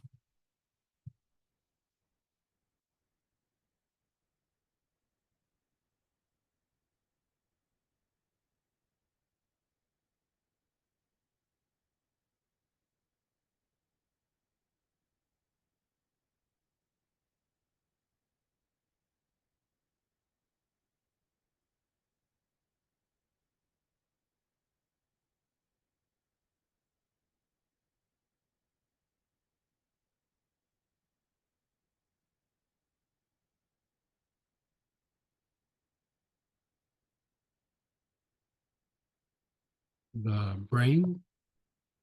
Awareness is on the brain.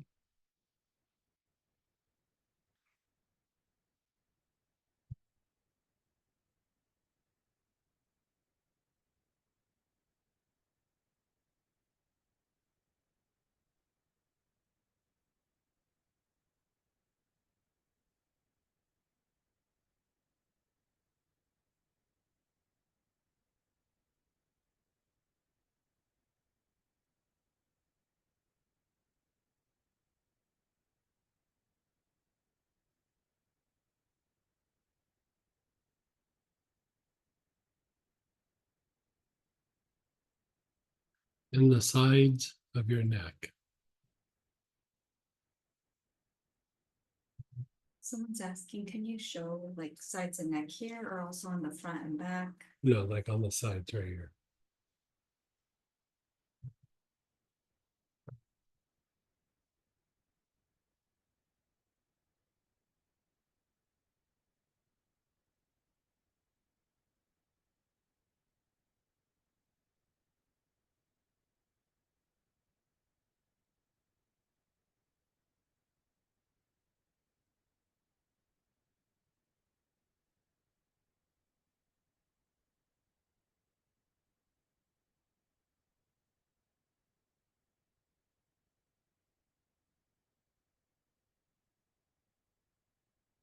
And then pause.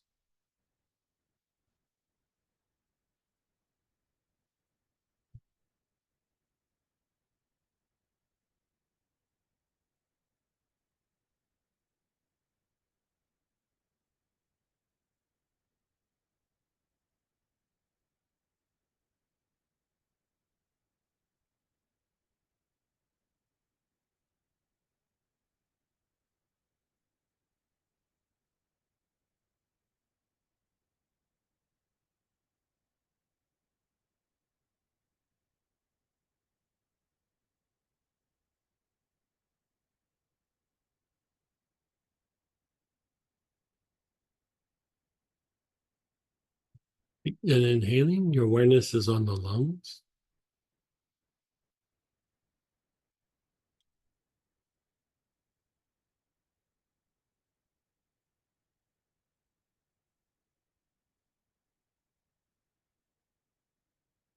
The liver, right hand side of the body below your ribs.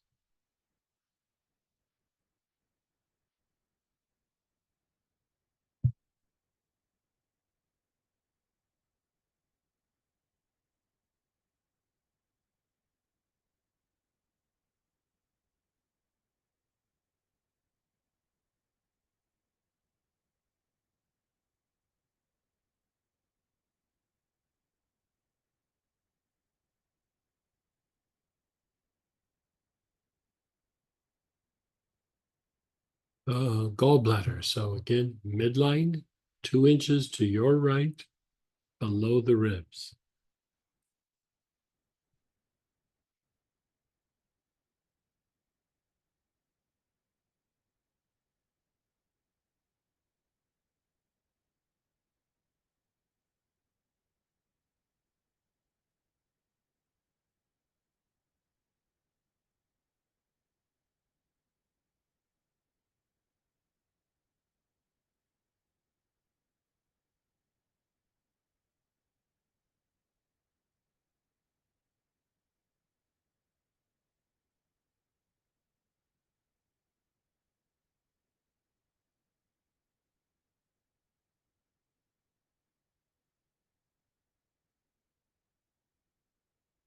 the kidneys,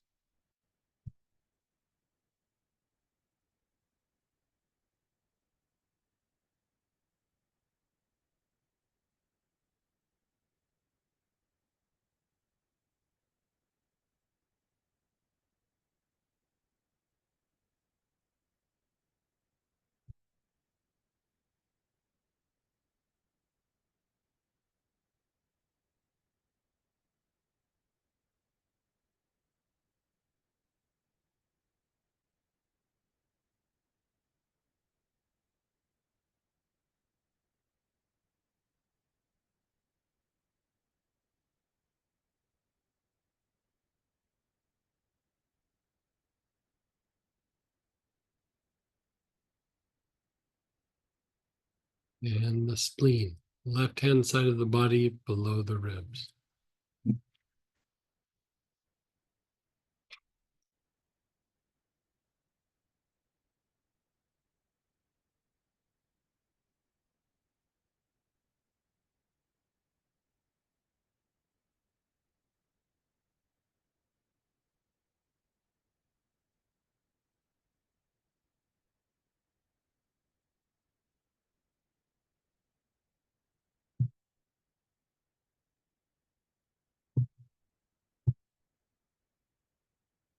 And then pause and be still.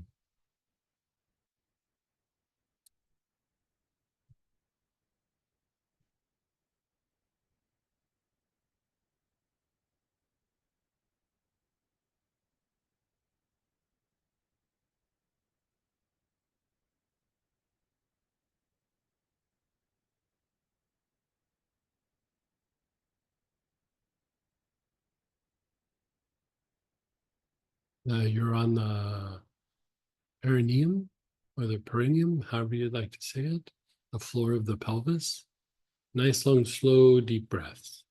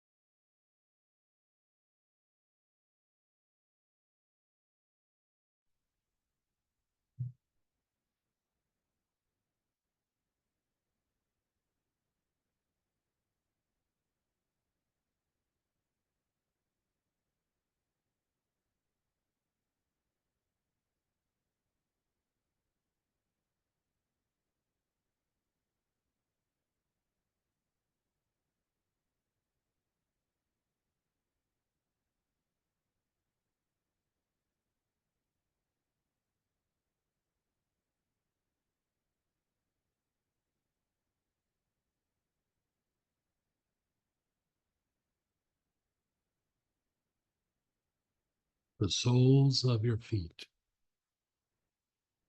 How's that feel to you, by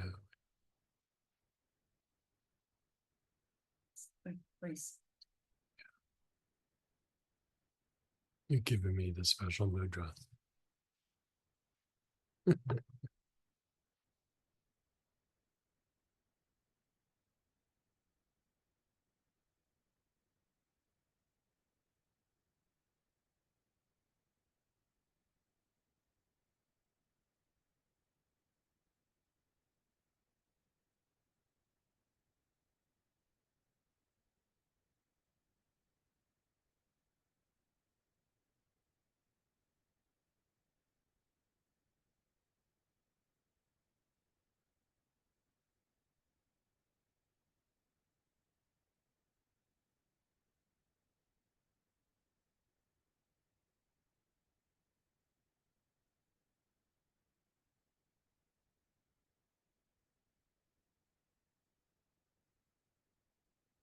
And then pause and be still. And again, if you have the kit for purchase, you have the Spikenard Body Tonic. Splash that on your feet or on your torso and let that soak in a little bit.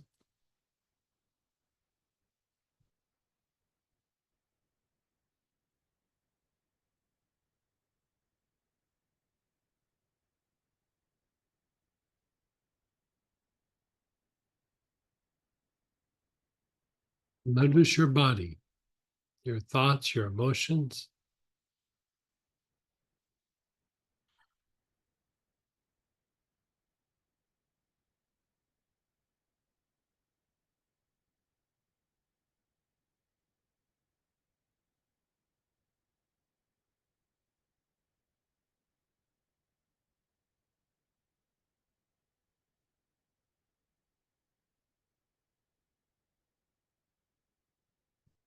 Let's go ahead and share, ask questions, unmute yourself, type in.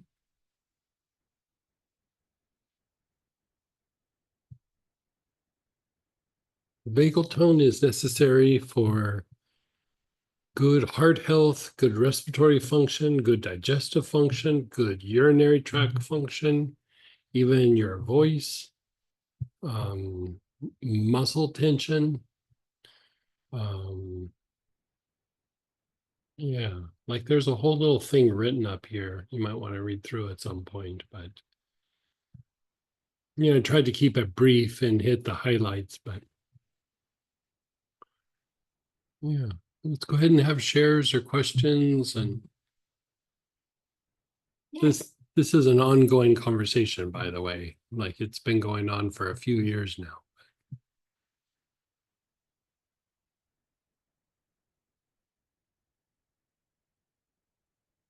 Get you unmuted though, Denise. I think I got it. Thank you. You did. Hey, Hi. I used the vagal tone body tonic last night, and it was just Mhm. like, oh my gosh, it was like a breath of fresh air. I do have the Yeah. roll on too, but Mhm. honestly, that's just as powerful, that Yeah, body sure. tonic. Yeah. I wanted to ask you, I guess, I guess what I wanted to ask is, I have the urinary stress blend, and I don't know how to use that, but it would seem nice if I could start using it with. So, I mean, you can apply it topically, but the pattern is the kidneys, the sex chakra, and then the Mingmen. Kidneys, sex chakra, and Ming, right? Mhm.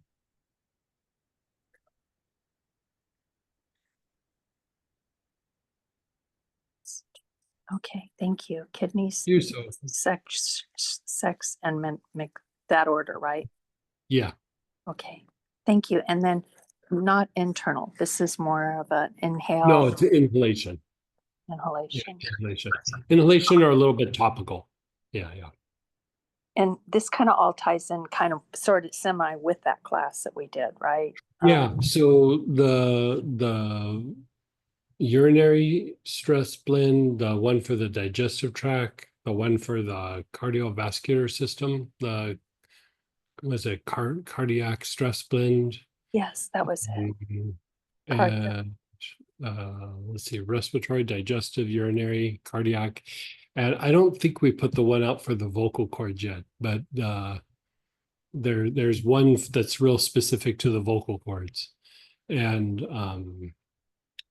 it's probably going to be in the developing the mystical heart. It'll be in that class. Well, I So, did. so you'll be able to chart all the way down the vagus nerve from the root where it comes out, like all the way down to the end of the nerve. So you'll hit everything. Yeah. I think that's amazing. And we're learning so much. Thank you so much, You're so Greg. welcome. You're so welcome.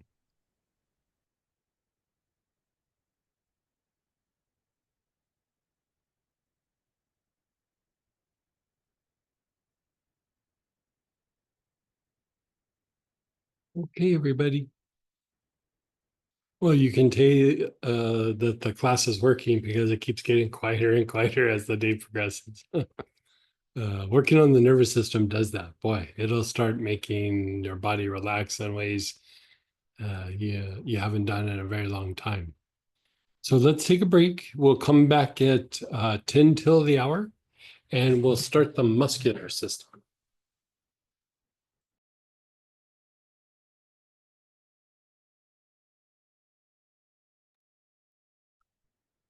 Hey, everybody, let's come on back. And we are at the top of page 10, and we're moving into the muscular system.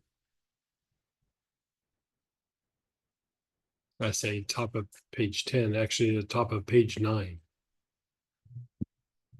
So here we're dealing with spasms, contractures, and adhesions. And again, this is a general way. Like if there was severe spasms or adhesions, contractures, you'd also do some topical things, but this gets the ball rolling. It also helps you to identify that you might have an issue here. So spasms, contractures, and adhesions are all actually slightly different.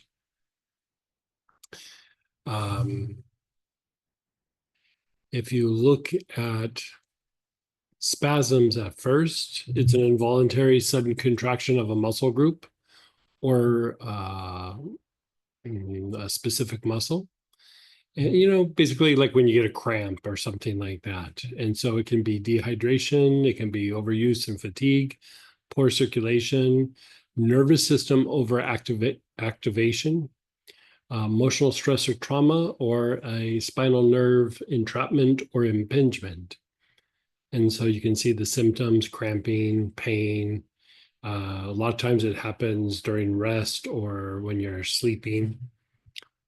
Then we have contractures. And this is a chronic shortening or tightening of the muscle, tendon, or fascia. They're usually a lot more long-term. You know, they can be postural misalignments, they can be scar tissue, there could be neurological disorders.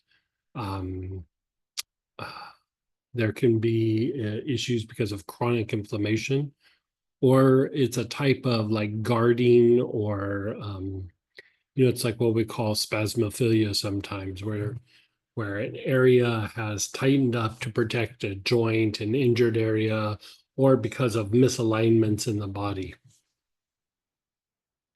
And then adhesions are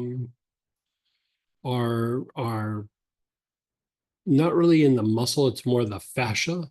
And it's just areas that have become hardened or like bind together.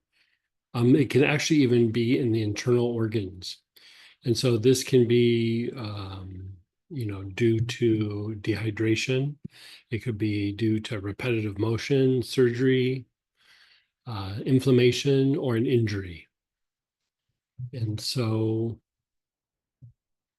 the thing that's interesting about the adhesions is like sometimes they're also associated with like a repressed emotion or emotion that's being like held inside, right?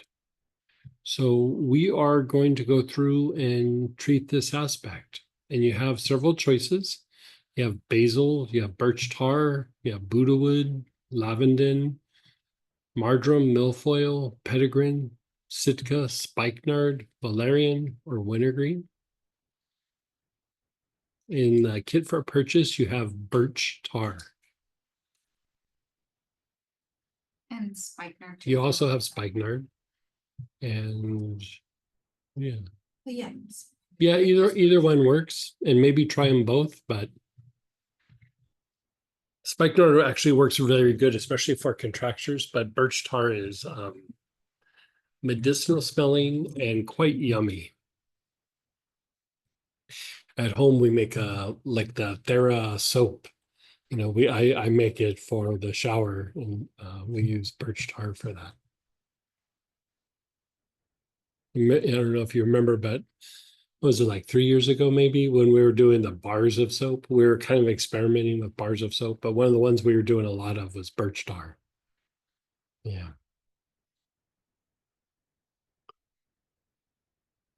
Okay, so just start inhaling for a little bit. Oh, you also have petitgreen. Oh, Yeah.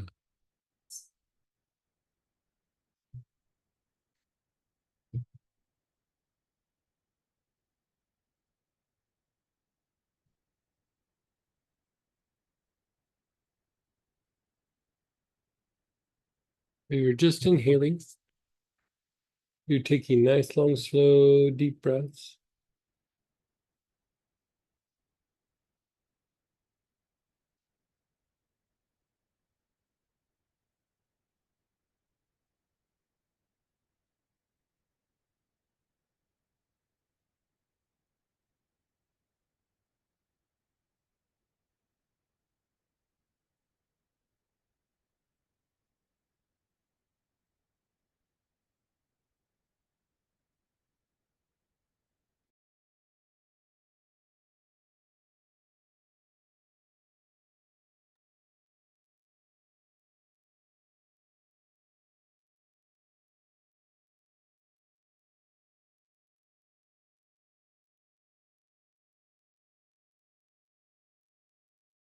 Mhm. Oh, do that? I didn't see. Okay, and then just pause.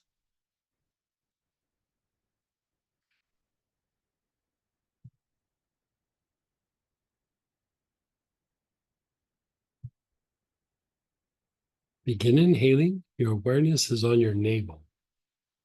Nice, long, slow, deep breaths with your awareness in the navel. A lot of times when there is soft tissue issue somewhere in the body, the navel is usually very depleted. So right off the bat, we're going right to the navel. Nice, long, slow, deep breaths.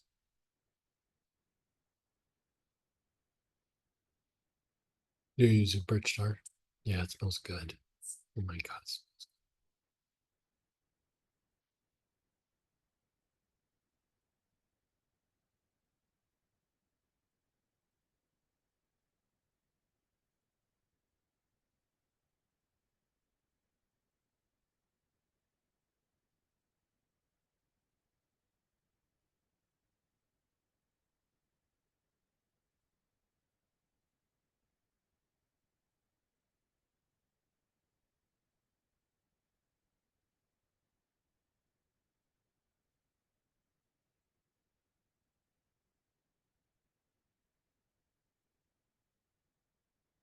You're still on the navel. You're using nice, long, slow, deep breaths.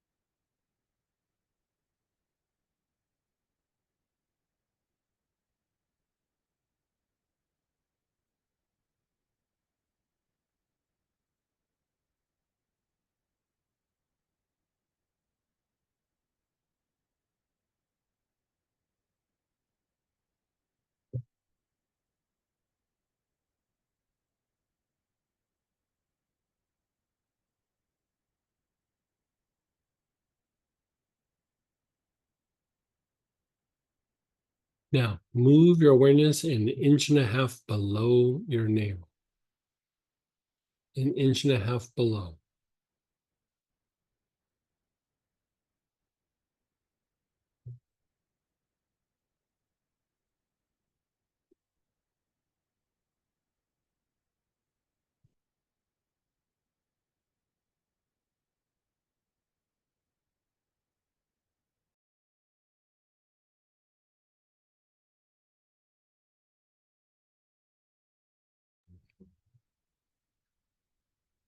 Did you bring that too? I have a right thing.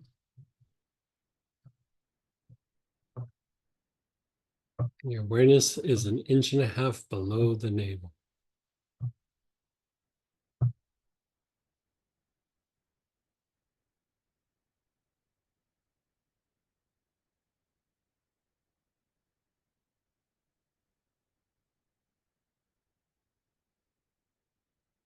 And then the spleen. Your awareness is on the spleen. Left-hand side of the body below the ribs.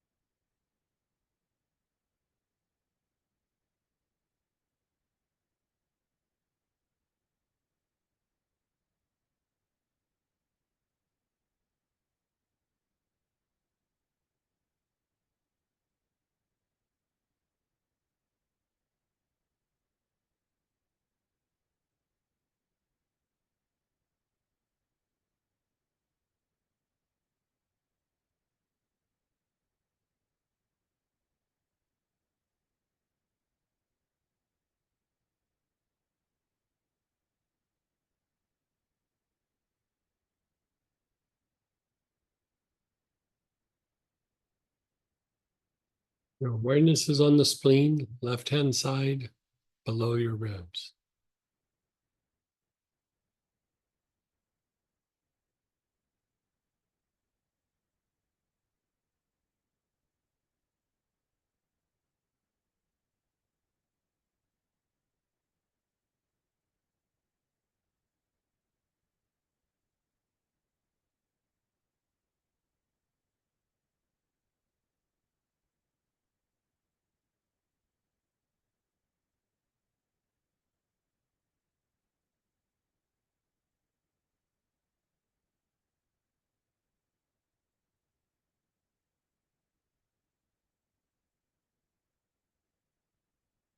And then your Mingmen, the low back area, the back side of your navel. Okay. Knocking you out.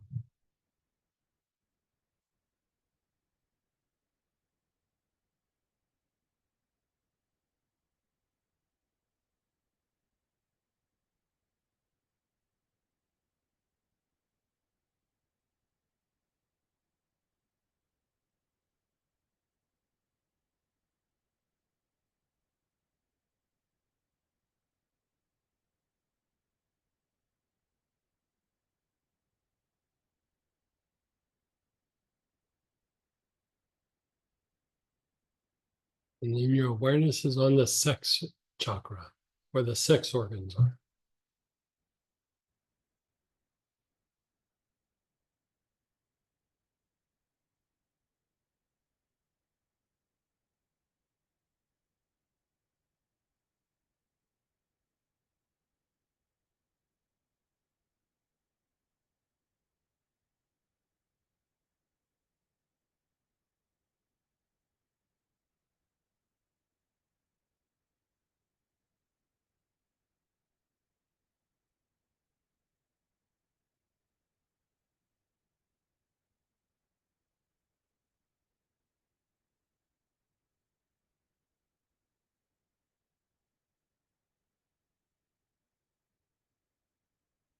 The bottom of the tailbone.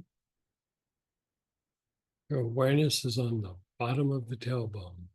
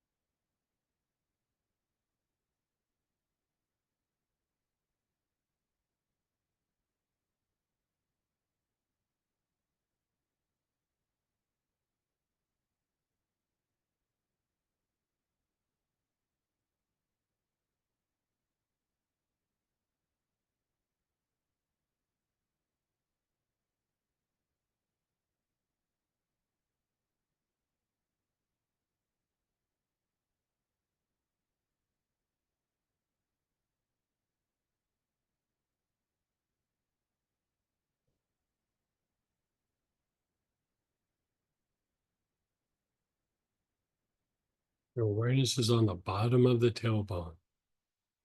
Nice, long, slow, deep breaths.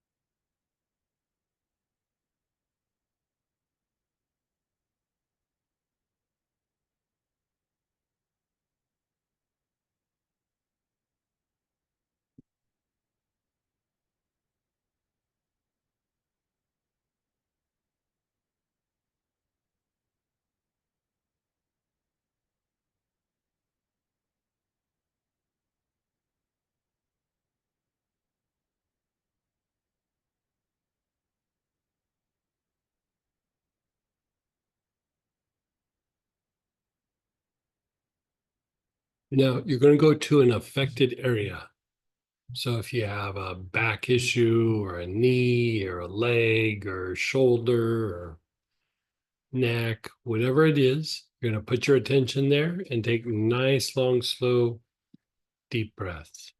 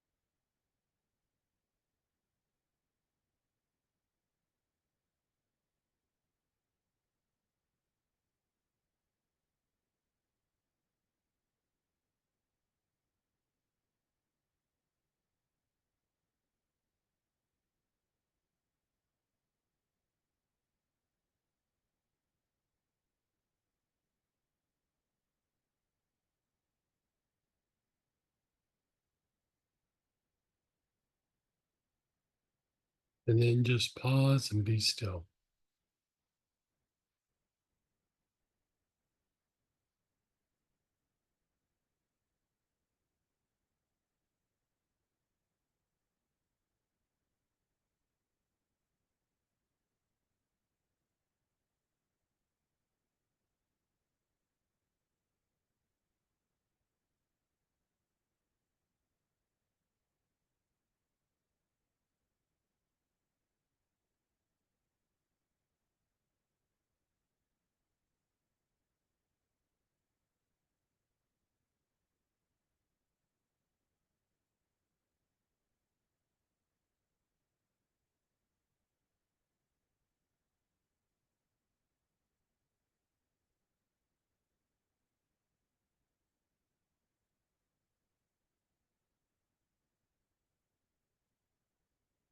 Notice how your body feels. Let's try a different affected area. Usually we have more than one. So you can do the same area or you can go to a different area. Nice, long, slow, deep breaths. How you doing there, Samantha? I think we've officially lost Samantha.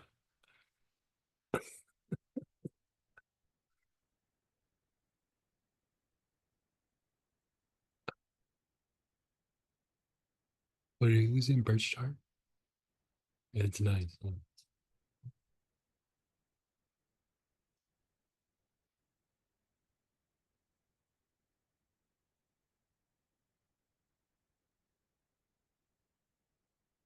You know, if you think about it, like I'm going to keep talking while you're doing your process. Taking the body out of spasm is another way of shifting the nervous system, shifting the body into rest and repair mode. Spasms, contractures, even adhesions, all are associated with an activated fight, flight, freeze, fawn mechanism. Even the idea of having lactic acid, when we do the lactic acid flush that we've talked about in the past, part of the lactic acid is tied to the fight flight mechanisms. And so even when you're treating some of the muscular issues, you're still pushing the nervous system into a deeper state of balance or equilibrium.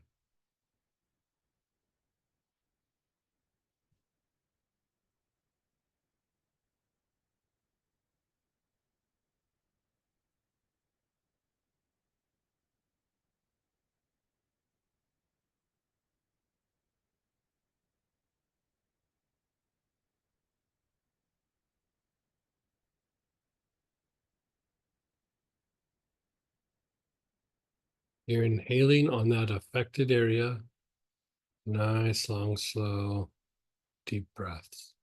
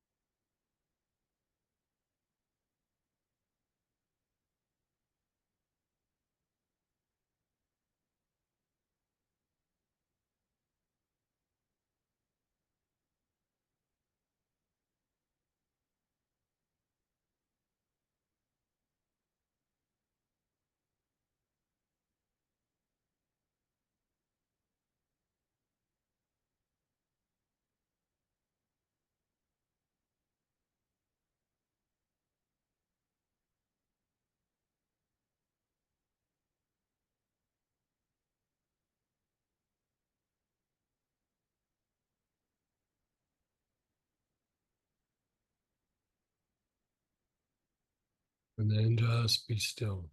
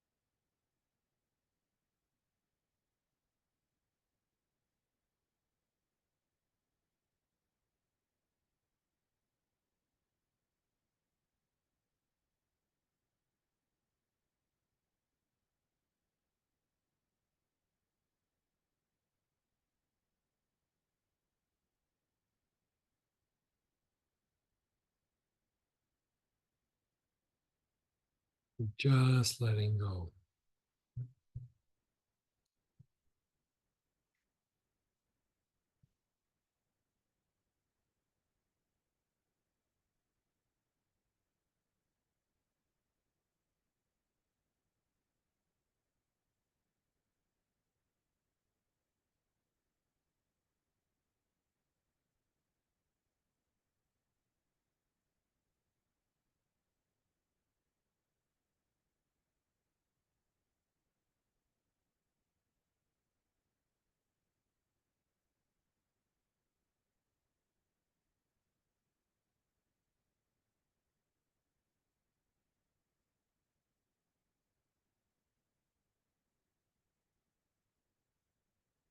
Let's do that again.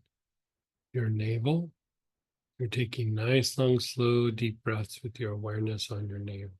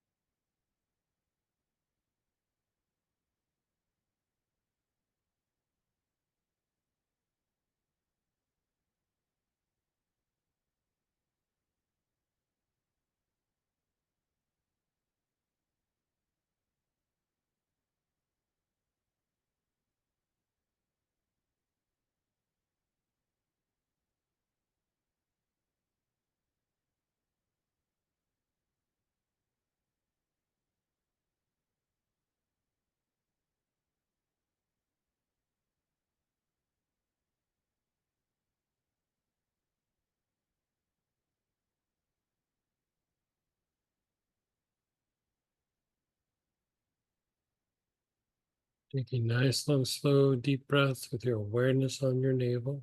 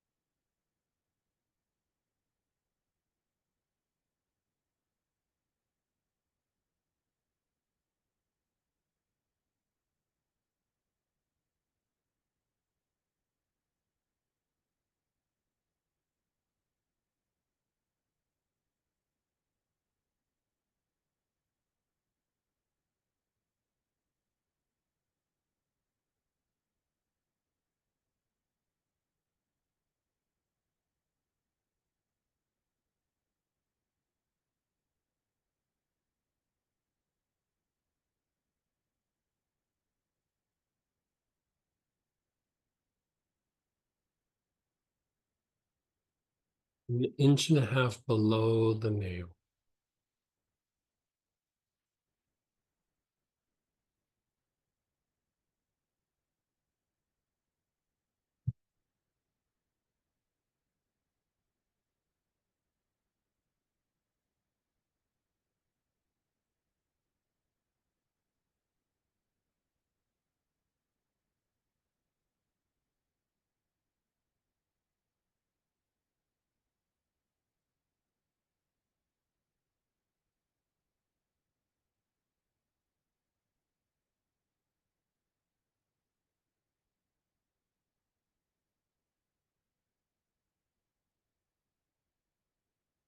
Move your awareness to the spleen.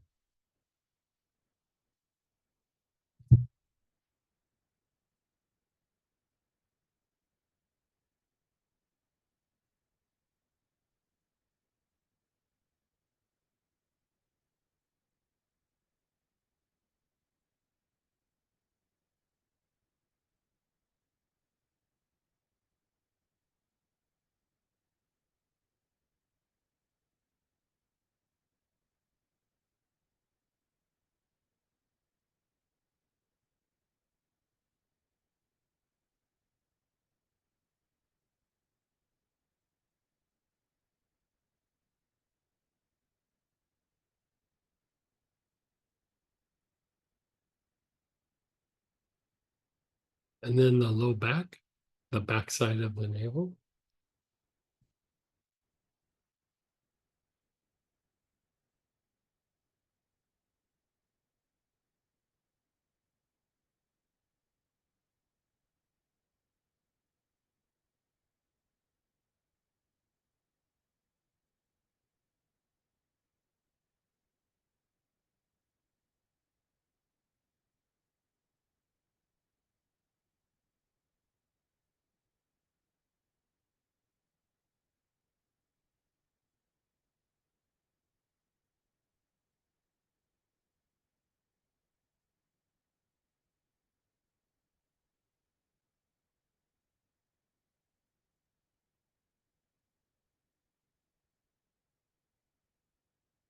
The sex chakra. Your awareness is on the sex chakra.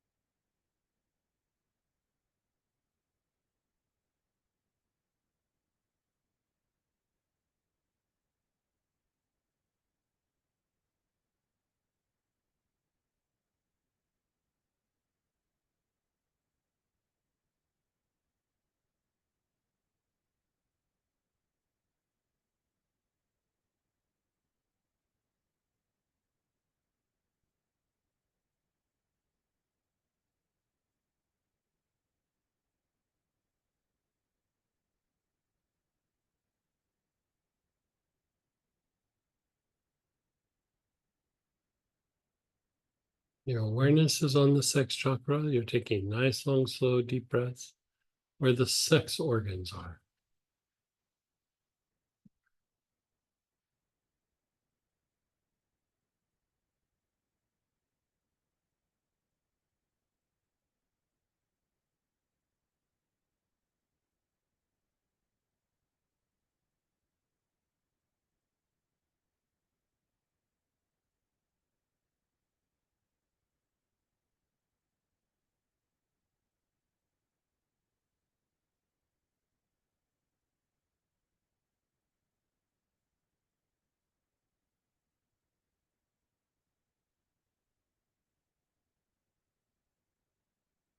And the bottom of the tailbone, the basic chakra.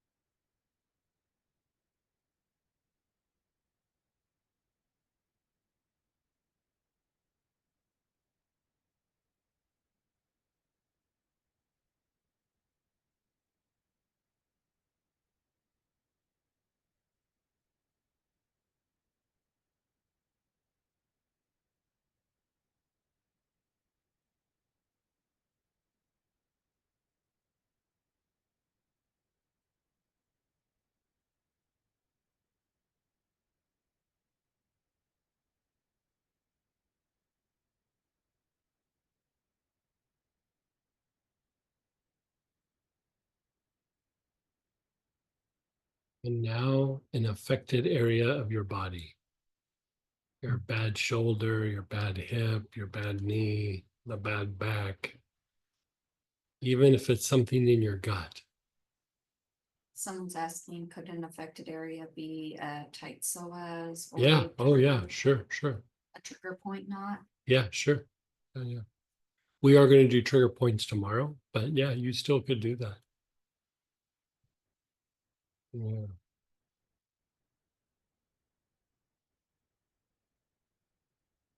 Yeah. Most people have some sort of a psoas issue.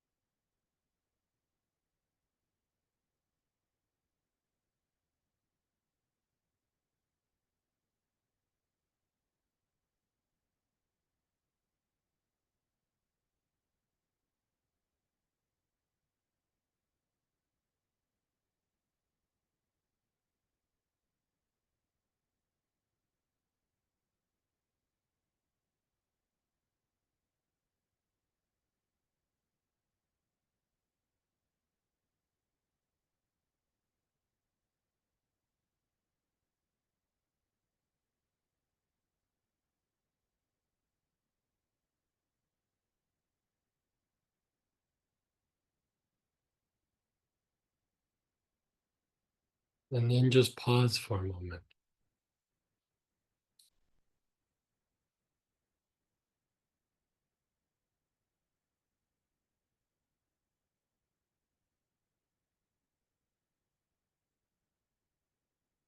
In either that same affected area or a different affected area, nice, long, slow, deep breaths into that area.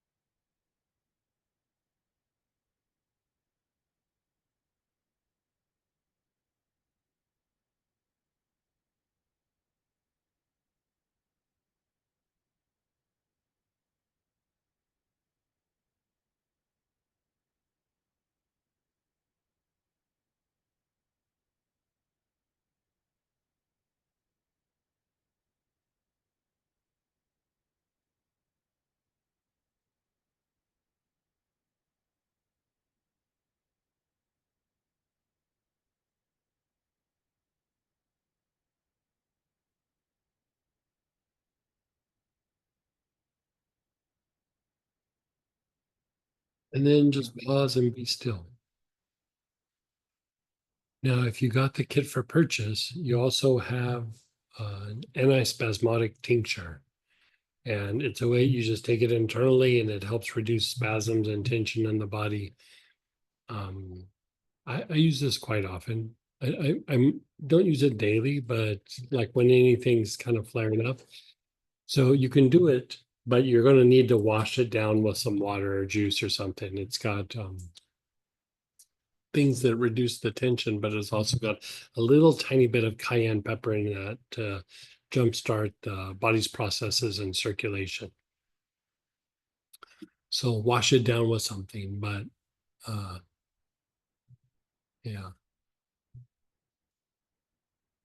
I'm quite used to doing it, but based on Samantha's face right now, you're gonna wash it down with something. Yeah. But let's go ahead and do shares or questions and let's process this. We can unmute or type in. Go ahead and fire away.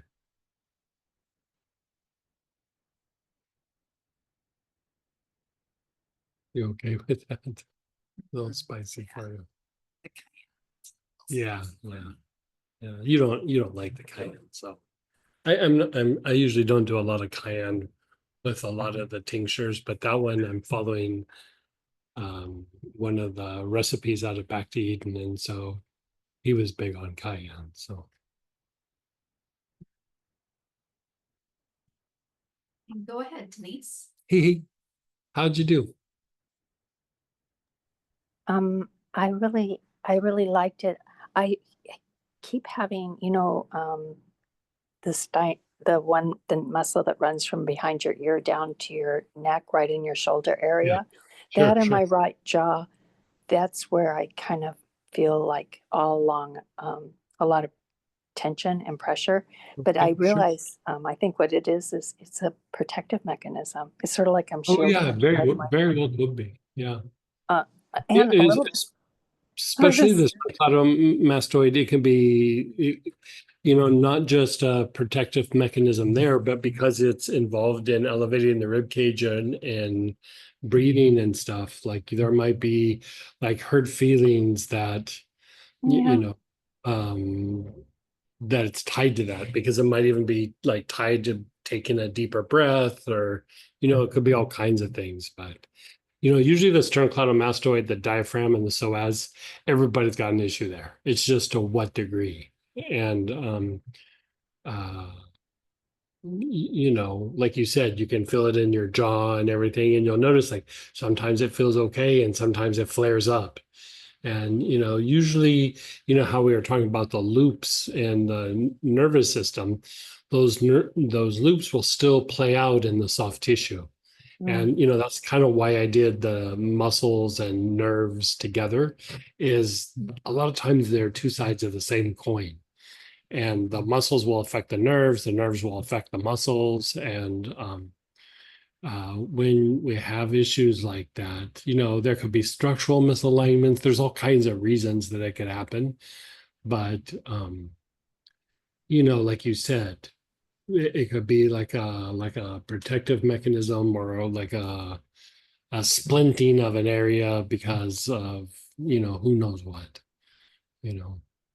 I don't think it's there's different philosophies about this. A lot of times I don't even feel that it's necessary to try to identify it before you treat it. I say just treat it, and in the movement of releasing it you'll kind of have a realization of what it is, and you won't get too caught up in if it's an old trauma or something. You just start releasing it and then you're like, oh, that's what that was about, and it's already on its way out. Where if you try to figure it out, it still will work, but sometimes we get caught up in the story and it becomes harder to release it. What oil did you use, by the way? Just a second.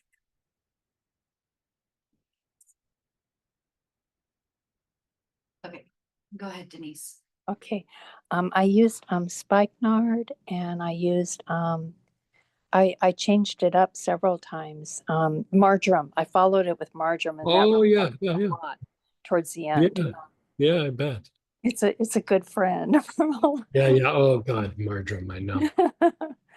And but Yeah. just as I said, it was my jaw and my crook of that neck and shoulder area.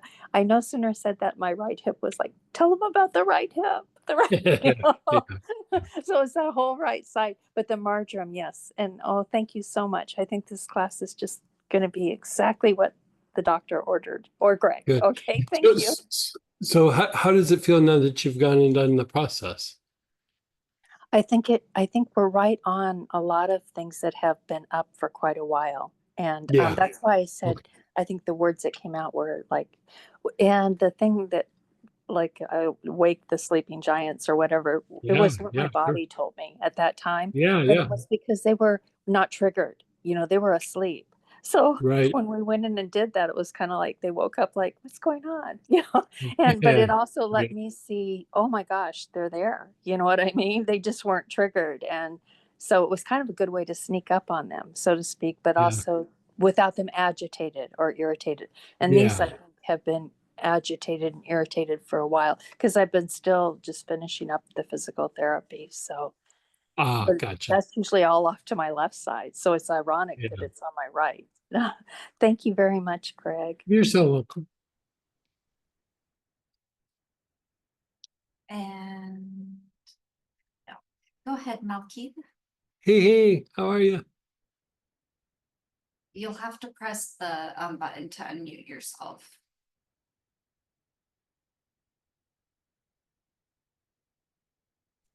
There you Okay. go. There you Hi, Greg. How Sam? How you doing? I'm doing pretty good. You totally do not sound like your sister, by the Okay. way. I'll take that.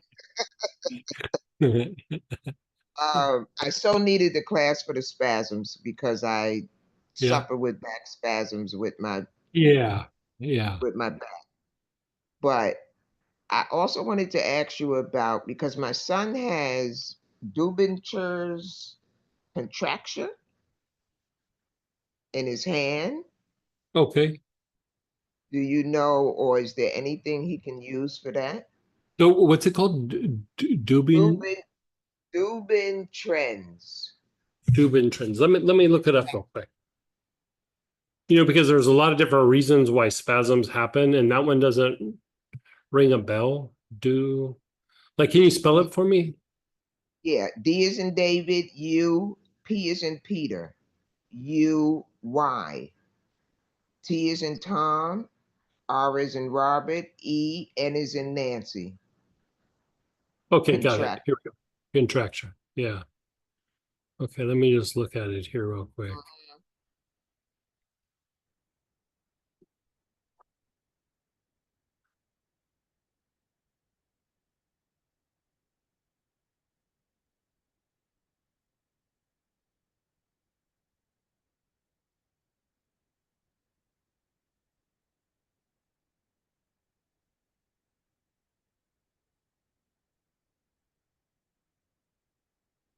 Wow, so it's got a lump with it as well, huh? Yeah, and his is not really bad yet. Okay.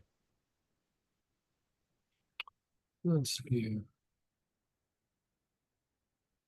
You know, I would use normally I'd say, hey, let's go at it with like marjoram or spikenard or something like that. But I'm going to say something a little different here. And especially since there's a lump, which implies like a thickening or a hardening of something. And Right. so like with that, you could do a couple of different things. And I'd say my first choice would be the birch tar just by itself. And the reason being that very good antispasmodic, very good for pushing vagal tone, like shifting the body into vagal tone or improving the vagal tone, I should say, which would help reduce contractures and things like that. But also it is a very good like lymphatic stimulant. And so it would help to detoxify that area. The second one that I would say would be the one that I would try is helichrysum, or there's a blend that we make for sclerotic tissue, and which just means like tissues that are like hardening. And Right. it could be lung tissue, it could be physical tissue. I mean, it's just the tissue starts to harden somewhat. And it really, when you boil it down, it's helichrysum and bay laurel. It's got like one or two other things in it as well. But the same idea, like where the helichrysum helps to break up like the scar tissue and the adhesion, and the bay laurel acts as a lymphatic kind of like tonic to help move the lymph in the area. Because a lot of times when things start to contract, they're also like the body's ability to detoxify that diminishes, which makes the contraction worse. Okay. And so like I would probably start with the birch tar. And then if that didn't work, I do either helichrysum or that anti-sclerotic blend. And do we even have that on the site? It's something that usually people will email and ask us for some things. We don't put everything Okay. on this. We do have. Oh, so it is on the site. It's actually on the site. That means it's been requested enough to where we put it up on the site. Okay. But I would try one at a time. I wouldn't just like throw everything Right. at it. Yeah, I would try the birch tar for a little bit. I mean, here I'm reading a thing from Mayo Clinic, and it says they don't know why it happens. It tends to run in families, more common in men rather than in women. How old is he? 53. Yeah, it says most commonly after the age of 50, like And I uh, suffered from figure trigger. Figure trigger. okay, so you got a Trigger. little bit of something there. Yeah. I mean, that could still be like deposits on the tendon and sheath, and that Hmm. locks up the finger. But Right. I still, had like 6. if there's a little bit of a predisposition, I'd say, even if there's deposits in that area, the birch tar should help with even deposits. But it sounds like this particular thing isn't about deposits. It's more like the hardening of the tissue, because you have a lump there, like, which Right. the lump is like the tissue is probably contracted and just gotten really hard. Right. Right. Because Right. his is Yeah. worse than mine. Like I had 6 different trigger fingers. Oh my God, that's a lot. Yes. I've never Yeah. heard of that. Neither did the doctors. Okay. So Wow. That's yeah, yeah. I had Yeah. 6. So, and his, I guess, didn't go to trigger fingers. His went to contraction. Huh. How is his kidney function? I'm just curious. Doesn't Right really have now, an issue. no, Okay. Yeah, I I would. do. Yeah. I Okay. do, but I take herbs that keeps my kidneys good. Good. Okay. If I Yeah. didn't, I probably would be heading for dialysis. Oh, really? That bad? Yeah, yeah. Okay.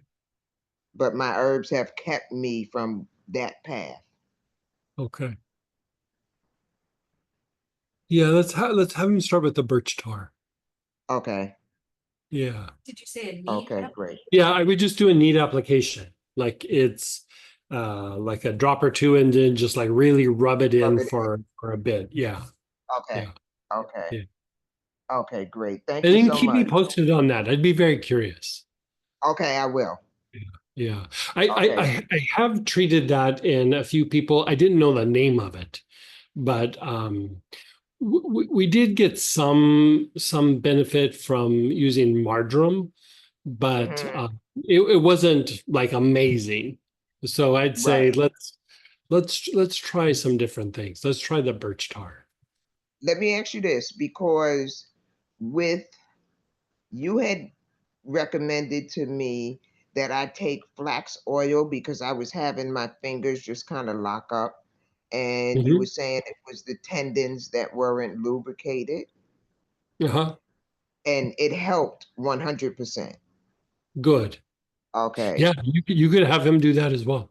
that was my question. Yeah, Right. yeah, you could totally, Okay. and I've been playing with, it was a weird thing. Like I was playing with stress and the vocal cords, Mm. and so seems completely unrelated.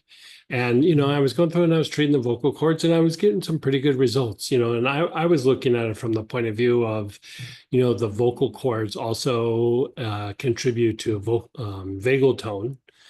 And the blend that I made, I don't know, I was sitting there with it and I was like, I think this might work for bursitis. Like, it was just a Okay. weird, and I started treating cases of bursitis with it, and it was working just as good. Like for the vocal Right. cords, it was working just as good for bursitis. And you know, again, the the bursa, when it gets inflamed like that, lubrication for the tendon and sheath reduces, and then you're prone to more tendonitis and all kinds of things. Mhm. Right. And the big main ingredient by far was angelica. Okay. The American angelica, because there's like Right. a Chinese angelica and all Yes. kinds of different kinds of angelica. But you might even for the lubrication keep taking the flax, but maybe throw a little angelica in there, be it herbs or oil, or however you want to do it, but throw a Okay. little angelica at it a little bit and see if that doesn't help. It could be topical, but like if you're going to do with the herb, just take it internal. Yeah. Okay. Yeah. And Yeah. just as a side note, with the flax, it's Uh-huh. loaded with omega-3s. So Right. that's Yeah. just a bonus. It Yeah. just Super turned out to bonus. be a really Yeah. Yeah. bonus. Yeah. Yeah. Yeah. Yeah. Yeah. Great. Boy, in my youth, when I was treating athletes, I would push flaxseed and flax oil so hard. And the ones that used it, I noticed over a period of time, they had less injuries and less pain. And part of Yes. it is because it lubricates everything. It's Right. just, Hmm. and so I'm glad that's working for you. Yes. Thank you. Definitely. You're so welcome. Thank you as always for everything. You're so welcome. And then go ahead, Margot, and then Sonia. Hey, Margot. Hi.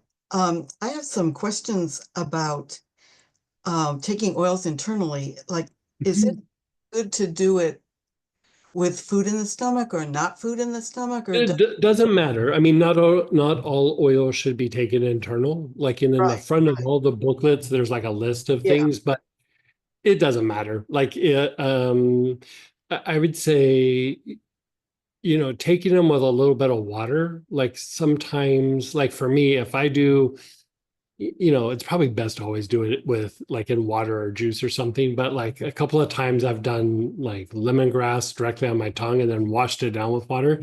And it kind of made my stomach feel a little weird for about 20 minutes. And so I would say the food, not as big of a deal as like being sure to put it in with water.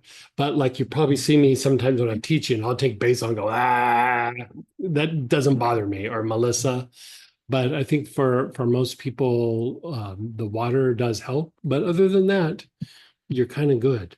If you have a sensitive stomach or something, you'll have to kind of listen to your body. But like with vitamins or medications or something, a lot of times it's better for you to take it on a stomach that's got a little bit of food in it or something. But this is really hitting your bloodstream much harder than it is like your digestive tract. And so, I think just with water, you're pretty good. well, so far I have only done it with water, and that's fine. Mhm. Another question. So if I want to take several, which actually I do, I mean, I want to have this kind of daily regime. Mhm. And so I'm wondering, like, do I need to have some time in between the ones I Like take? a minute or two, like just a minute or two. Minutes? Okay. Yeah. I'm thinking to, I want to do cholesterol support, which I have now. Mhm. Was using helichrysum, Oh, yeah, sure. um, but cholesterol support is like obviously for cholesterol. And Well, helichrysum will work for cholesterol as well. Like both are both are good. I like the cholesterol support just because the rosemary verbena is very good about um, improving liver function, and you know, I think it's pretty solid when it comes to treating the cholesterol. You know, it's mixed with cypress in the cholesterol blend, and so that's pretty solid, and it's relatively inexpensive. Where helichrysum is a little bit more pricey. The helichrysum is also very good for the liver, but the thing I'd say with helichrysum is that it does make the like fluids in the body reduce, like makes them more fluid. So that could be mucus in the gut and everything. And so there's a time and a place for that. But if you don't have an issue with those things, it's not that it would be excessive, but I'd still probably lean a little bit more towards the rosemary verbena. But like for me, I go back and forth. Like I can always use like a little thinning of mucus, thinning of mucus in the gut, because it even will thin like the lymph and the hormones, like even the tear ducts in the eyes. If you keep taking it internally, it will thin everything. And not massively, but somewhat. And for me, I like to do it because I think it also improves like the function of the heart. You don't want to do it excessively, but like having the blood be a little bit like thinner, it's more penetrating into the cardiac muscle. And, basically you get more, less potential for spasms, better blood flow, less contractures, reduces some of the stress on the heart. and so Um, that's the helichrysum. yeah, it's a helichrysum. Yeah. Oh, okay. And in treating some of the cardiovascular issues where you do want to make the blood more fluid, you actually combine rosemary, verbena, and helichrysum. So that back and forth is kind of like a cool thing to do for heart function as well. Yeah, And rotate. yeah, rotate it. I mean, you could take them together, but I'd say you probably don't need to unless there's a really severe issue. And you can just rotate them. Yeah. Okay. Yeah. Well, and then for hypertension, Mhm. lemon, I think Yeah. I've Lemon can work. Uh, how high is your blood pressure? I've just blood pressure. I was thinking of tests. Um, uh, I actually don't know a number, sort of medium, I think. That doesn't. Okay. So does the doctor have you on blood pressure medicine? No. Okay. But you're concerned a little bit about blood pressure. Well, I have sort of a tendency in that direction, and I used to take my blood pressure every day, so I had some idea, but I don't know, I haven't done that for a while, so I don't actually know where it is. Okay. And do you have any fluid retention? Like, do you have any puffiness in the legs or anything like that? I have a tendency that way. The last few days it hasn't been there, but yeah, I have a But the tendency. tendency's there a little bit. Yeah, Lemon might be a good choice. Lemon, um, parsley, juniper, lovage, all of those would be good. Because blood pressure can have a lot of different reasons why it's there. And so the very first thing you kind of look at when you're looking at blood pressure issues is just to reduce fluid volume, and there you can just go, okay, is there puffiness in the legs? Is there puffiness down my feet? Does that happen very much? Is the urine, you drink things and the urine passes through you and it's like not really yellow or straw color, it's kind of clear, which means it's just kind of passing through. That could also mean that some of it's getting dumped into the tissues, and so that's part of the fluid retention. And so you could play with using, like the lemon is a very mild diuretic. Juniper, lovage, parsley, a little bit stronger diuretic, and basically it just is going to stimulate the kidneys to urinate more and kick off some of the fluid, but because it's processed it. And I actually like to kind of go lovage or parsley with that, because the lovage and parsley, they do make the kidneys function better, where juniper will make you urinate more, but it just stimulates the kidneys to urinate, to release.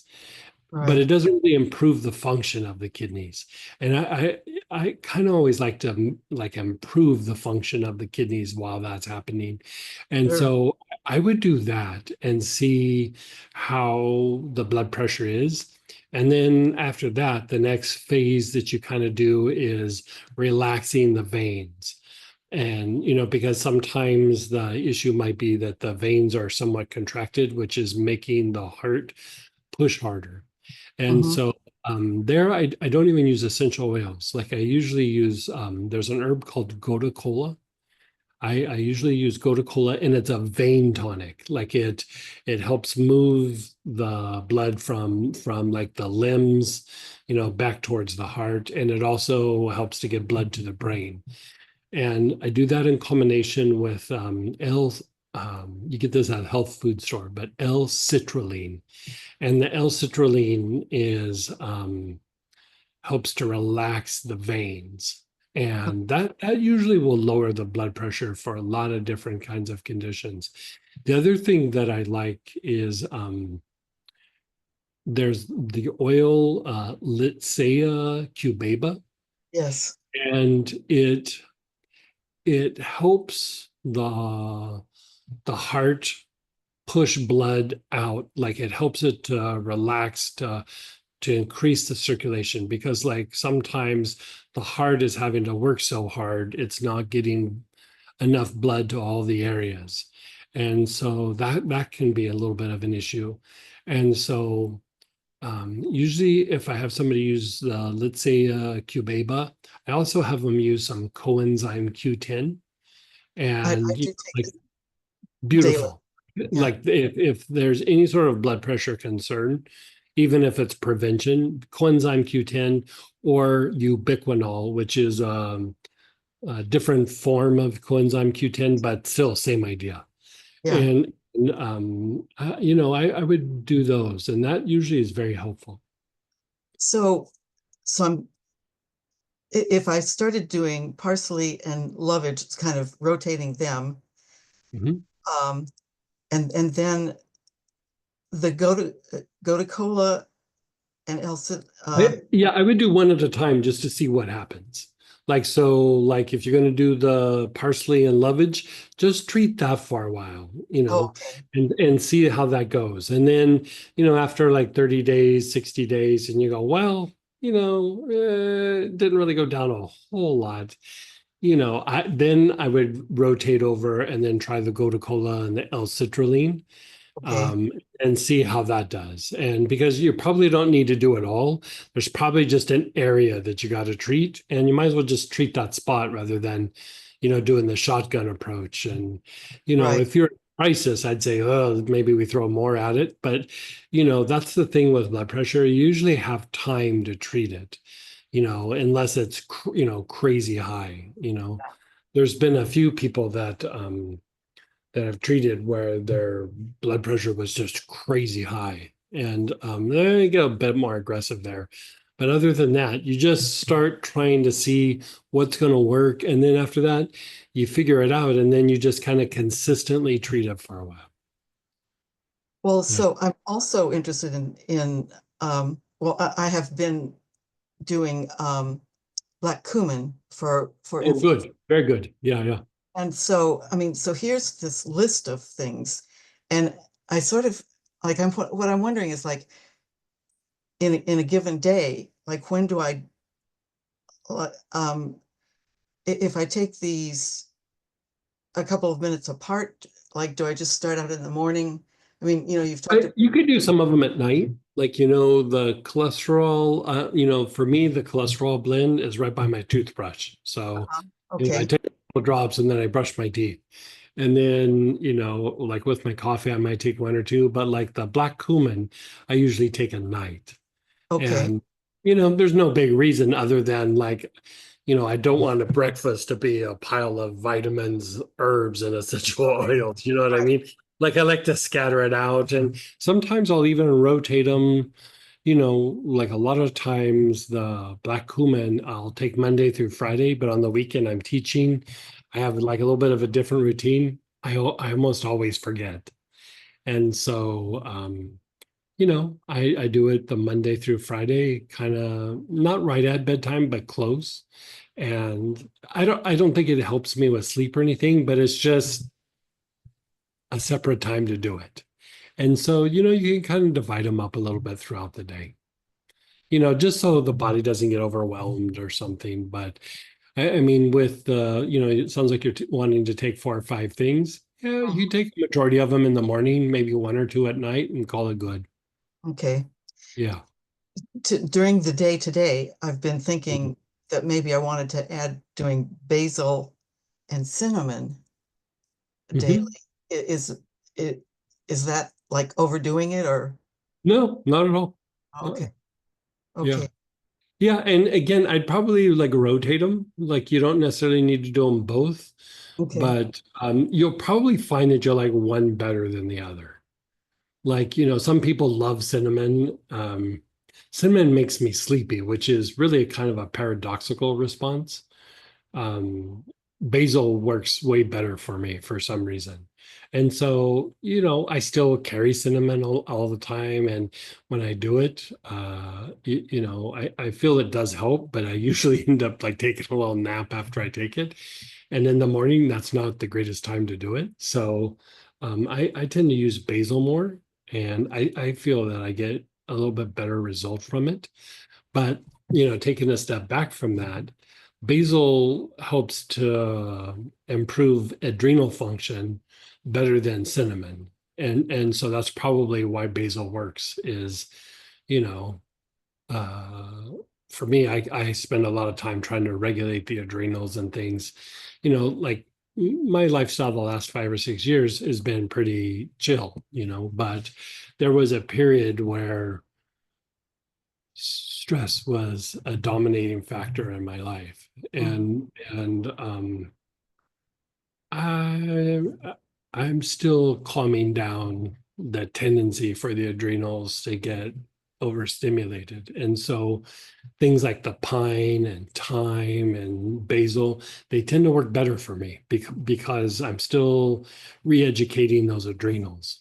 And if you have that issue, you'll find that the basil works better.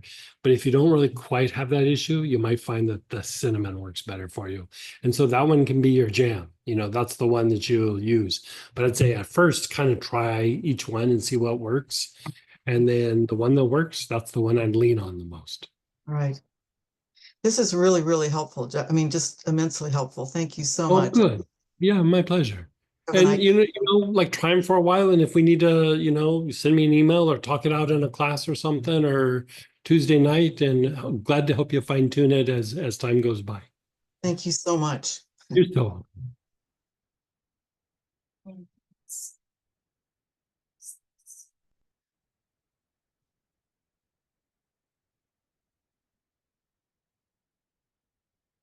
And go ahead, Sonia. Hey. How can you better work with spastic paralysis? You'll just have to start trying to rotate some of the different oils and things that might work. I don't know that there's any magic bullet there, But you know how we're talking about, I mean, helichrysum would be a thing that I would throw at it. Um, uh, you could try the birch tar, you know. You could even take a little bit if you have or have ever gotten the lobelia tincture. Instead of Oh, taking an internal, put a little bit in your hand and rub it on the spot. did you say Um, lobelia tincture? yeah, yeah. But I mean, I would just start trying different things on it and see what it's going to respond.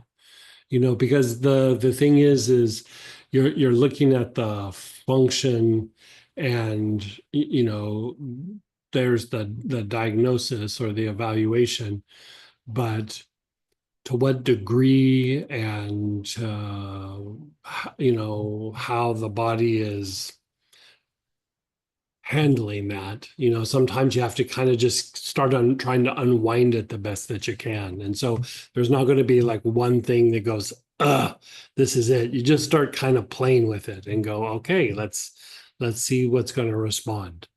Yeah. Well, it's a right hemisphere brain damage. Yeah. Start just trying to put things on that area though topically. Yeah. And Yeah. And do you do things like inhaling like the sage and things on the brain? I think you've said you've done that. yeah, yeah. Yeah. Yeah. So, you know, just keep doing things on the brain and then keep treating that spot, you know. The what where the paralysis is or where the injury Right, is? where the paralysis is. Okay. Yeah.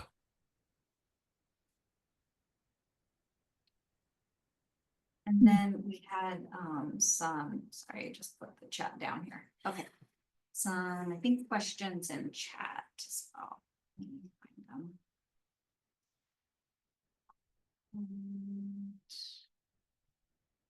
So we had a couple birch complex questions. I'll start with the first one. It was on this one. Oh, actually, the person who sent me the birch complex question over to Apothecary Geek, my whole thing went down, so I'll need you to resend it to me, please. This person is asking, would Greg discuss birch complex spray and birch complex roller ball? Where to apply it? Is it good for spasms and pain?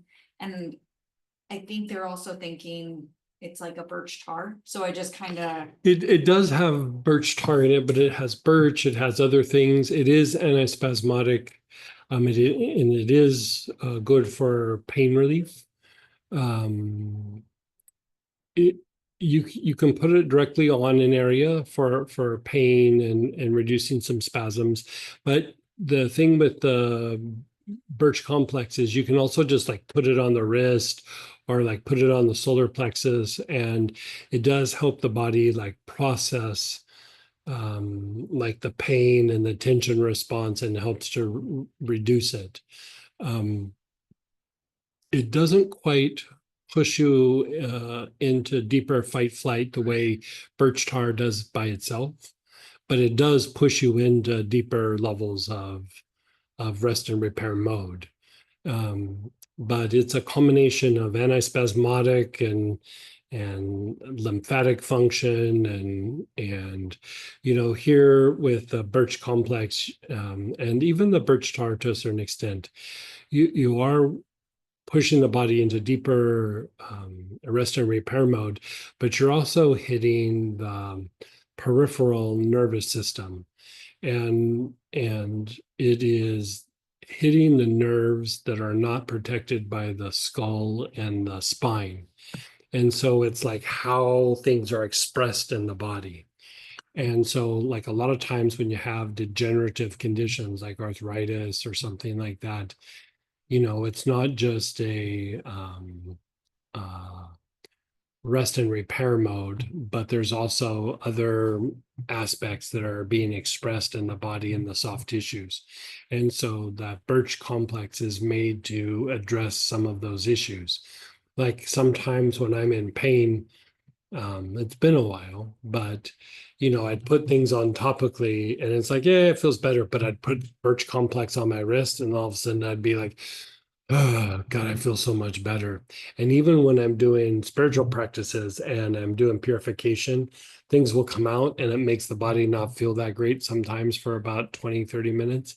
I'll put birch complex on my wrist, bah, done, it's over.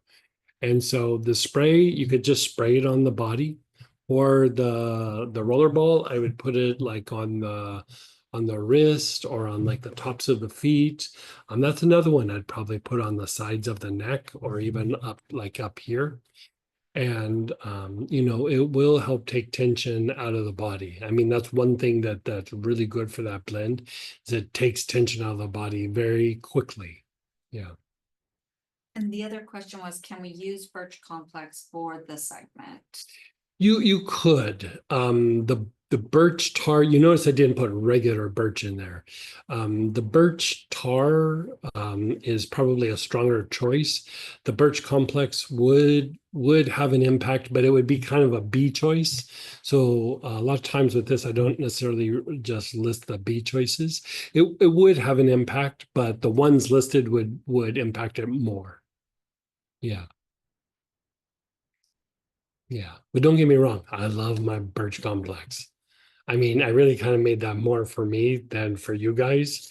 And then I was like, well, I guess we could put it on the site or uh but it's one of my go-to things that I use a lot of times, especially when you're managing chronic pain or an old chronic injury or degenerative conditions. It's incredibly helpful, like incredibly helpful. Yeah. Think of it like how you would use galbanum. You know how you use galbanum for like kind of pain syndromes and everything, just to kind of take the pain down and take the tension out of the body because of the pain. Birch complex is like a version of that kind of. Yeah. Great questions today, guys. So glad you guys could be here. But is the questions and shares for. Okay, you guys. So I hope you had a good day and get a good night's sleep. And tomorrow we'll start at 10 Central Time, and we'll do probably a couple before we break for lunch, and then we'll finish the day with one more muscle process, and then the skin. We'll hit the issues with the skin. So it should be another good day. Pretty mellow, chill day. So take care. And we'll get the link out for you guys for tomorrow's session in the next couple hours. Keep an eye on your email for that.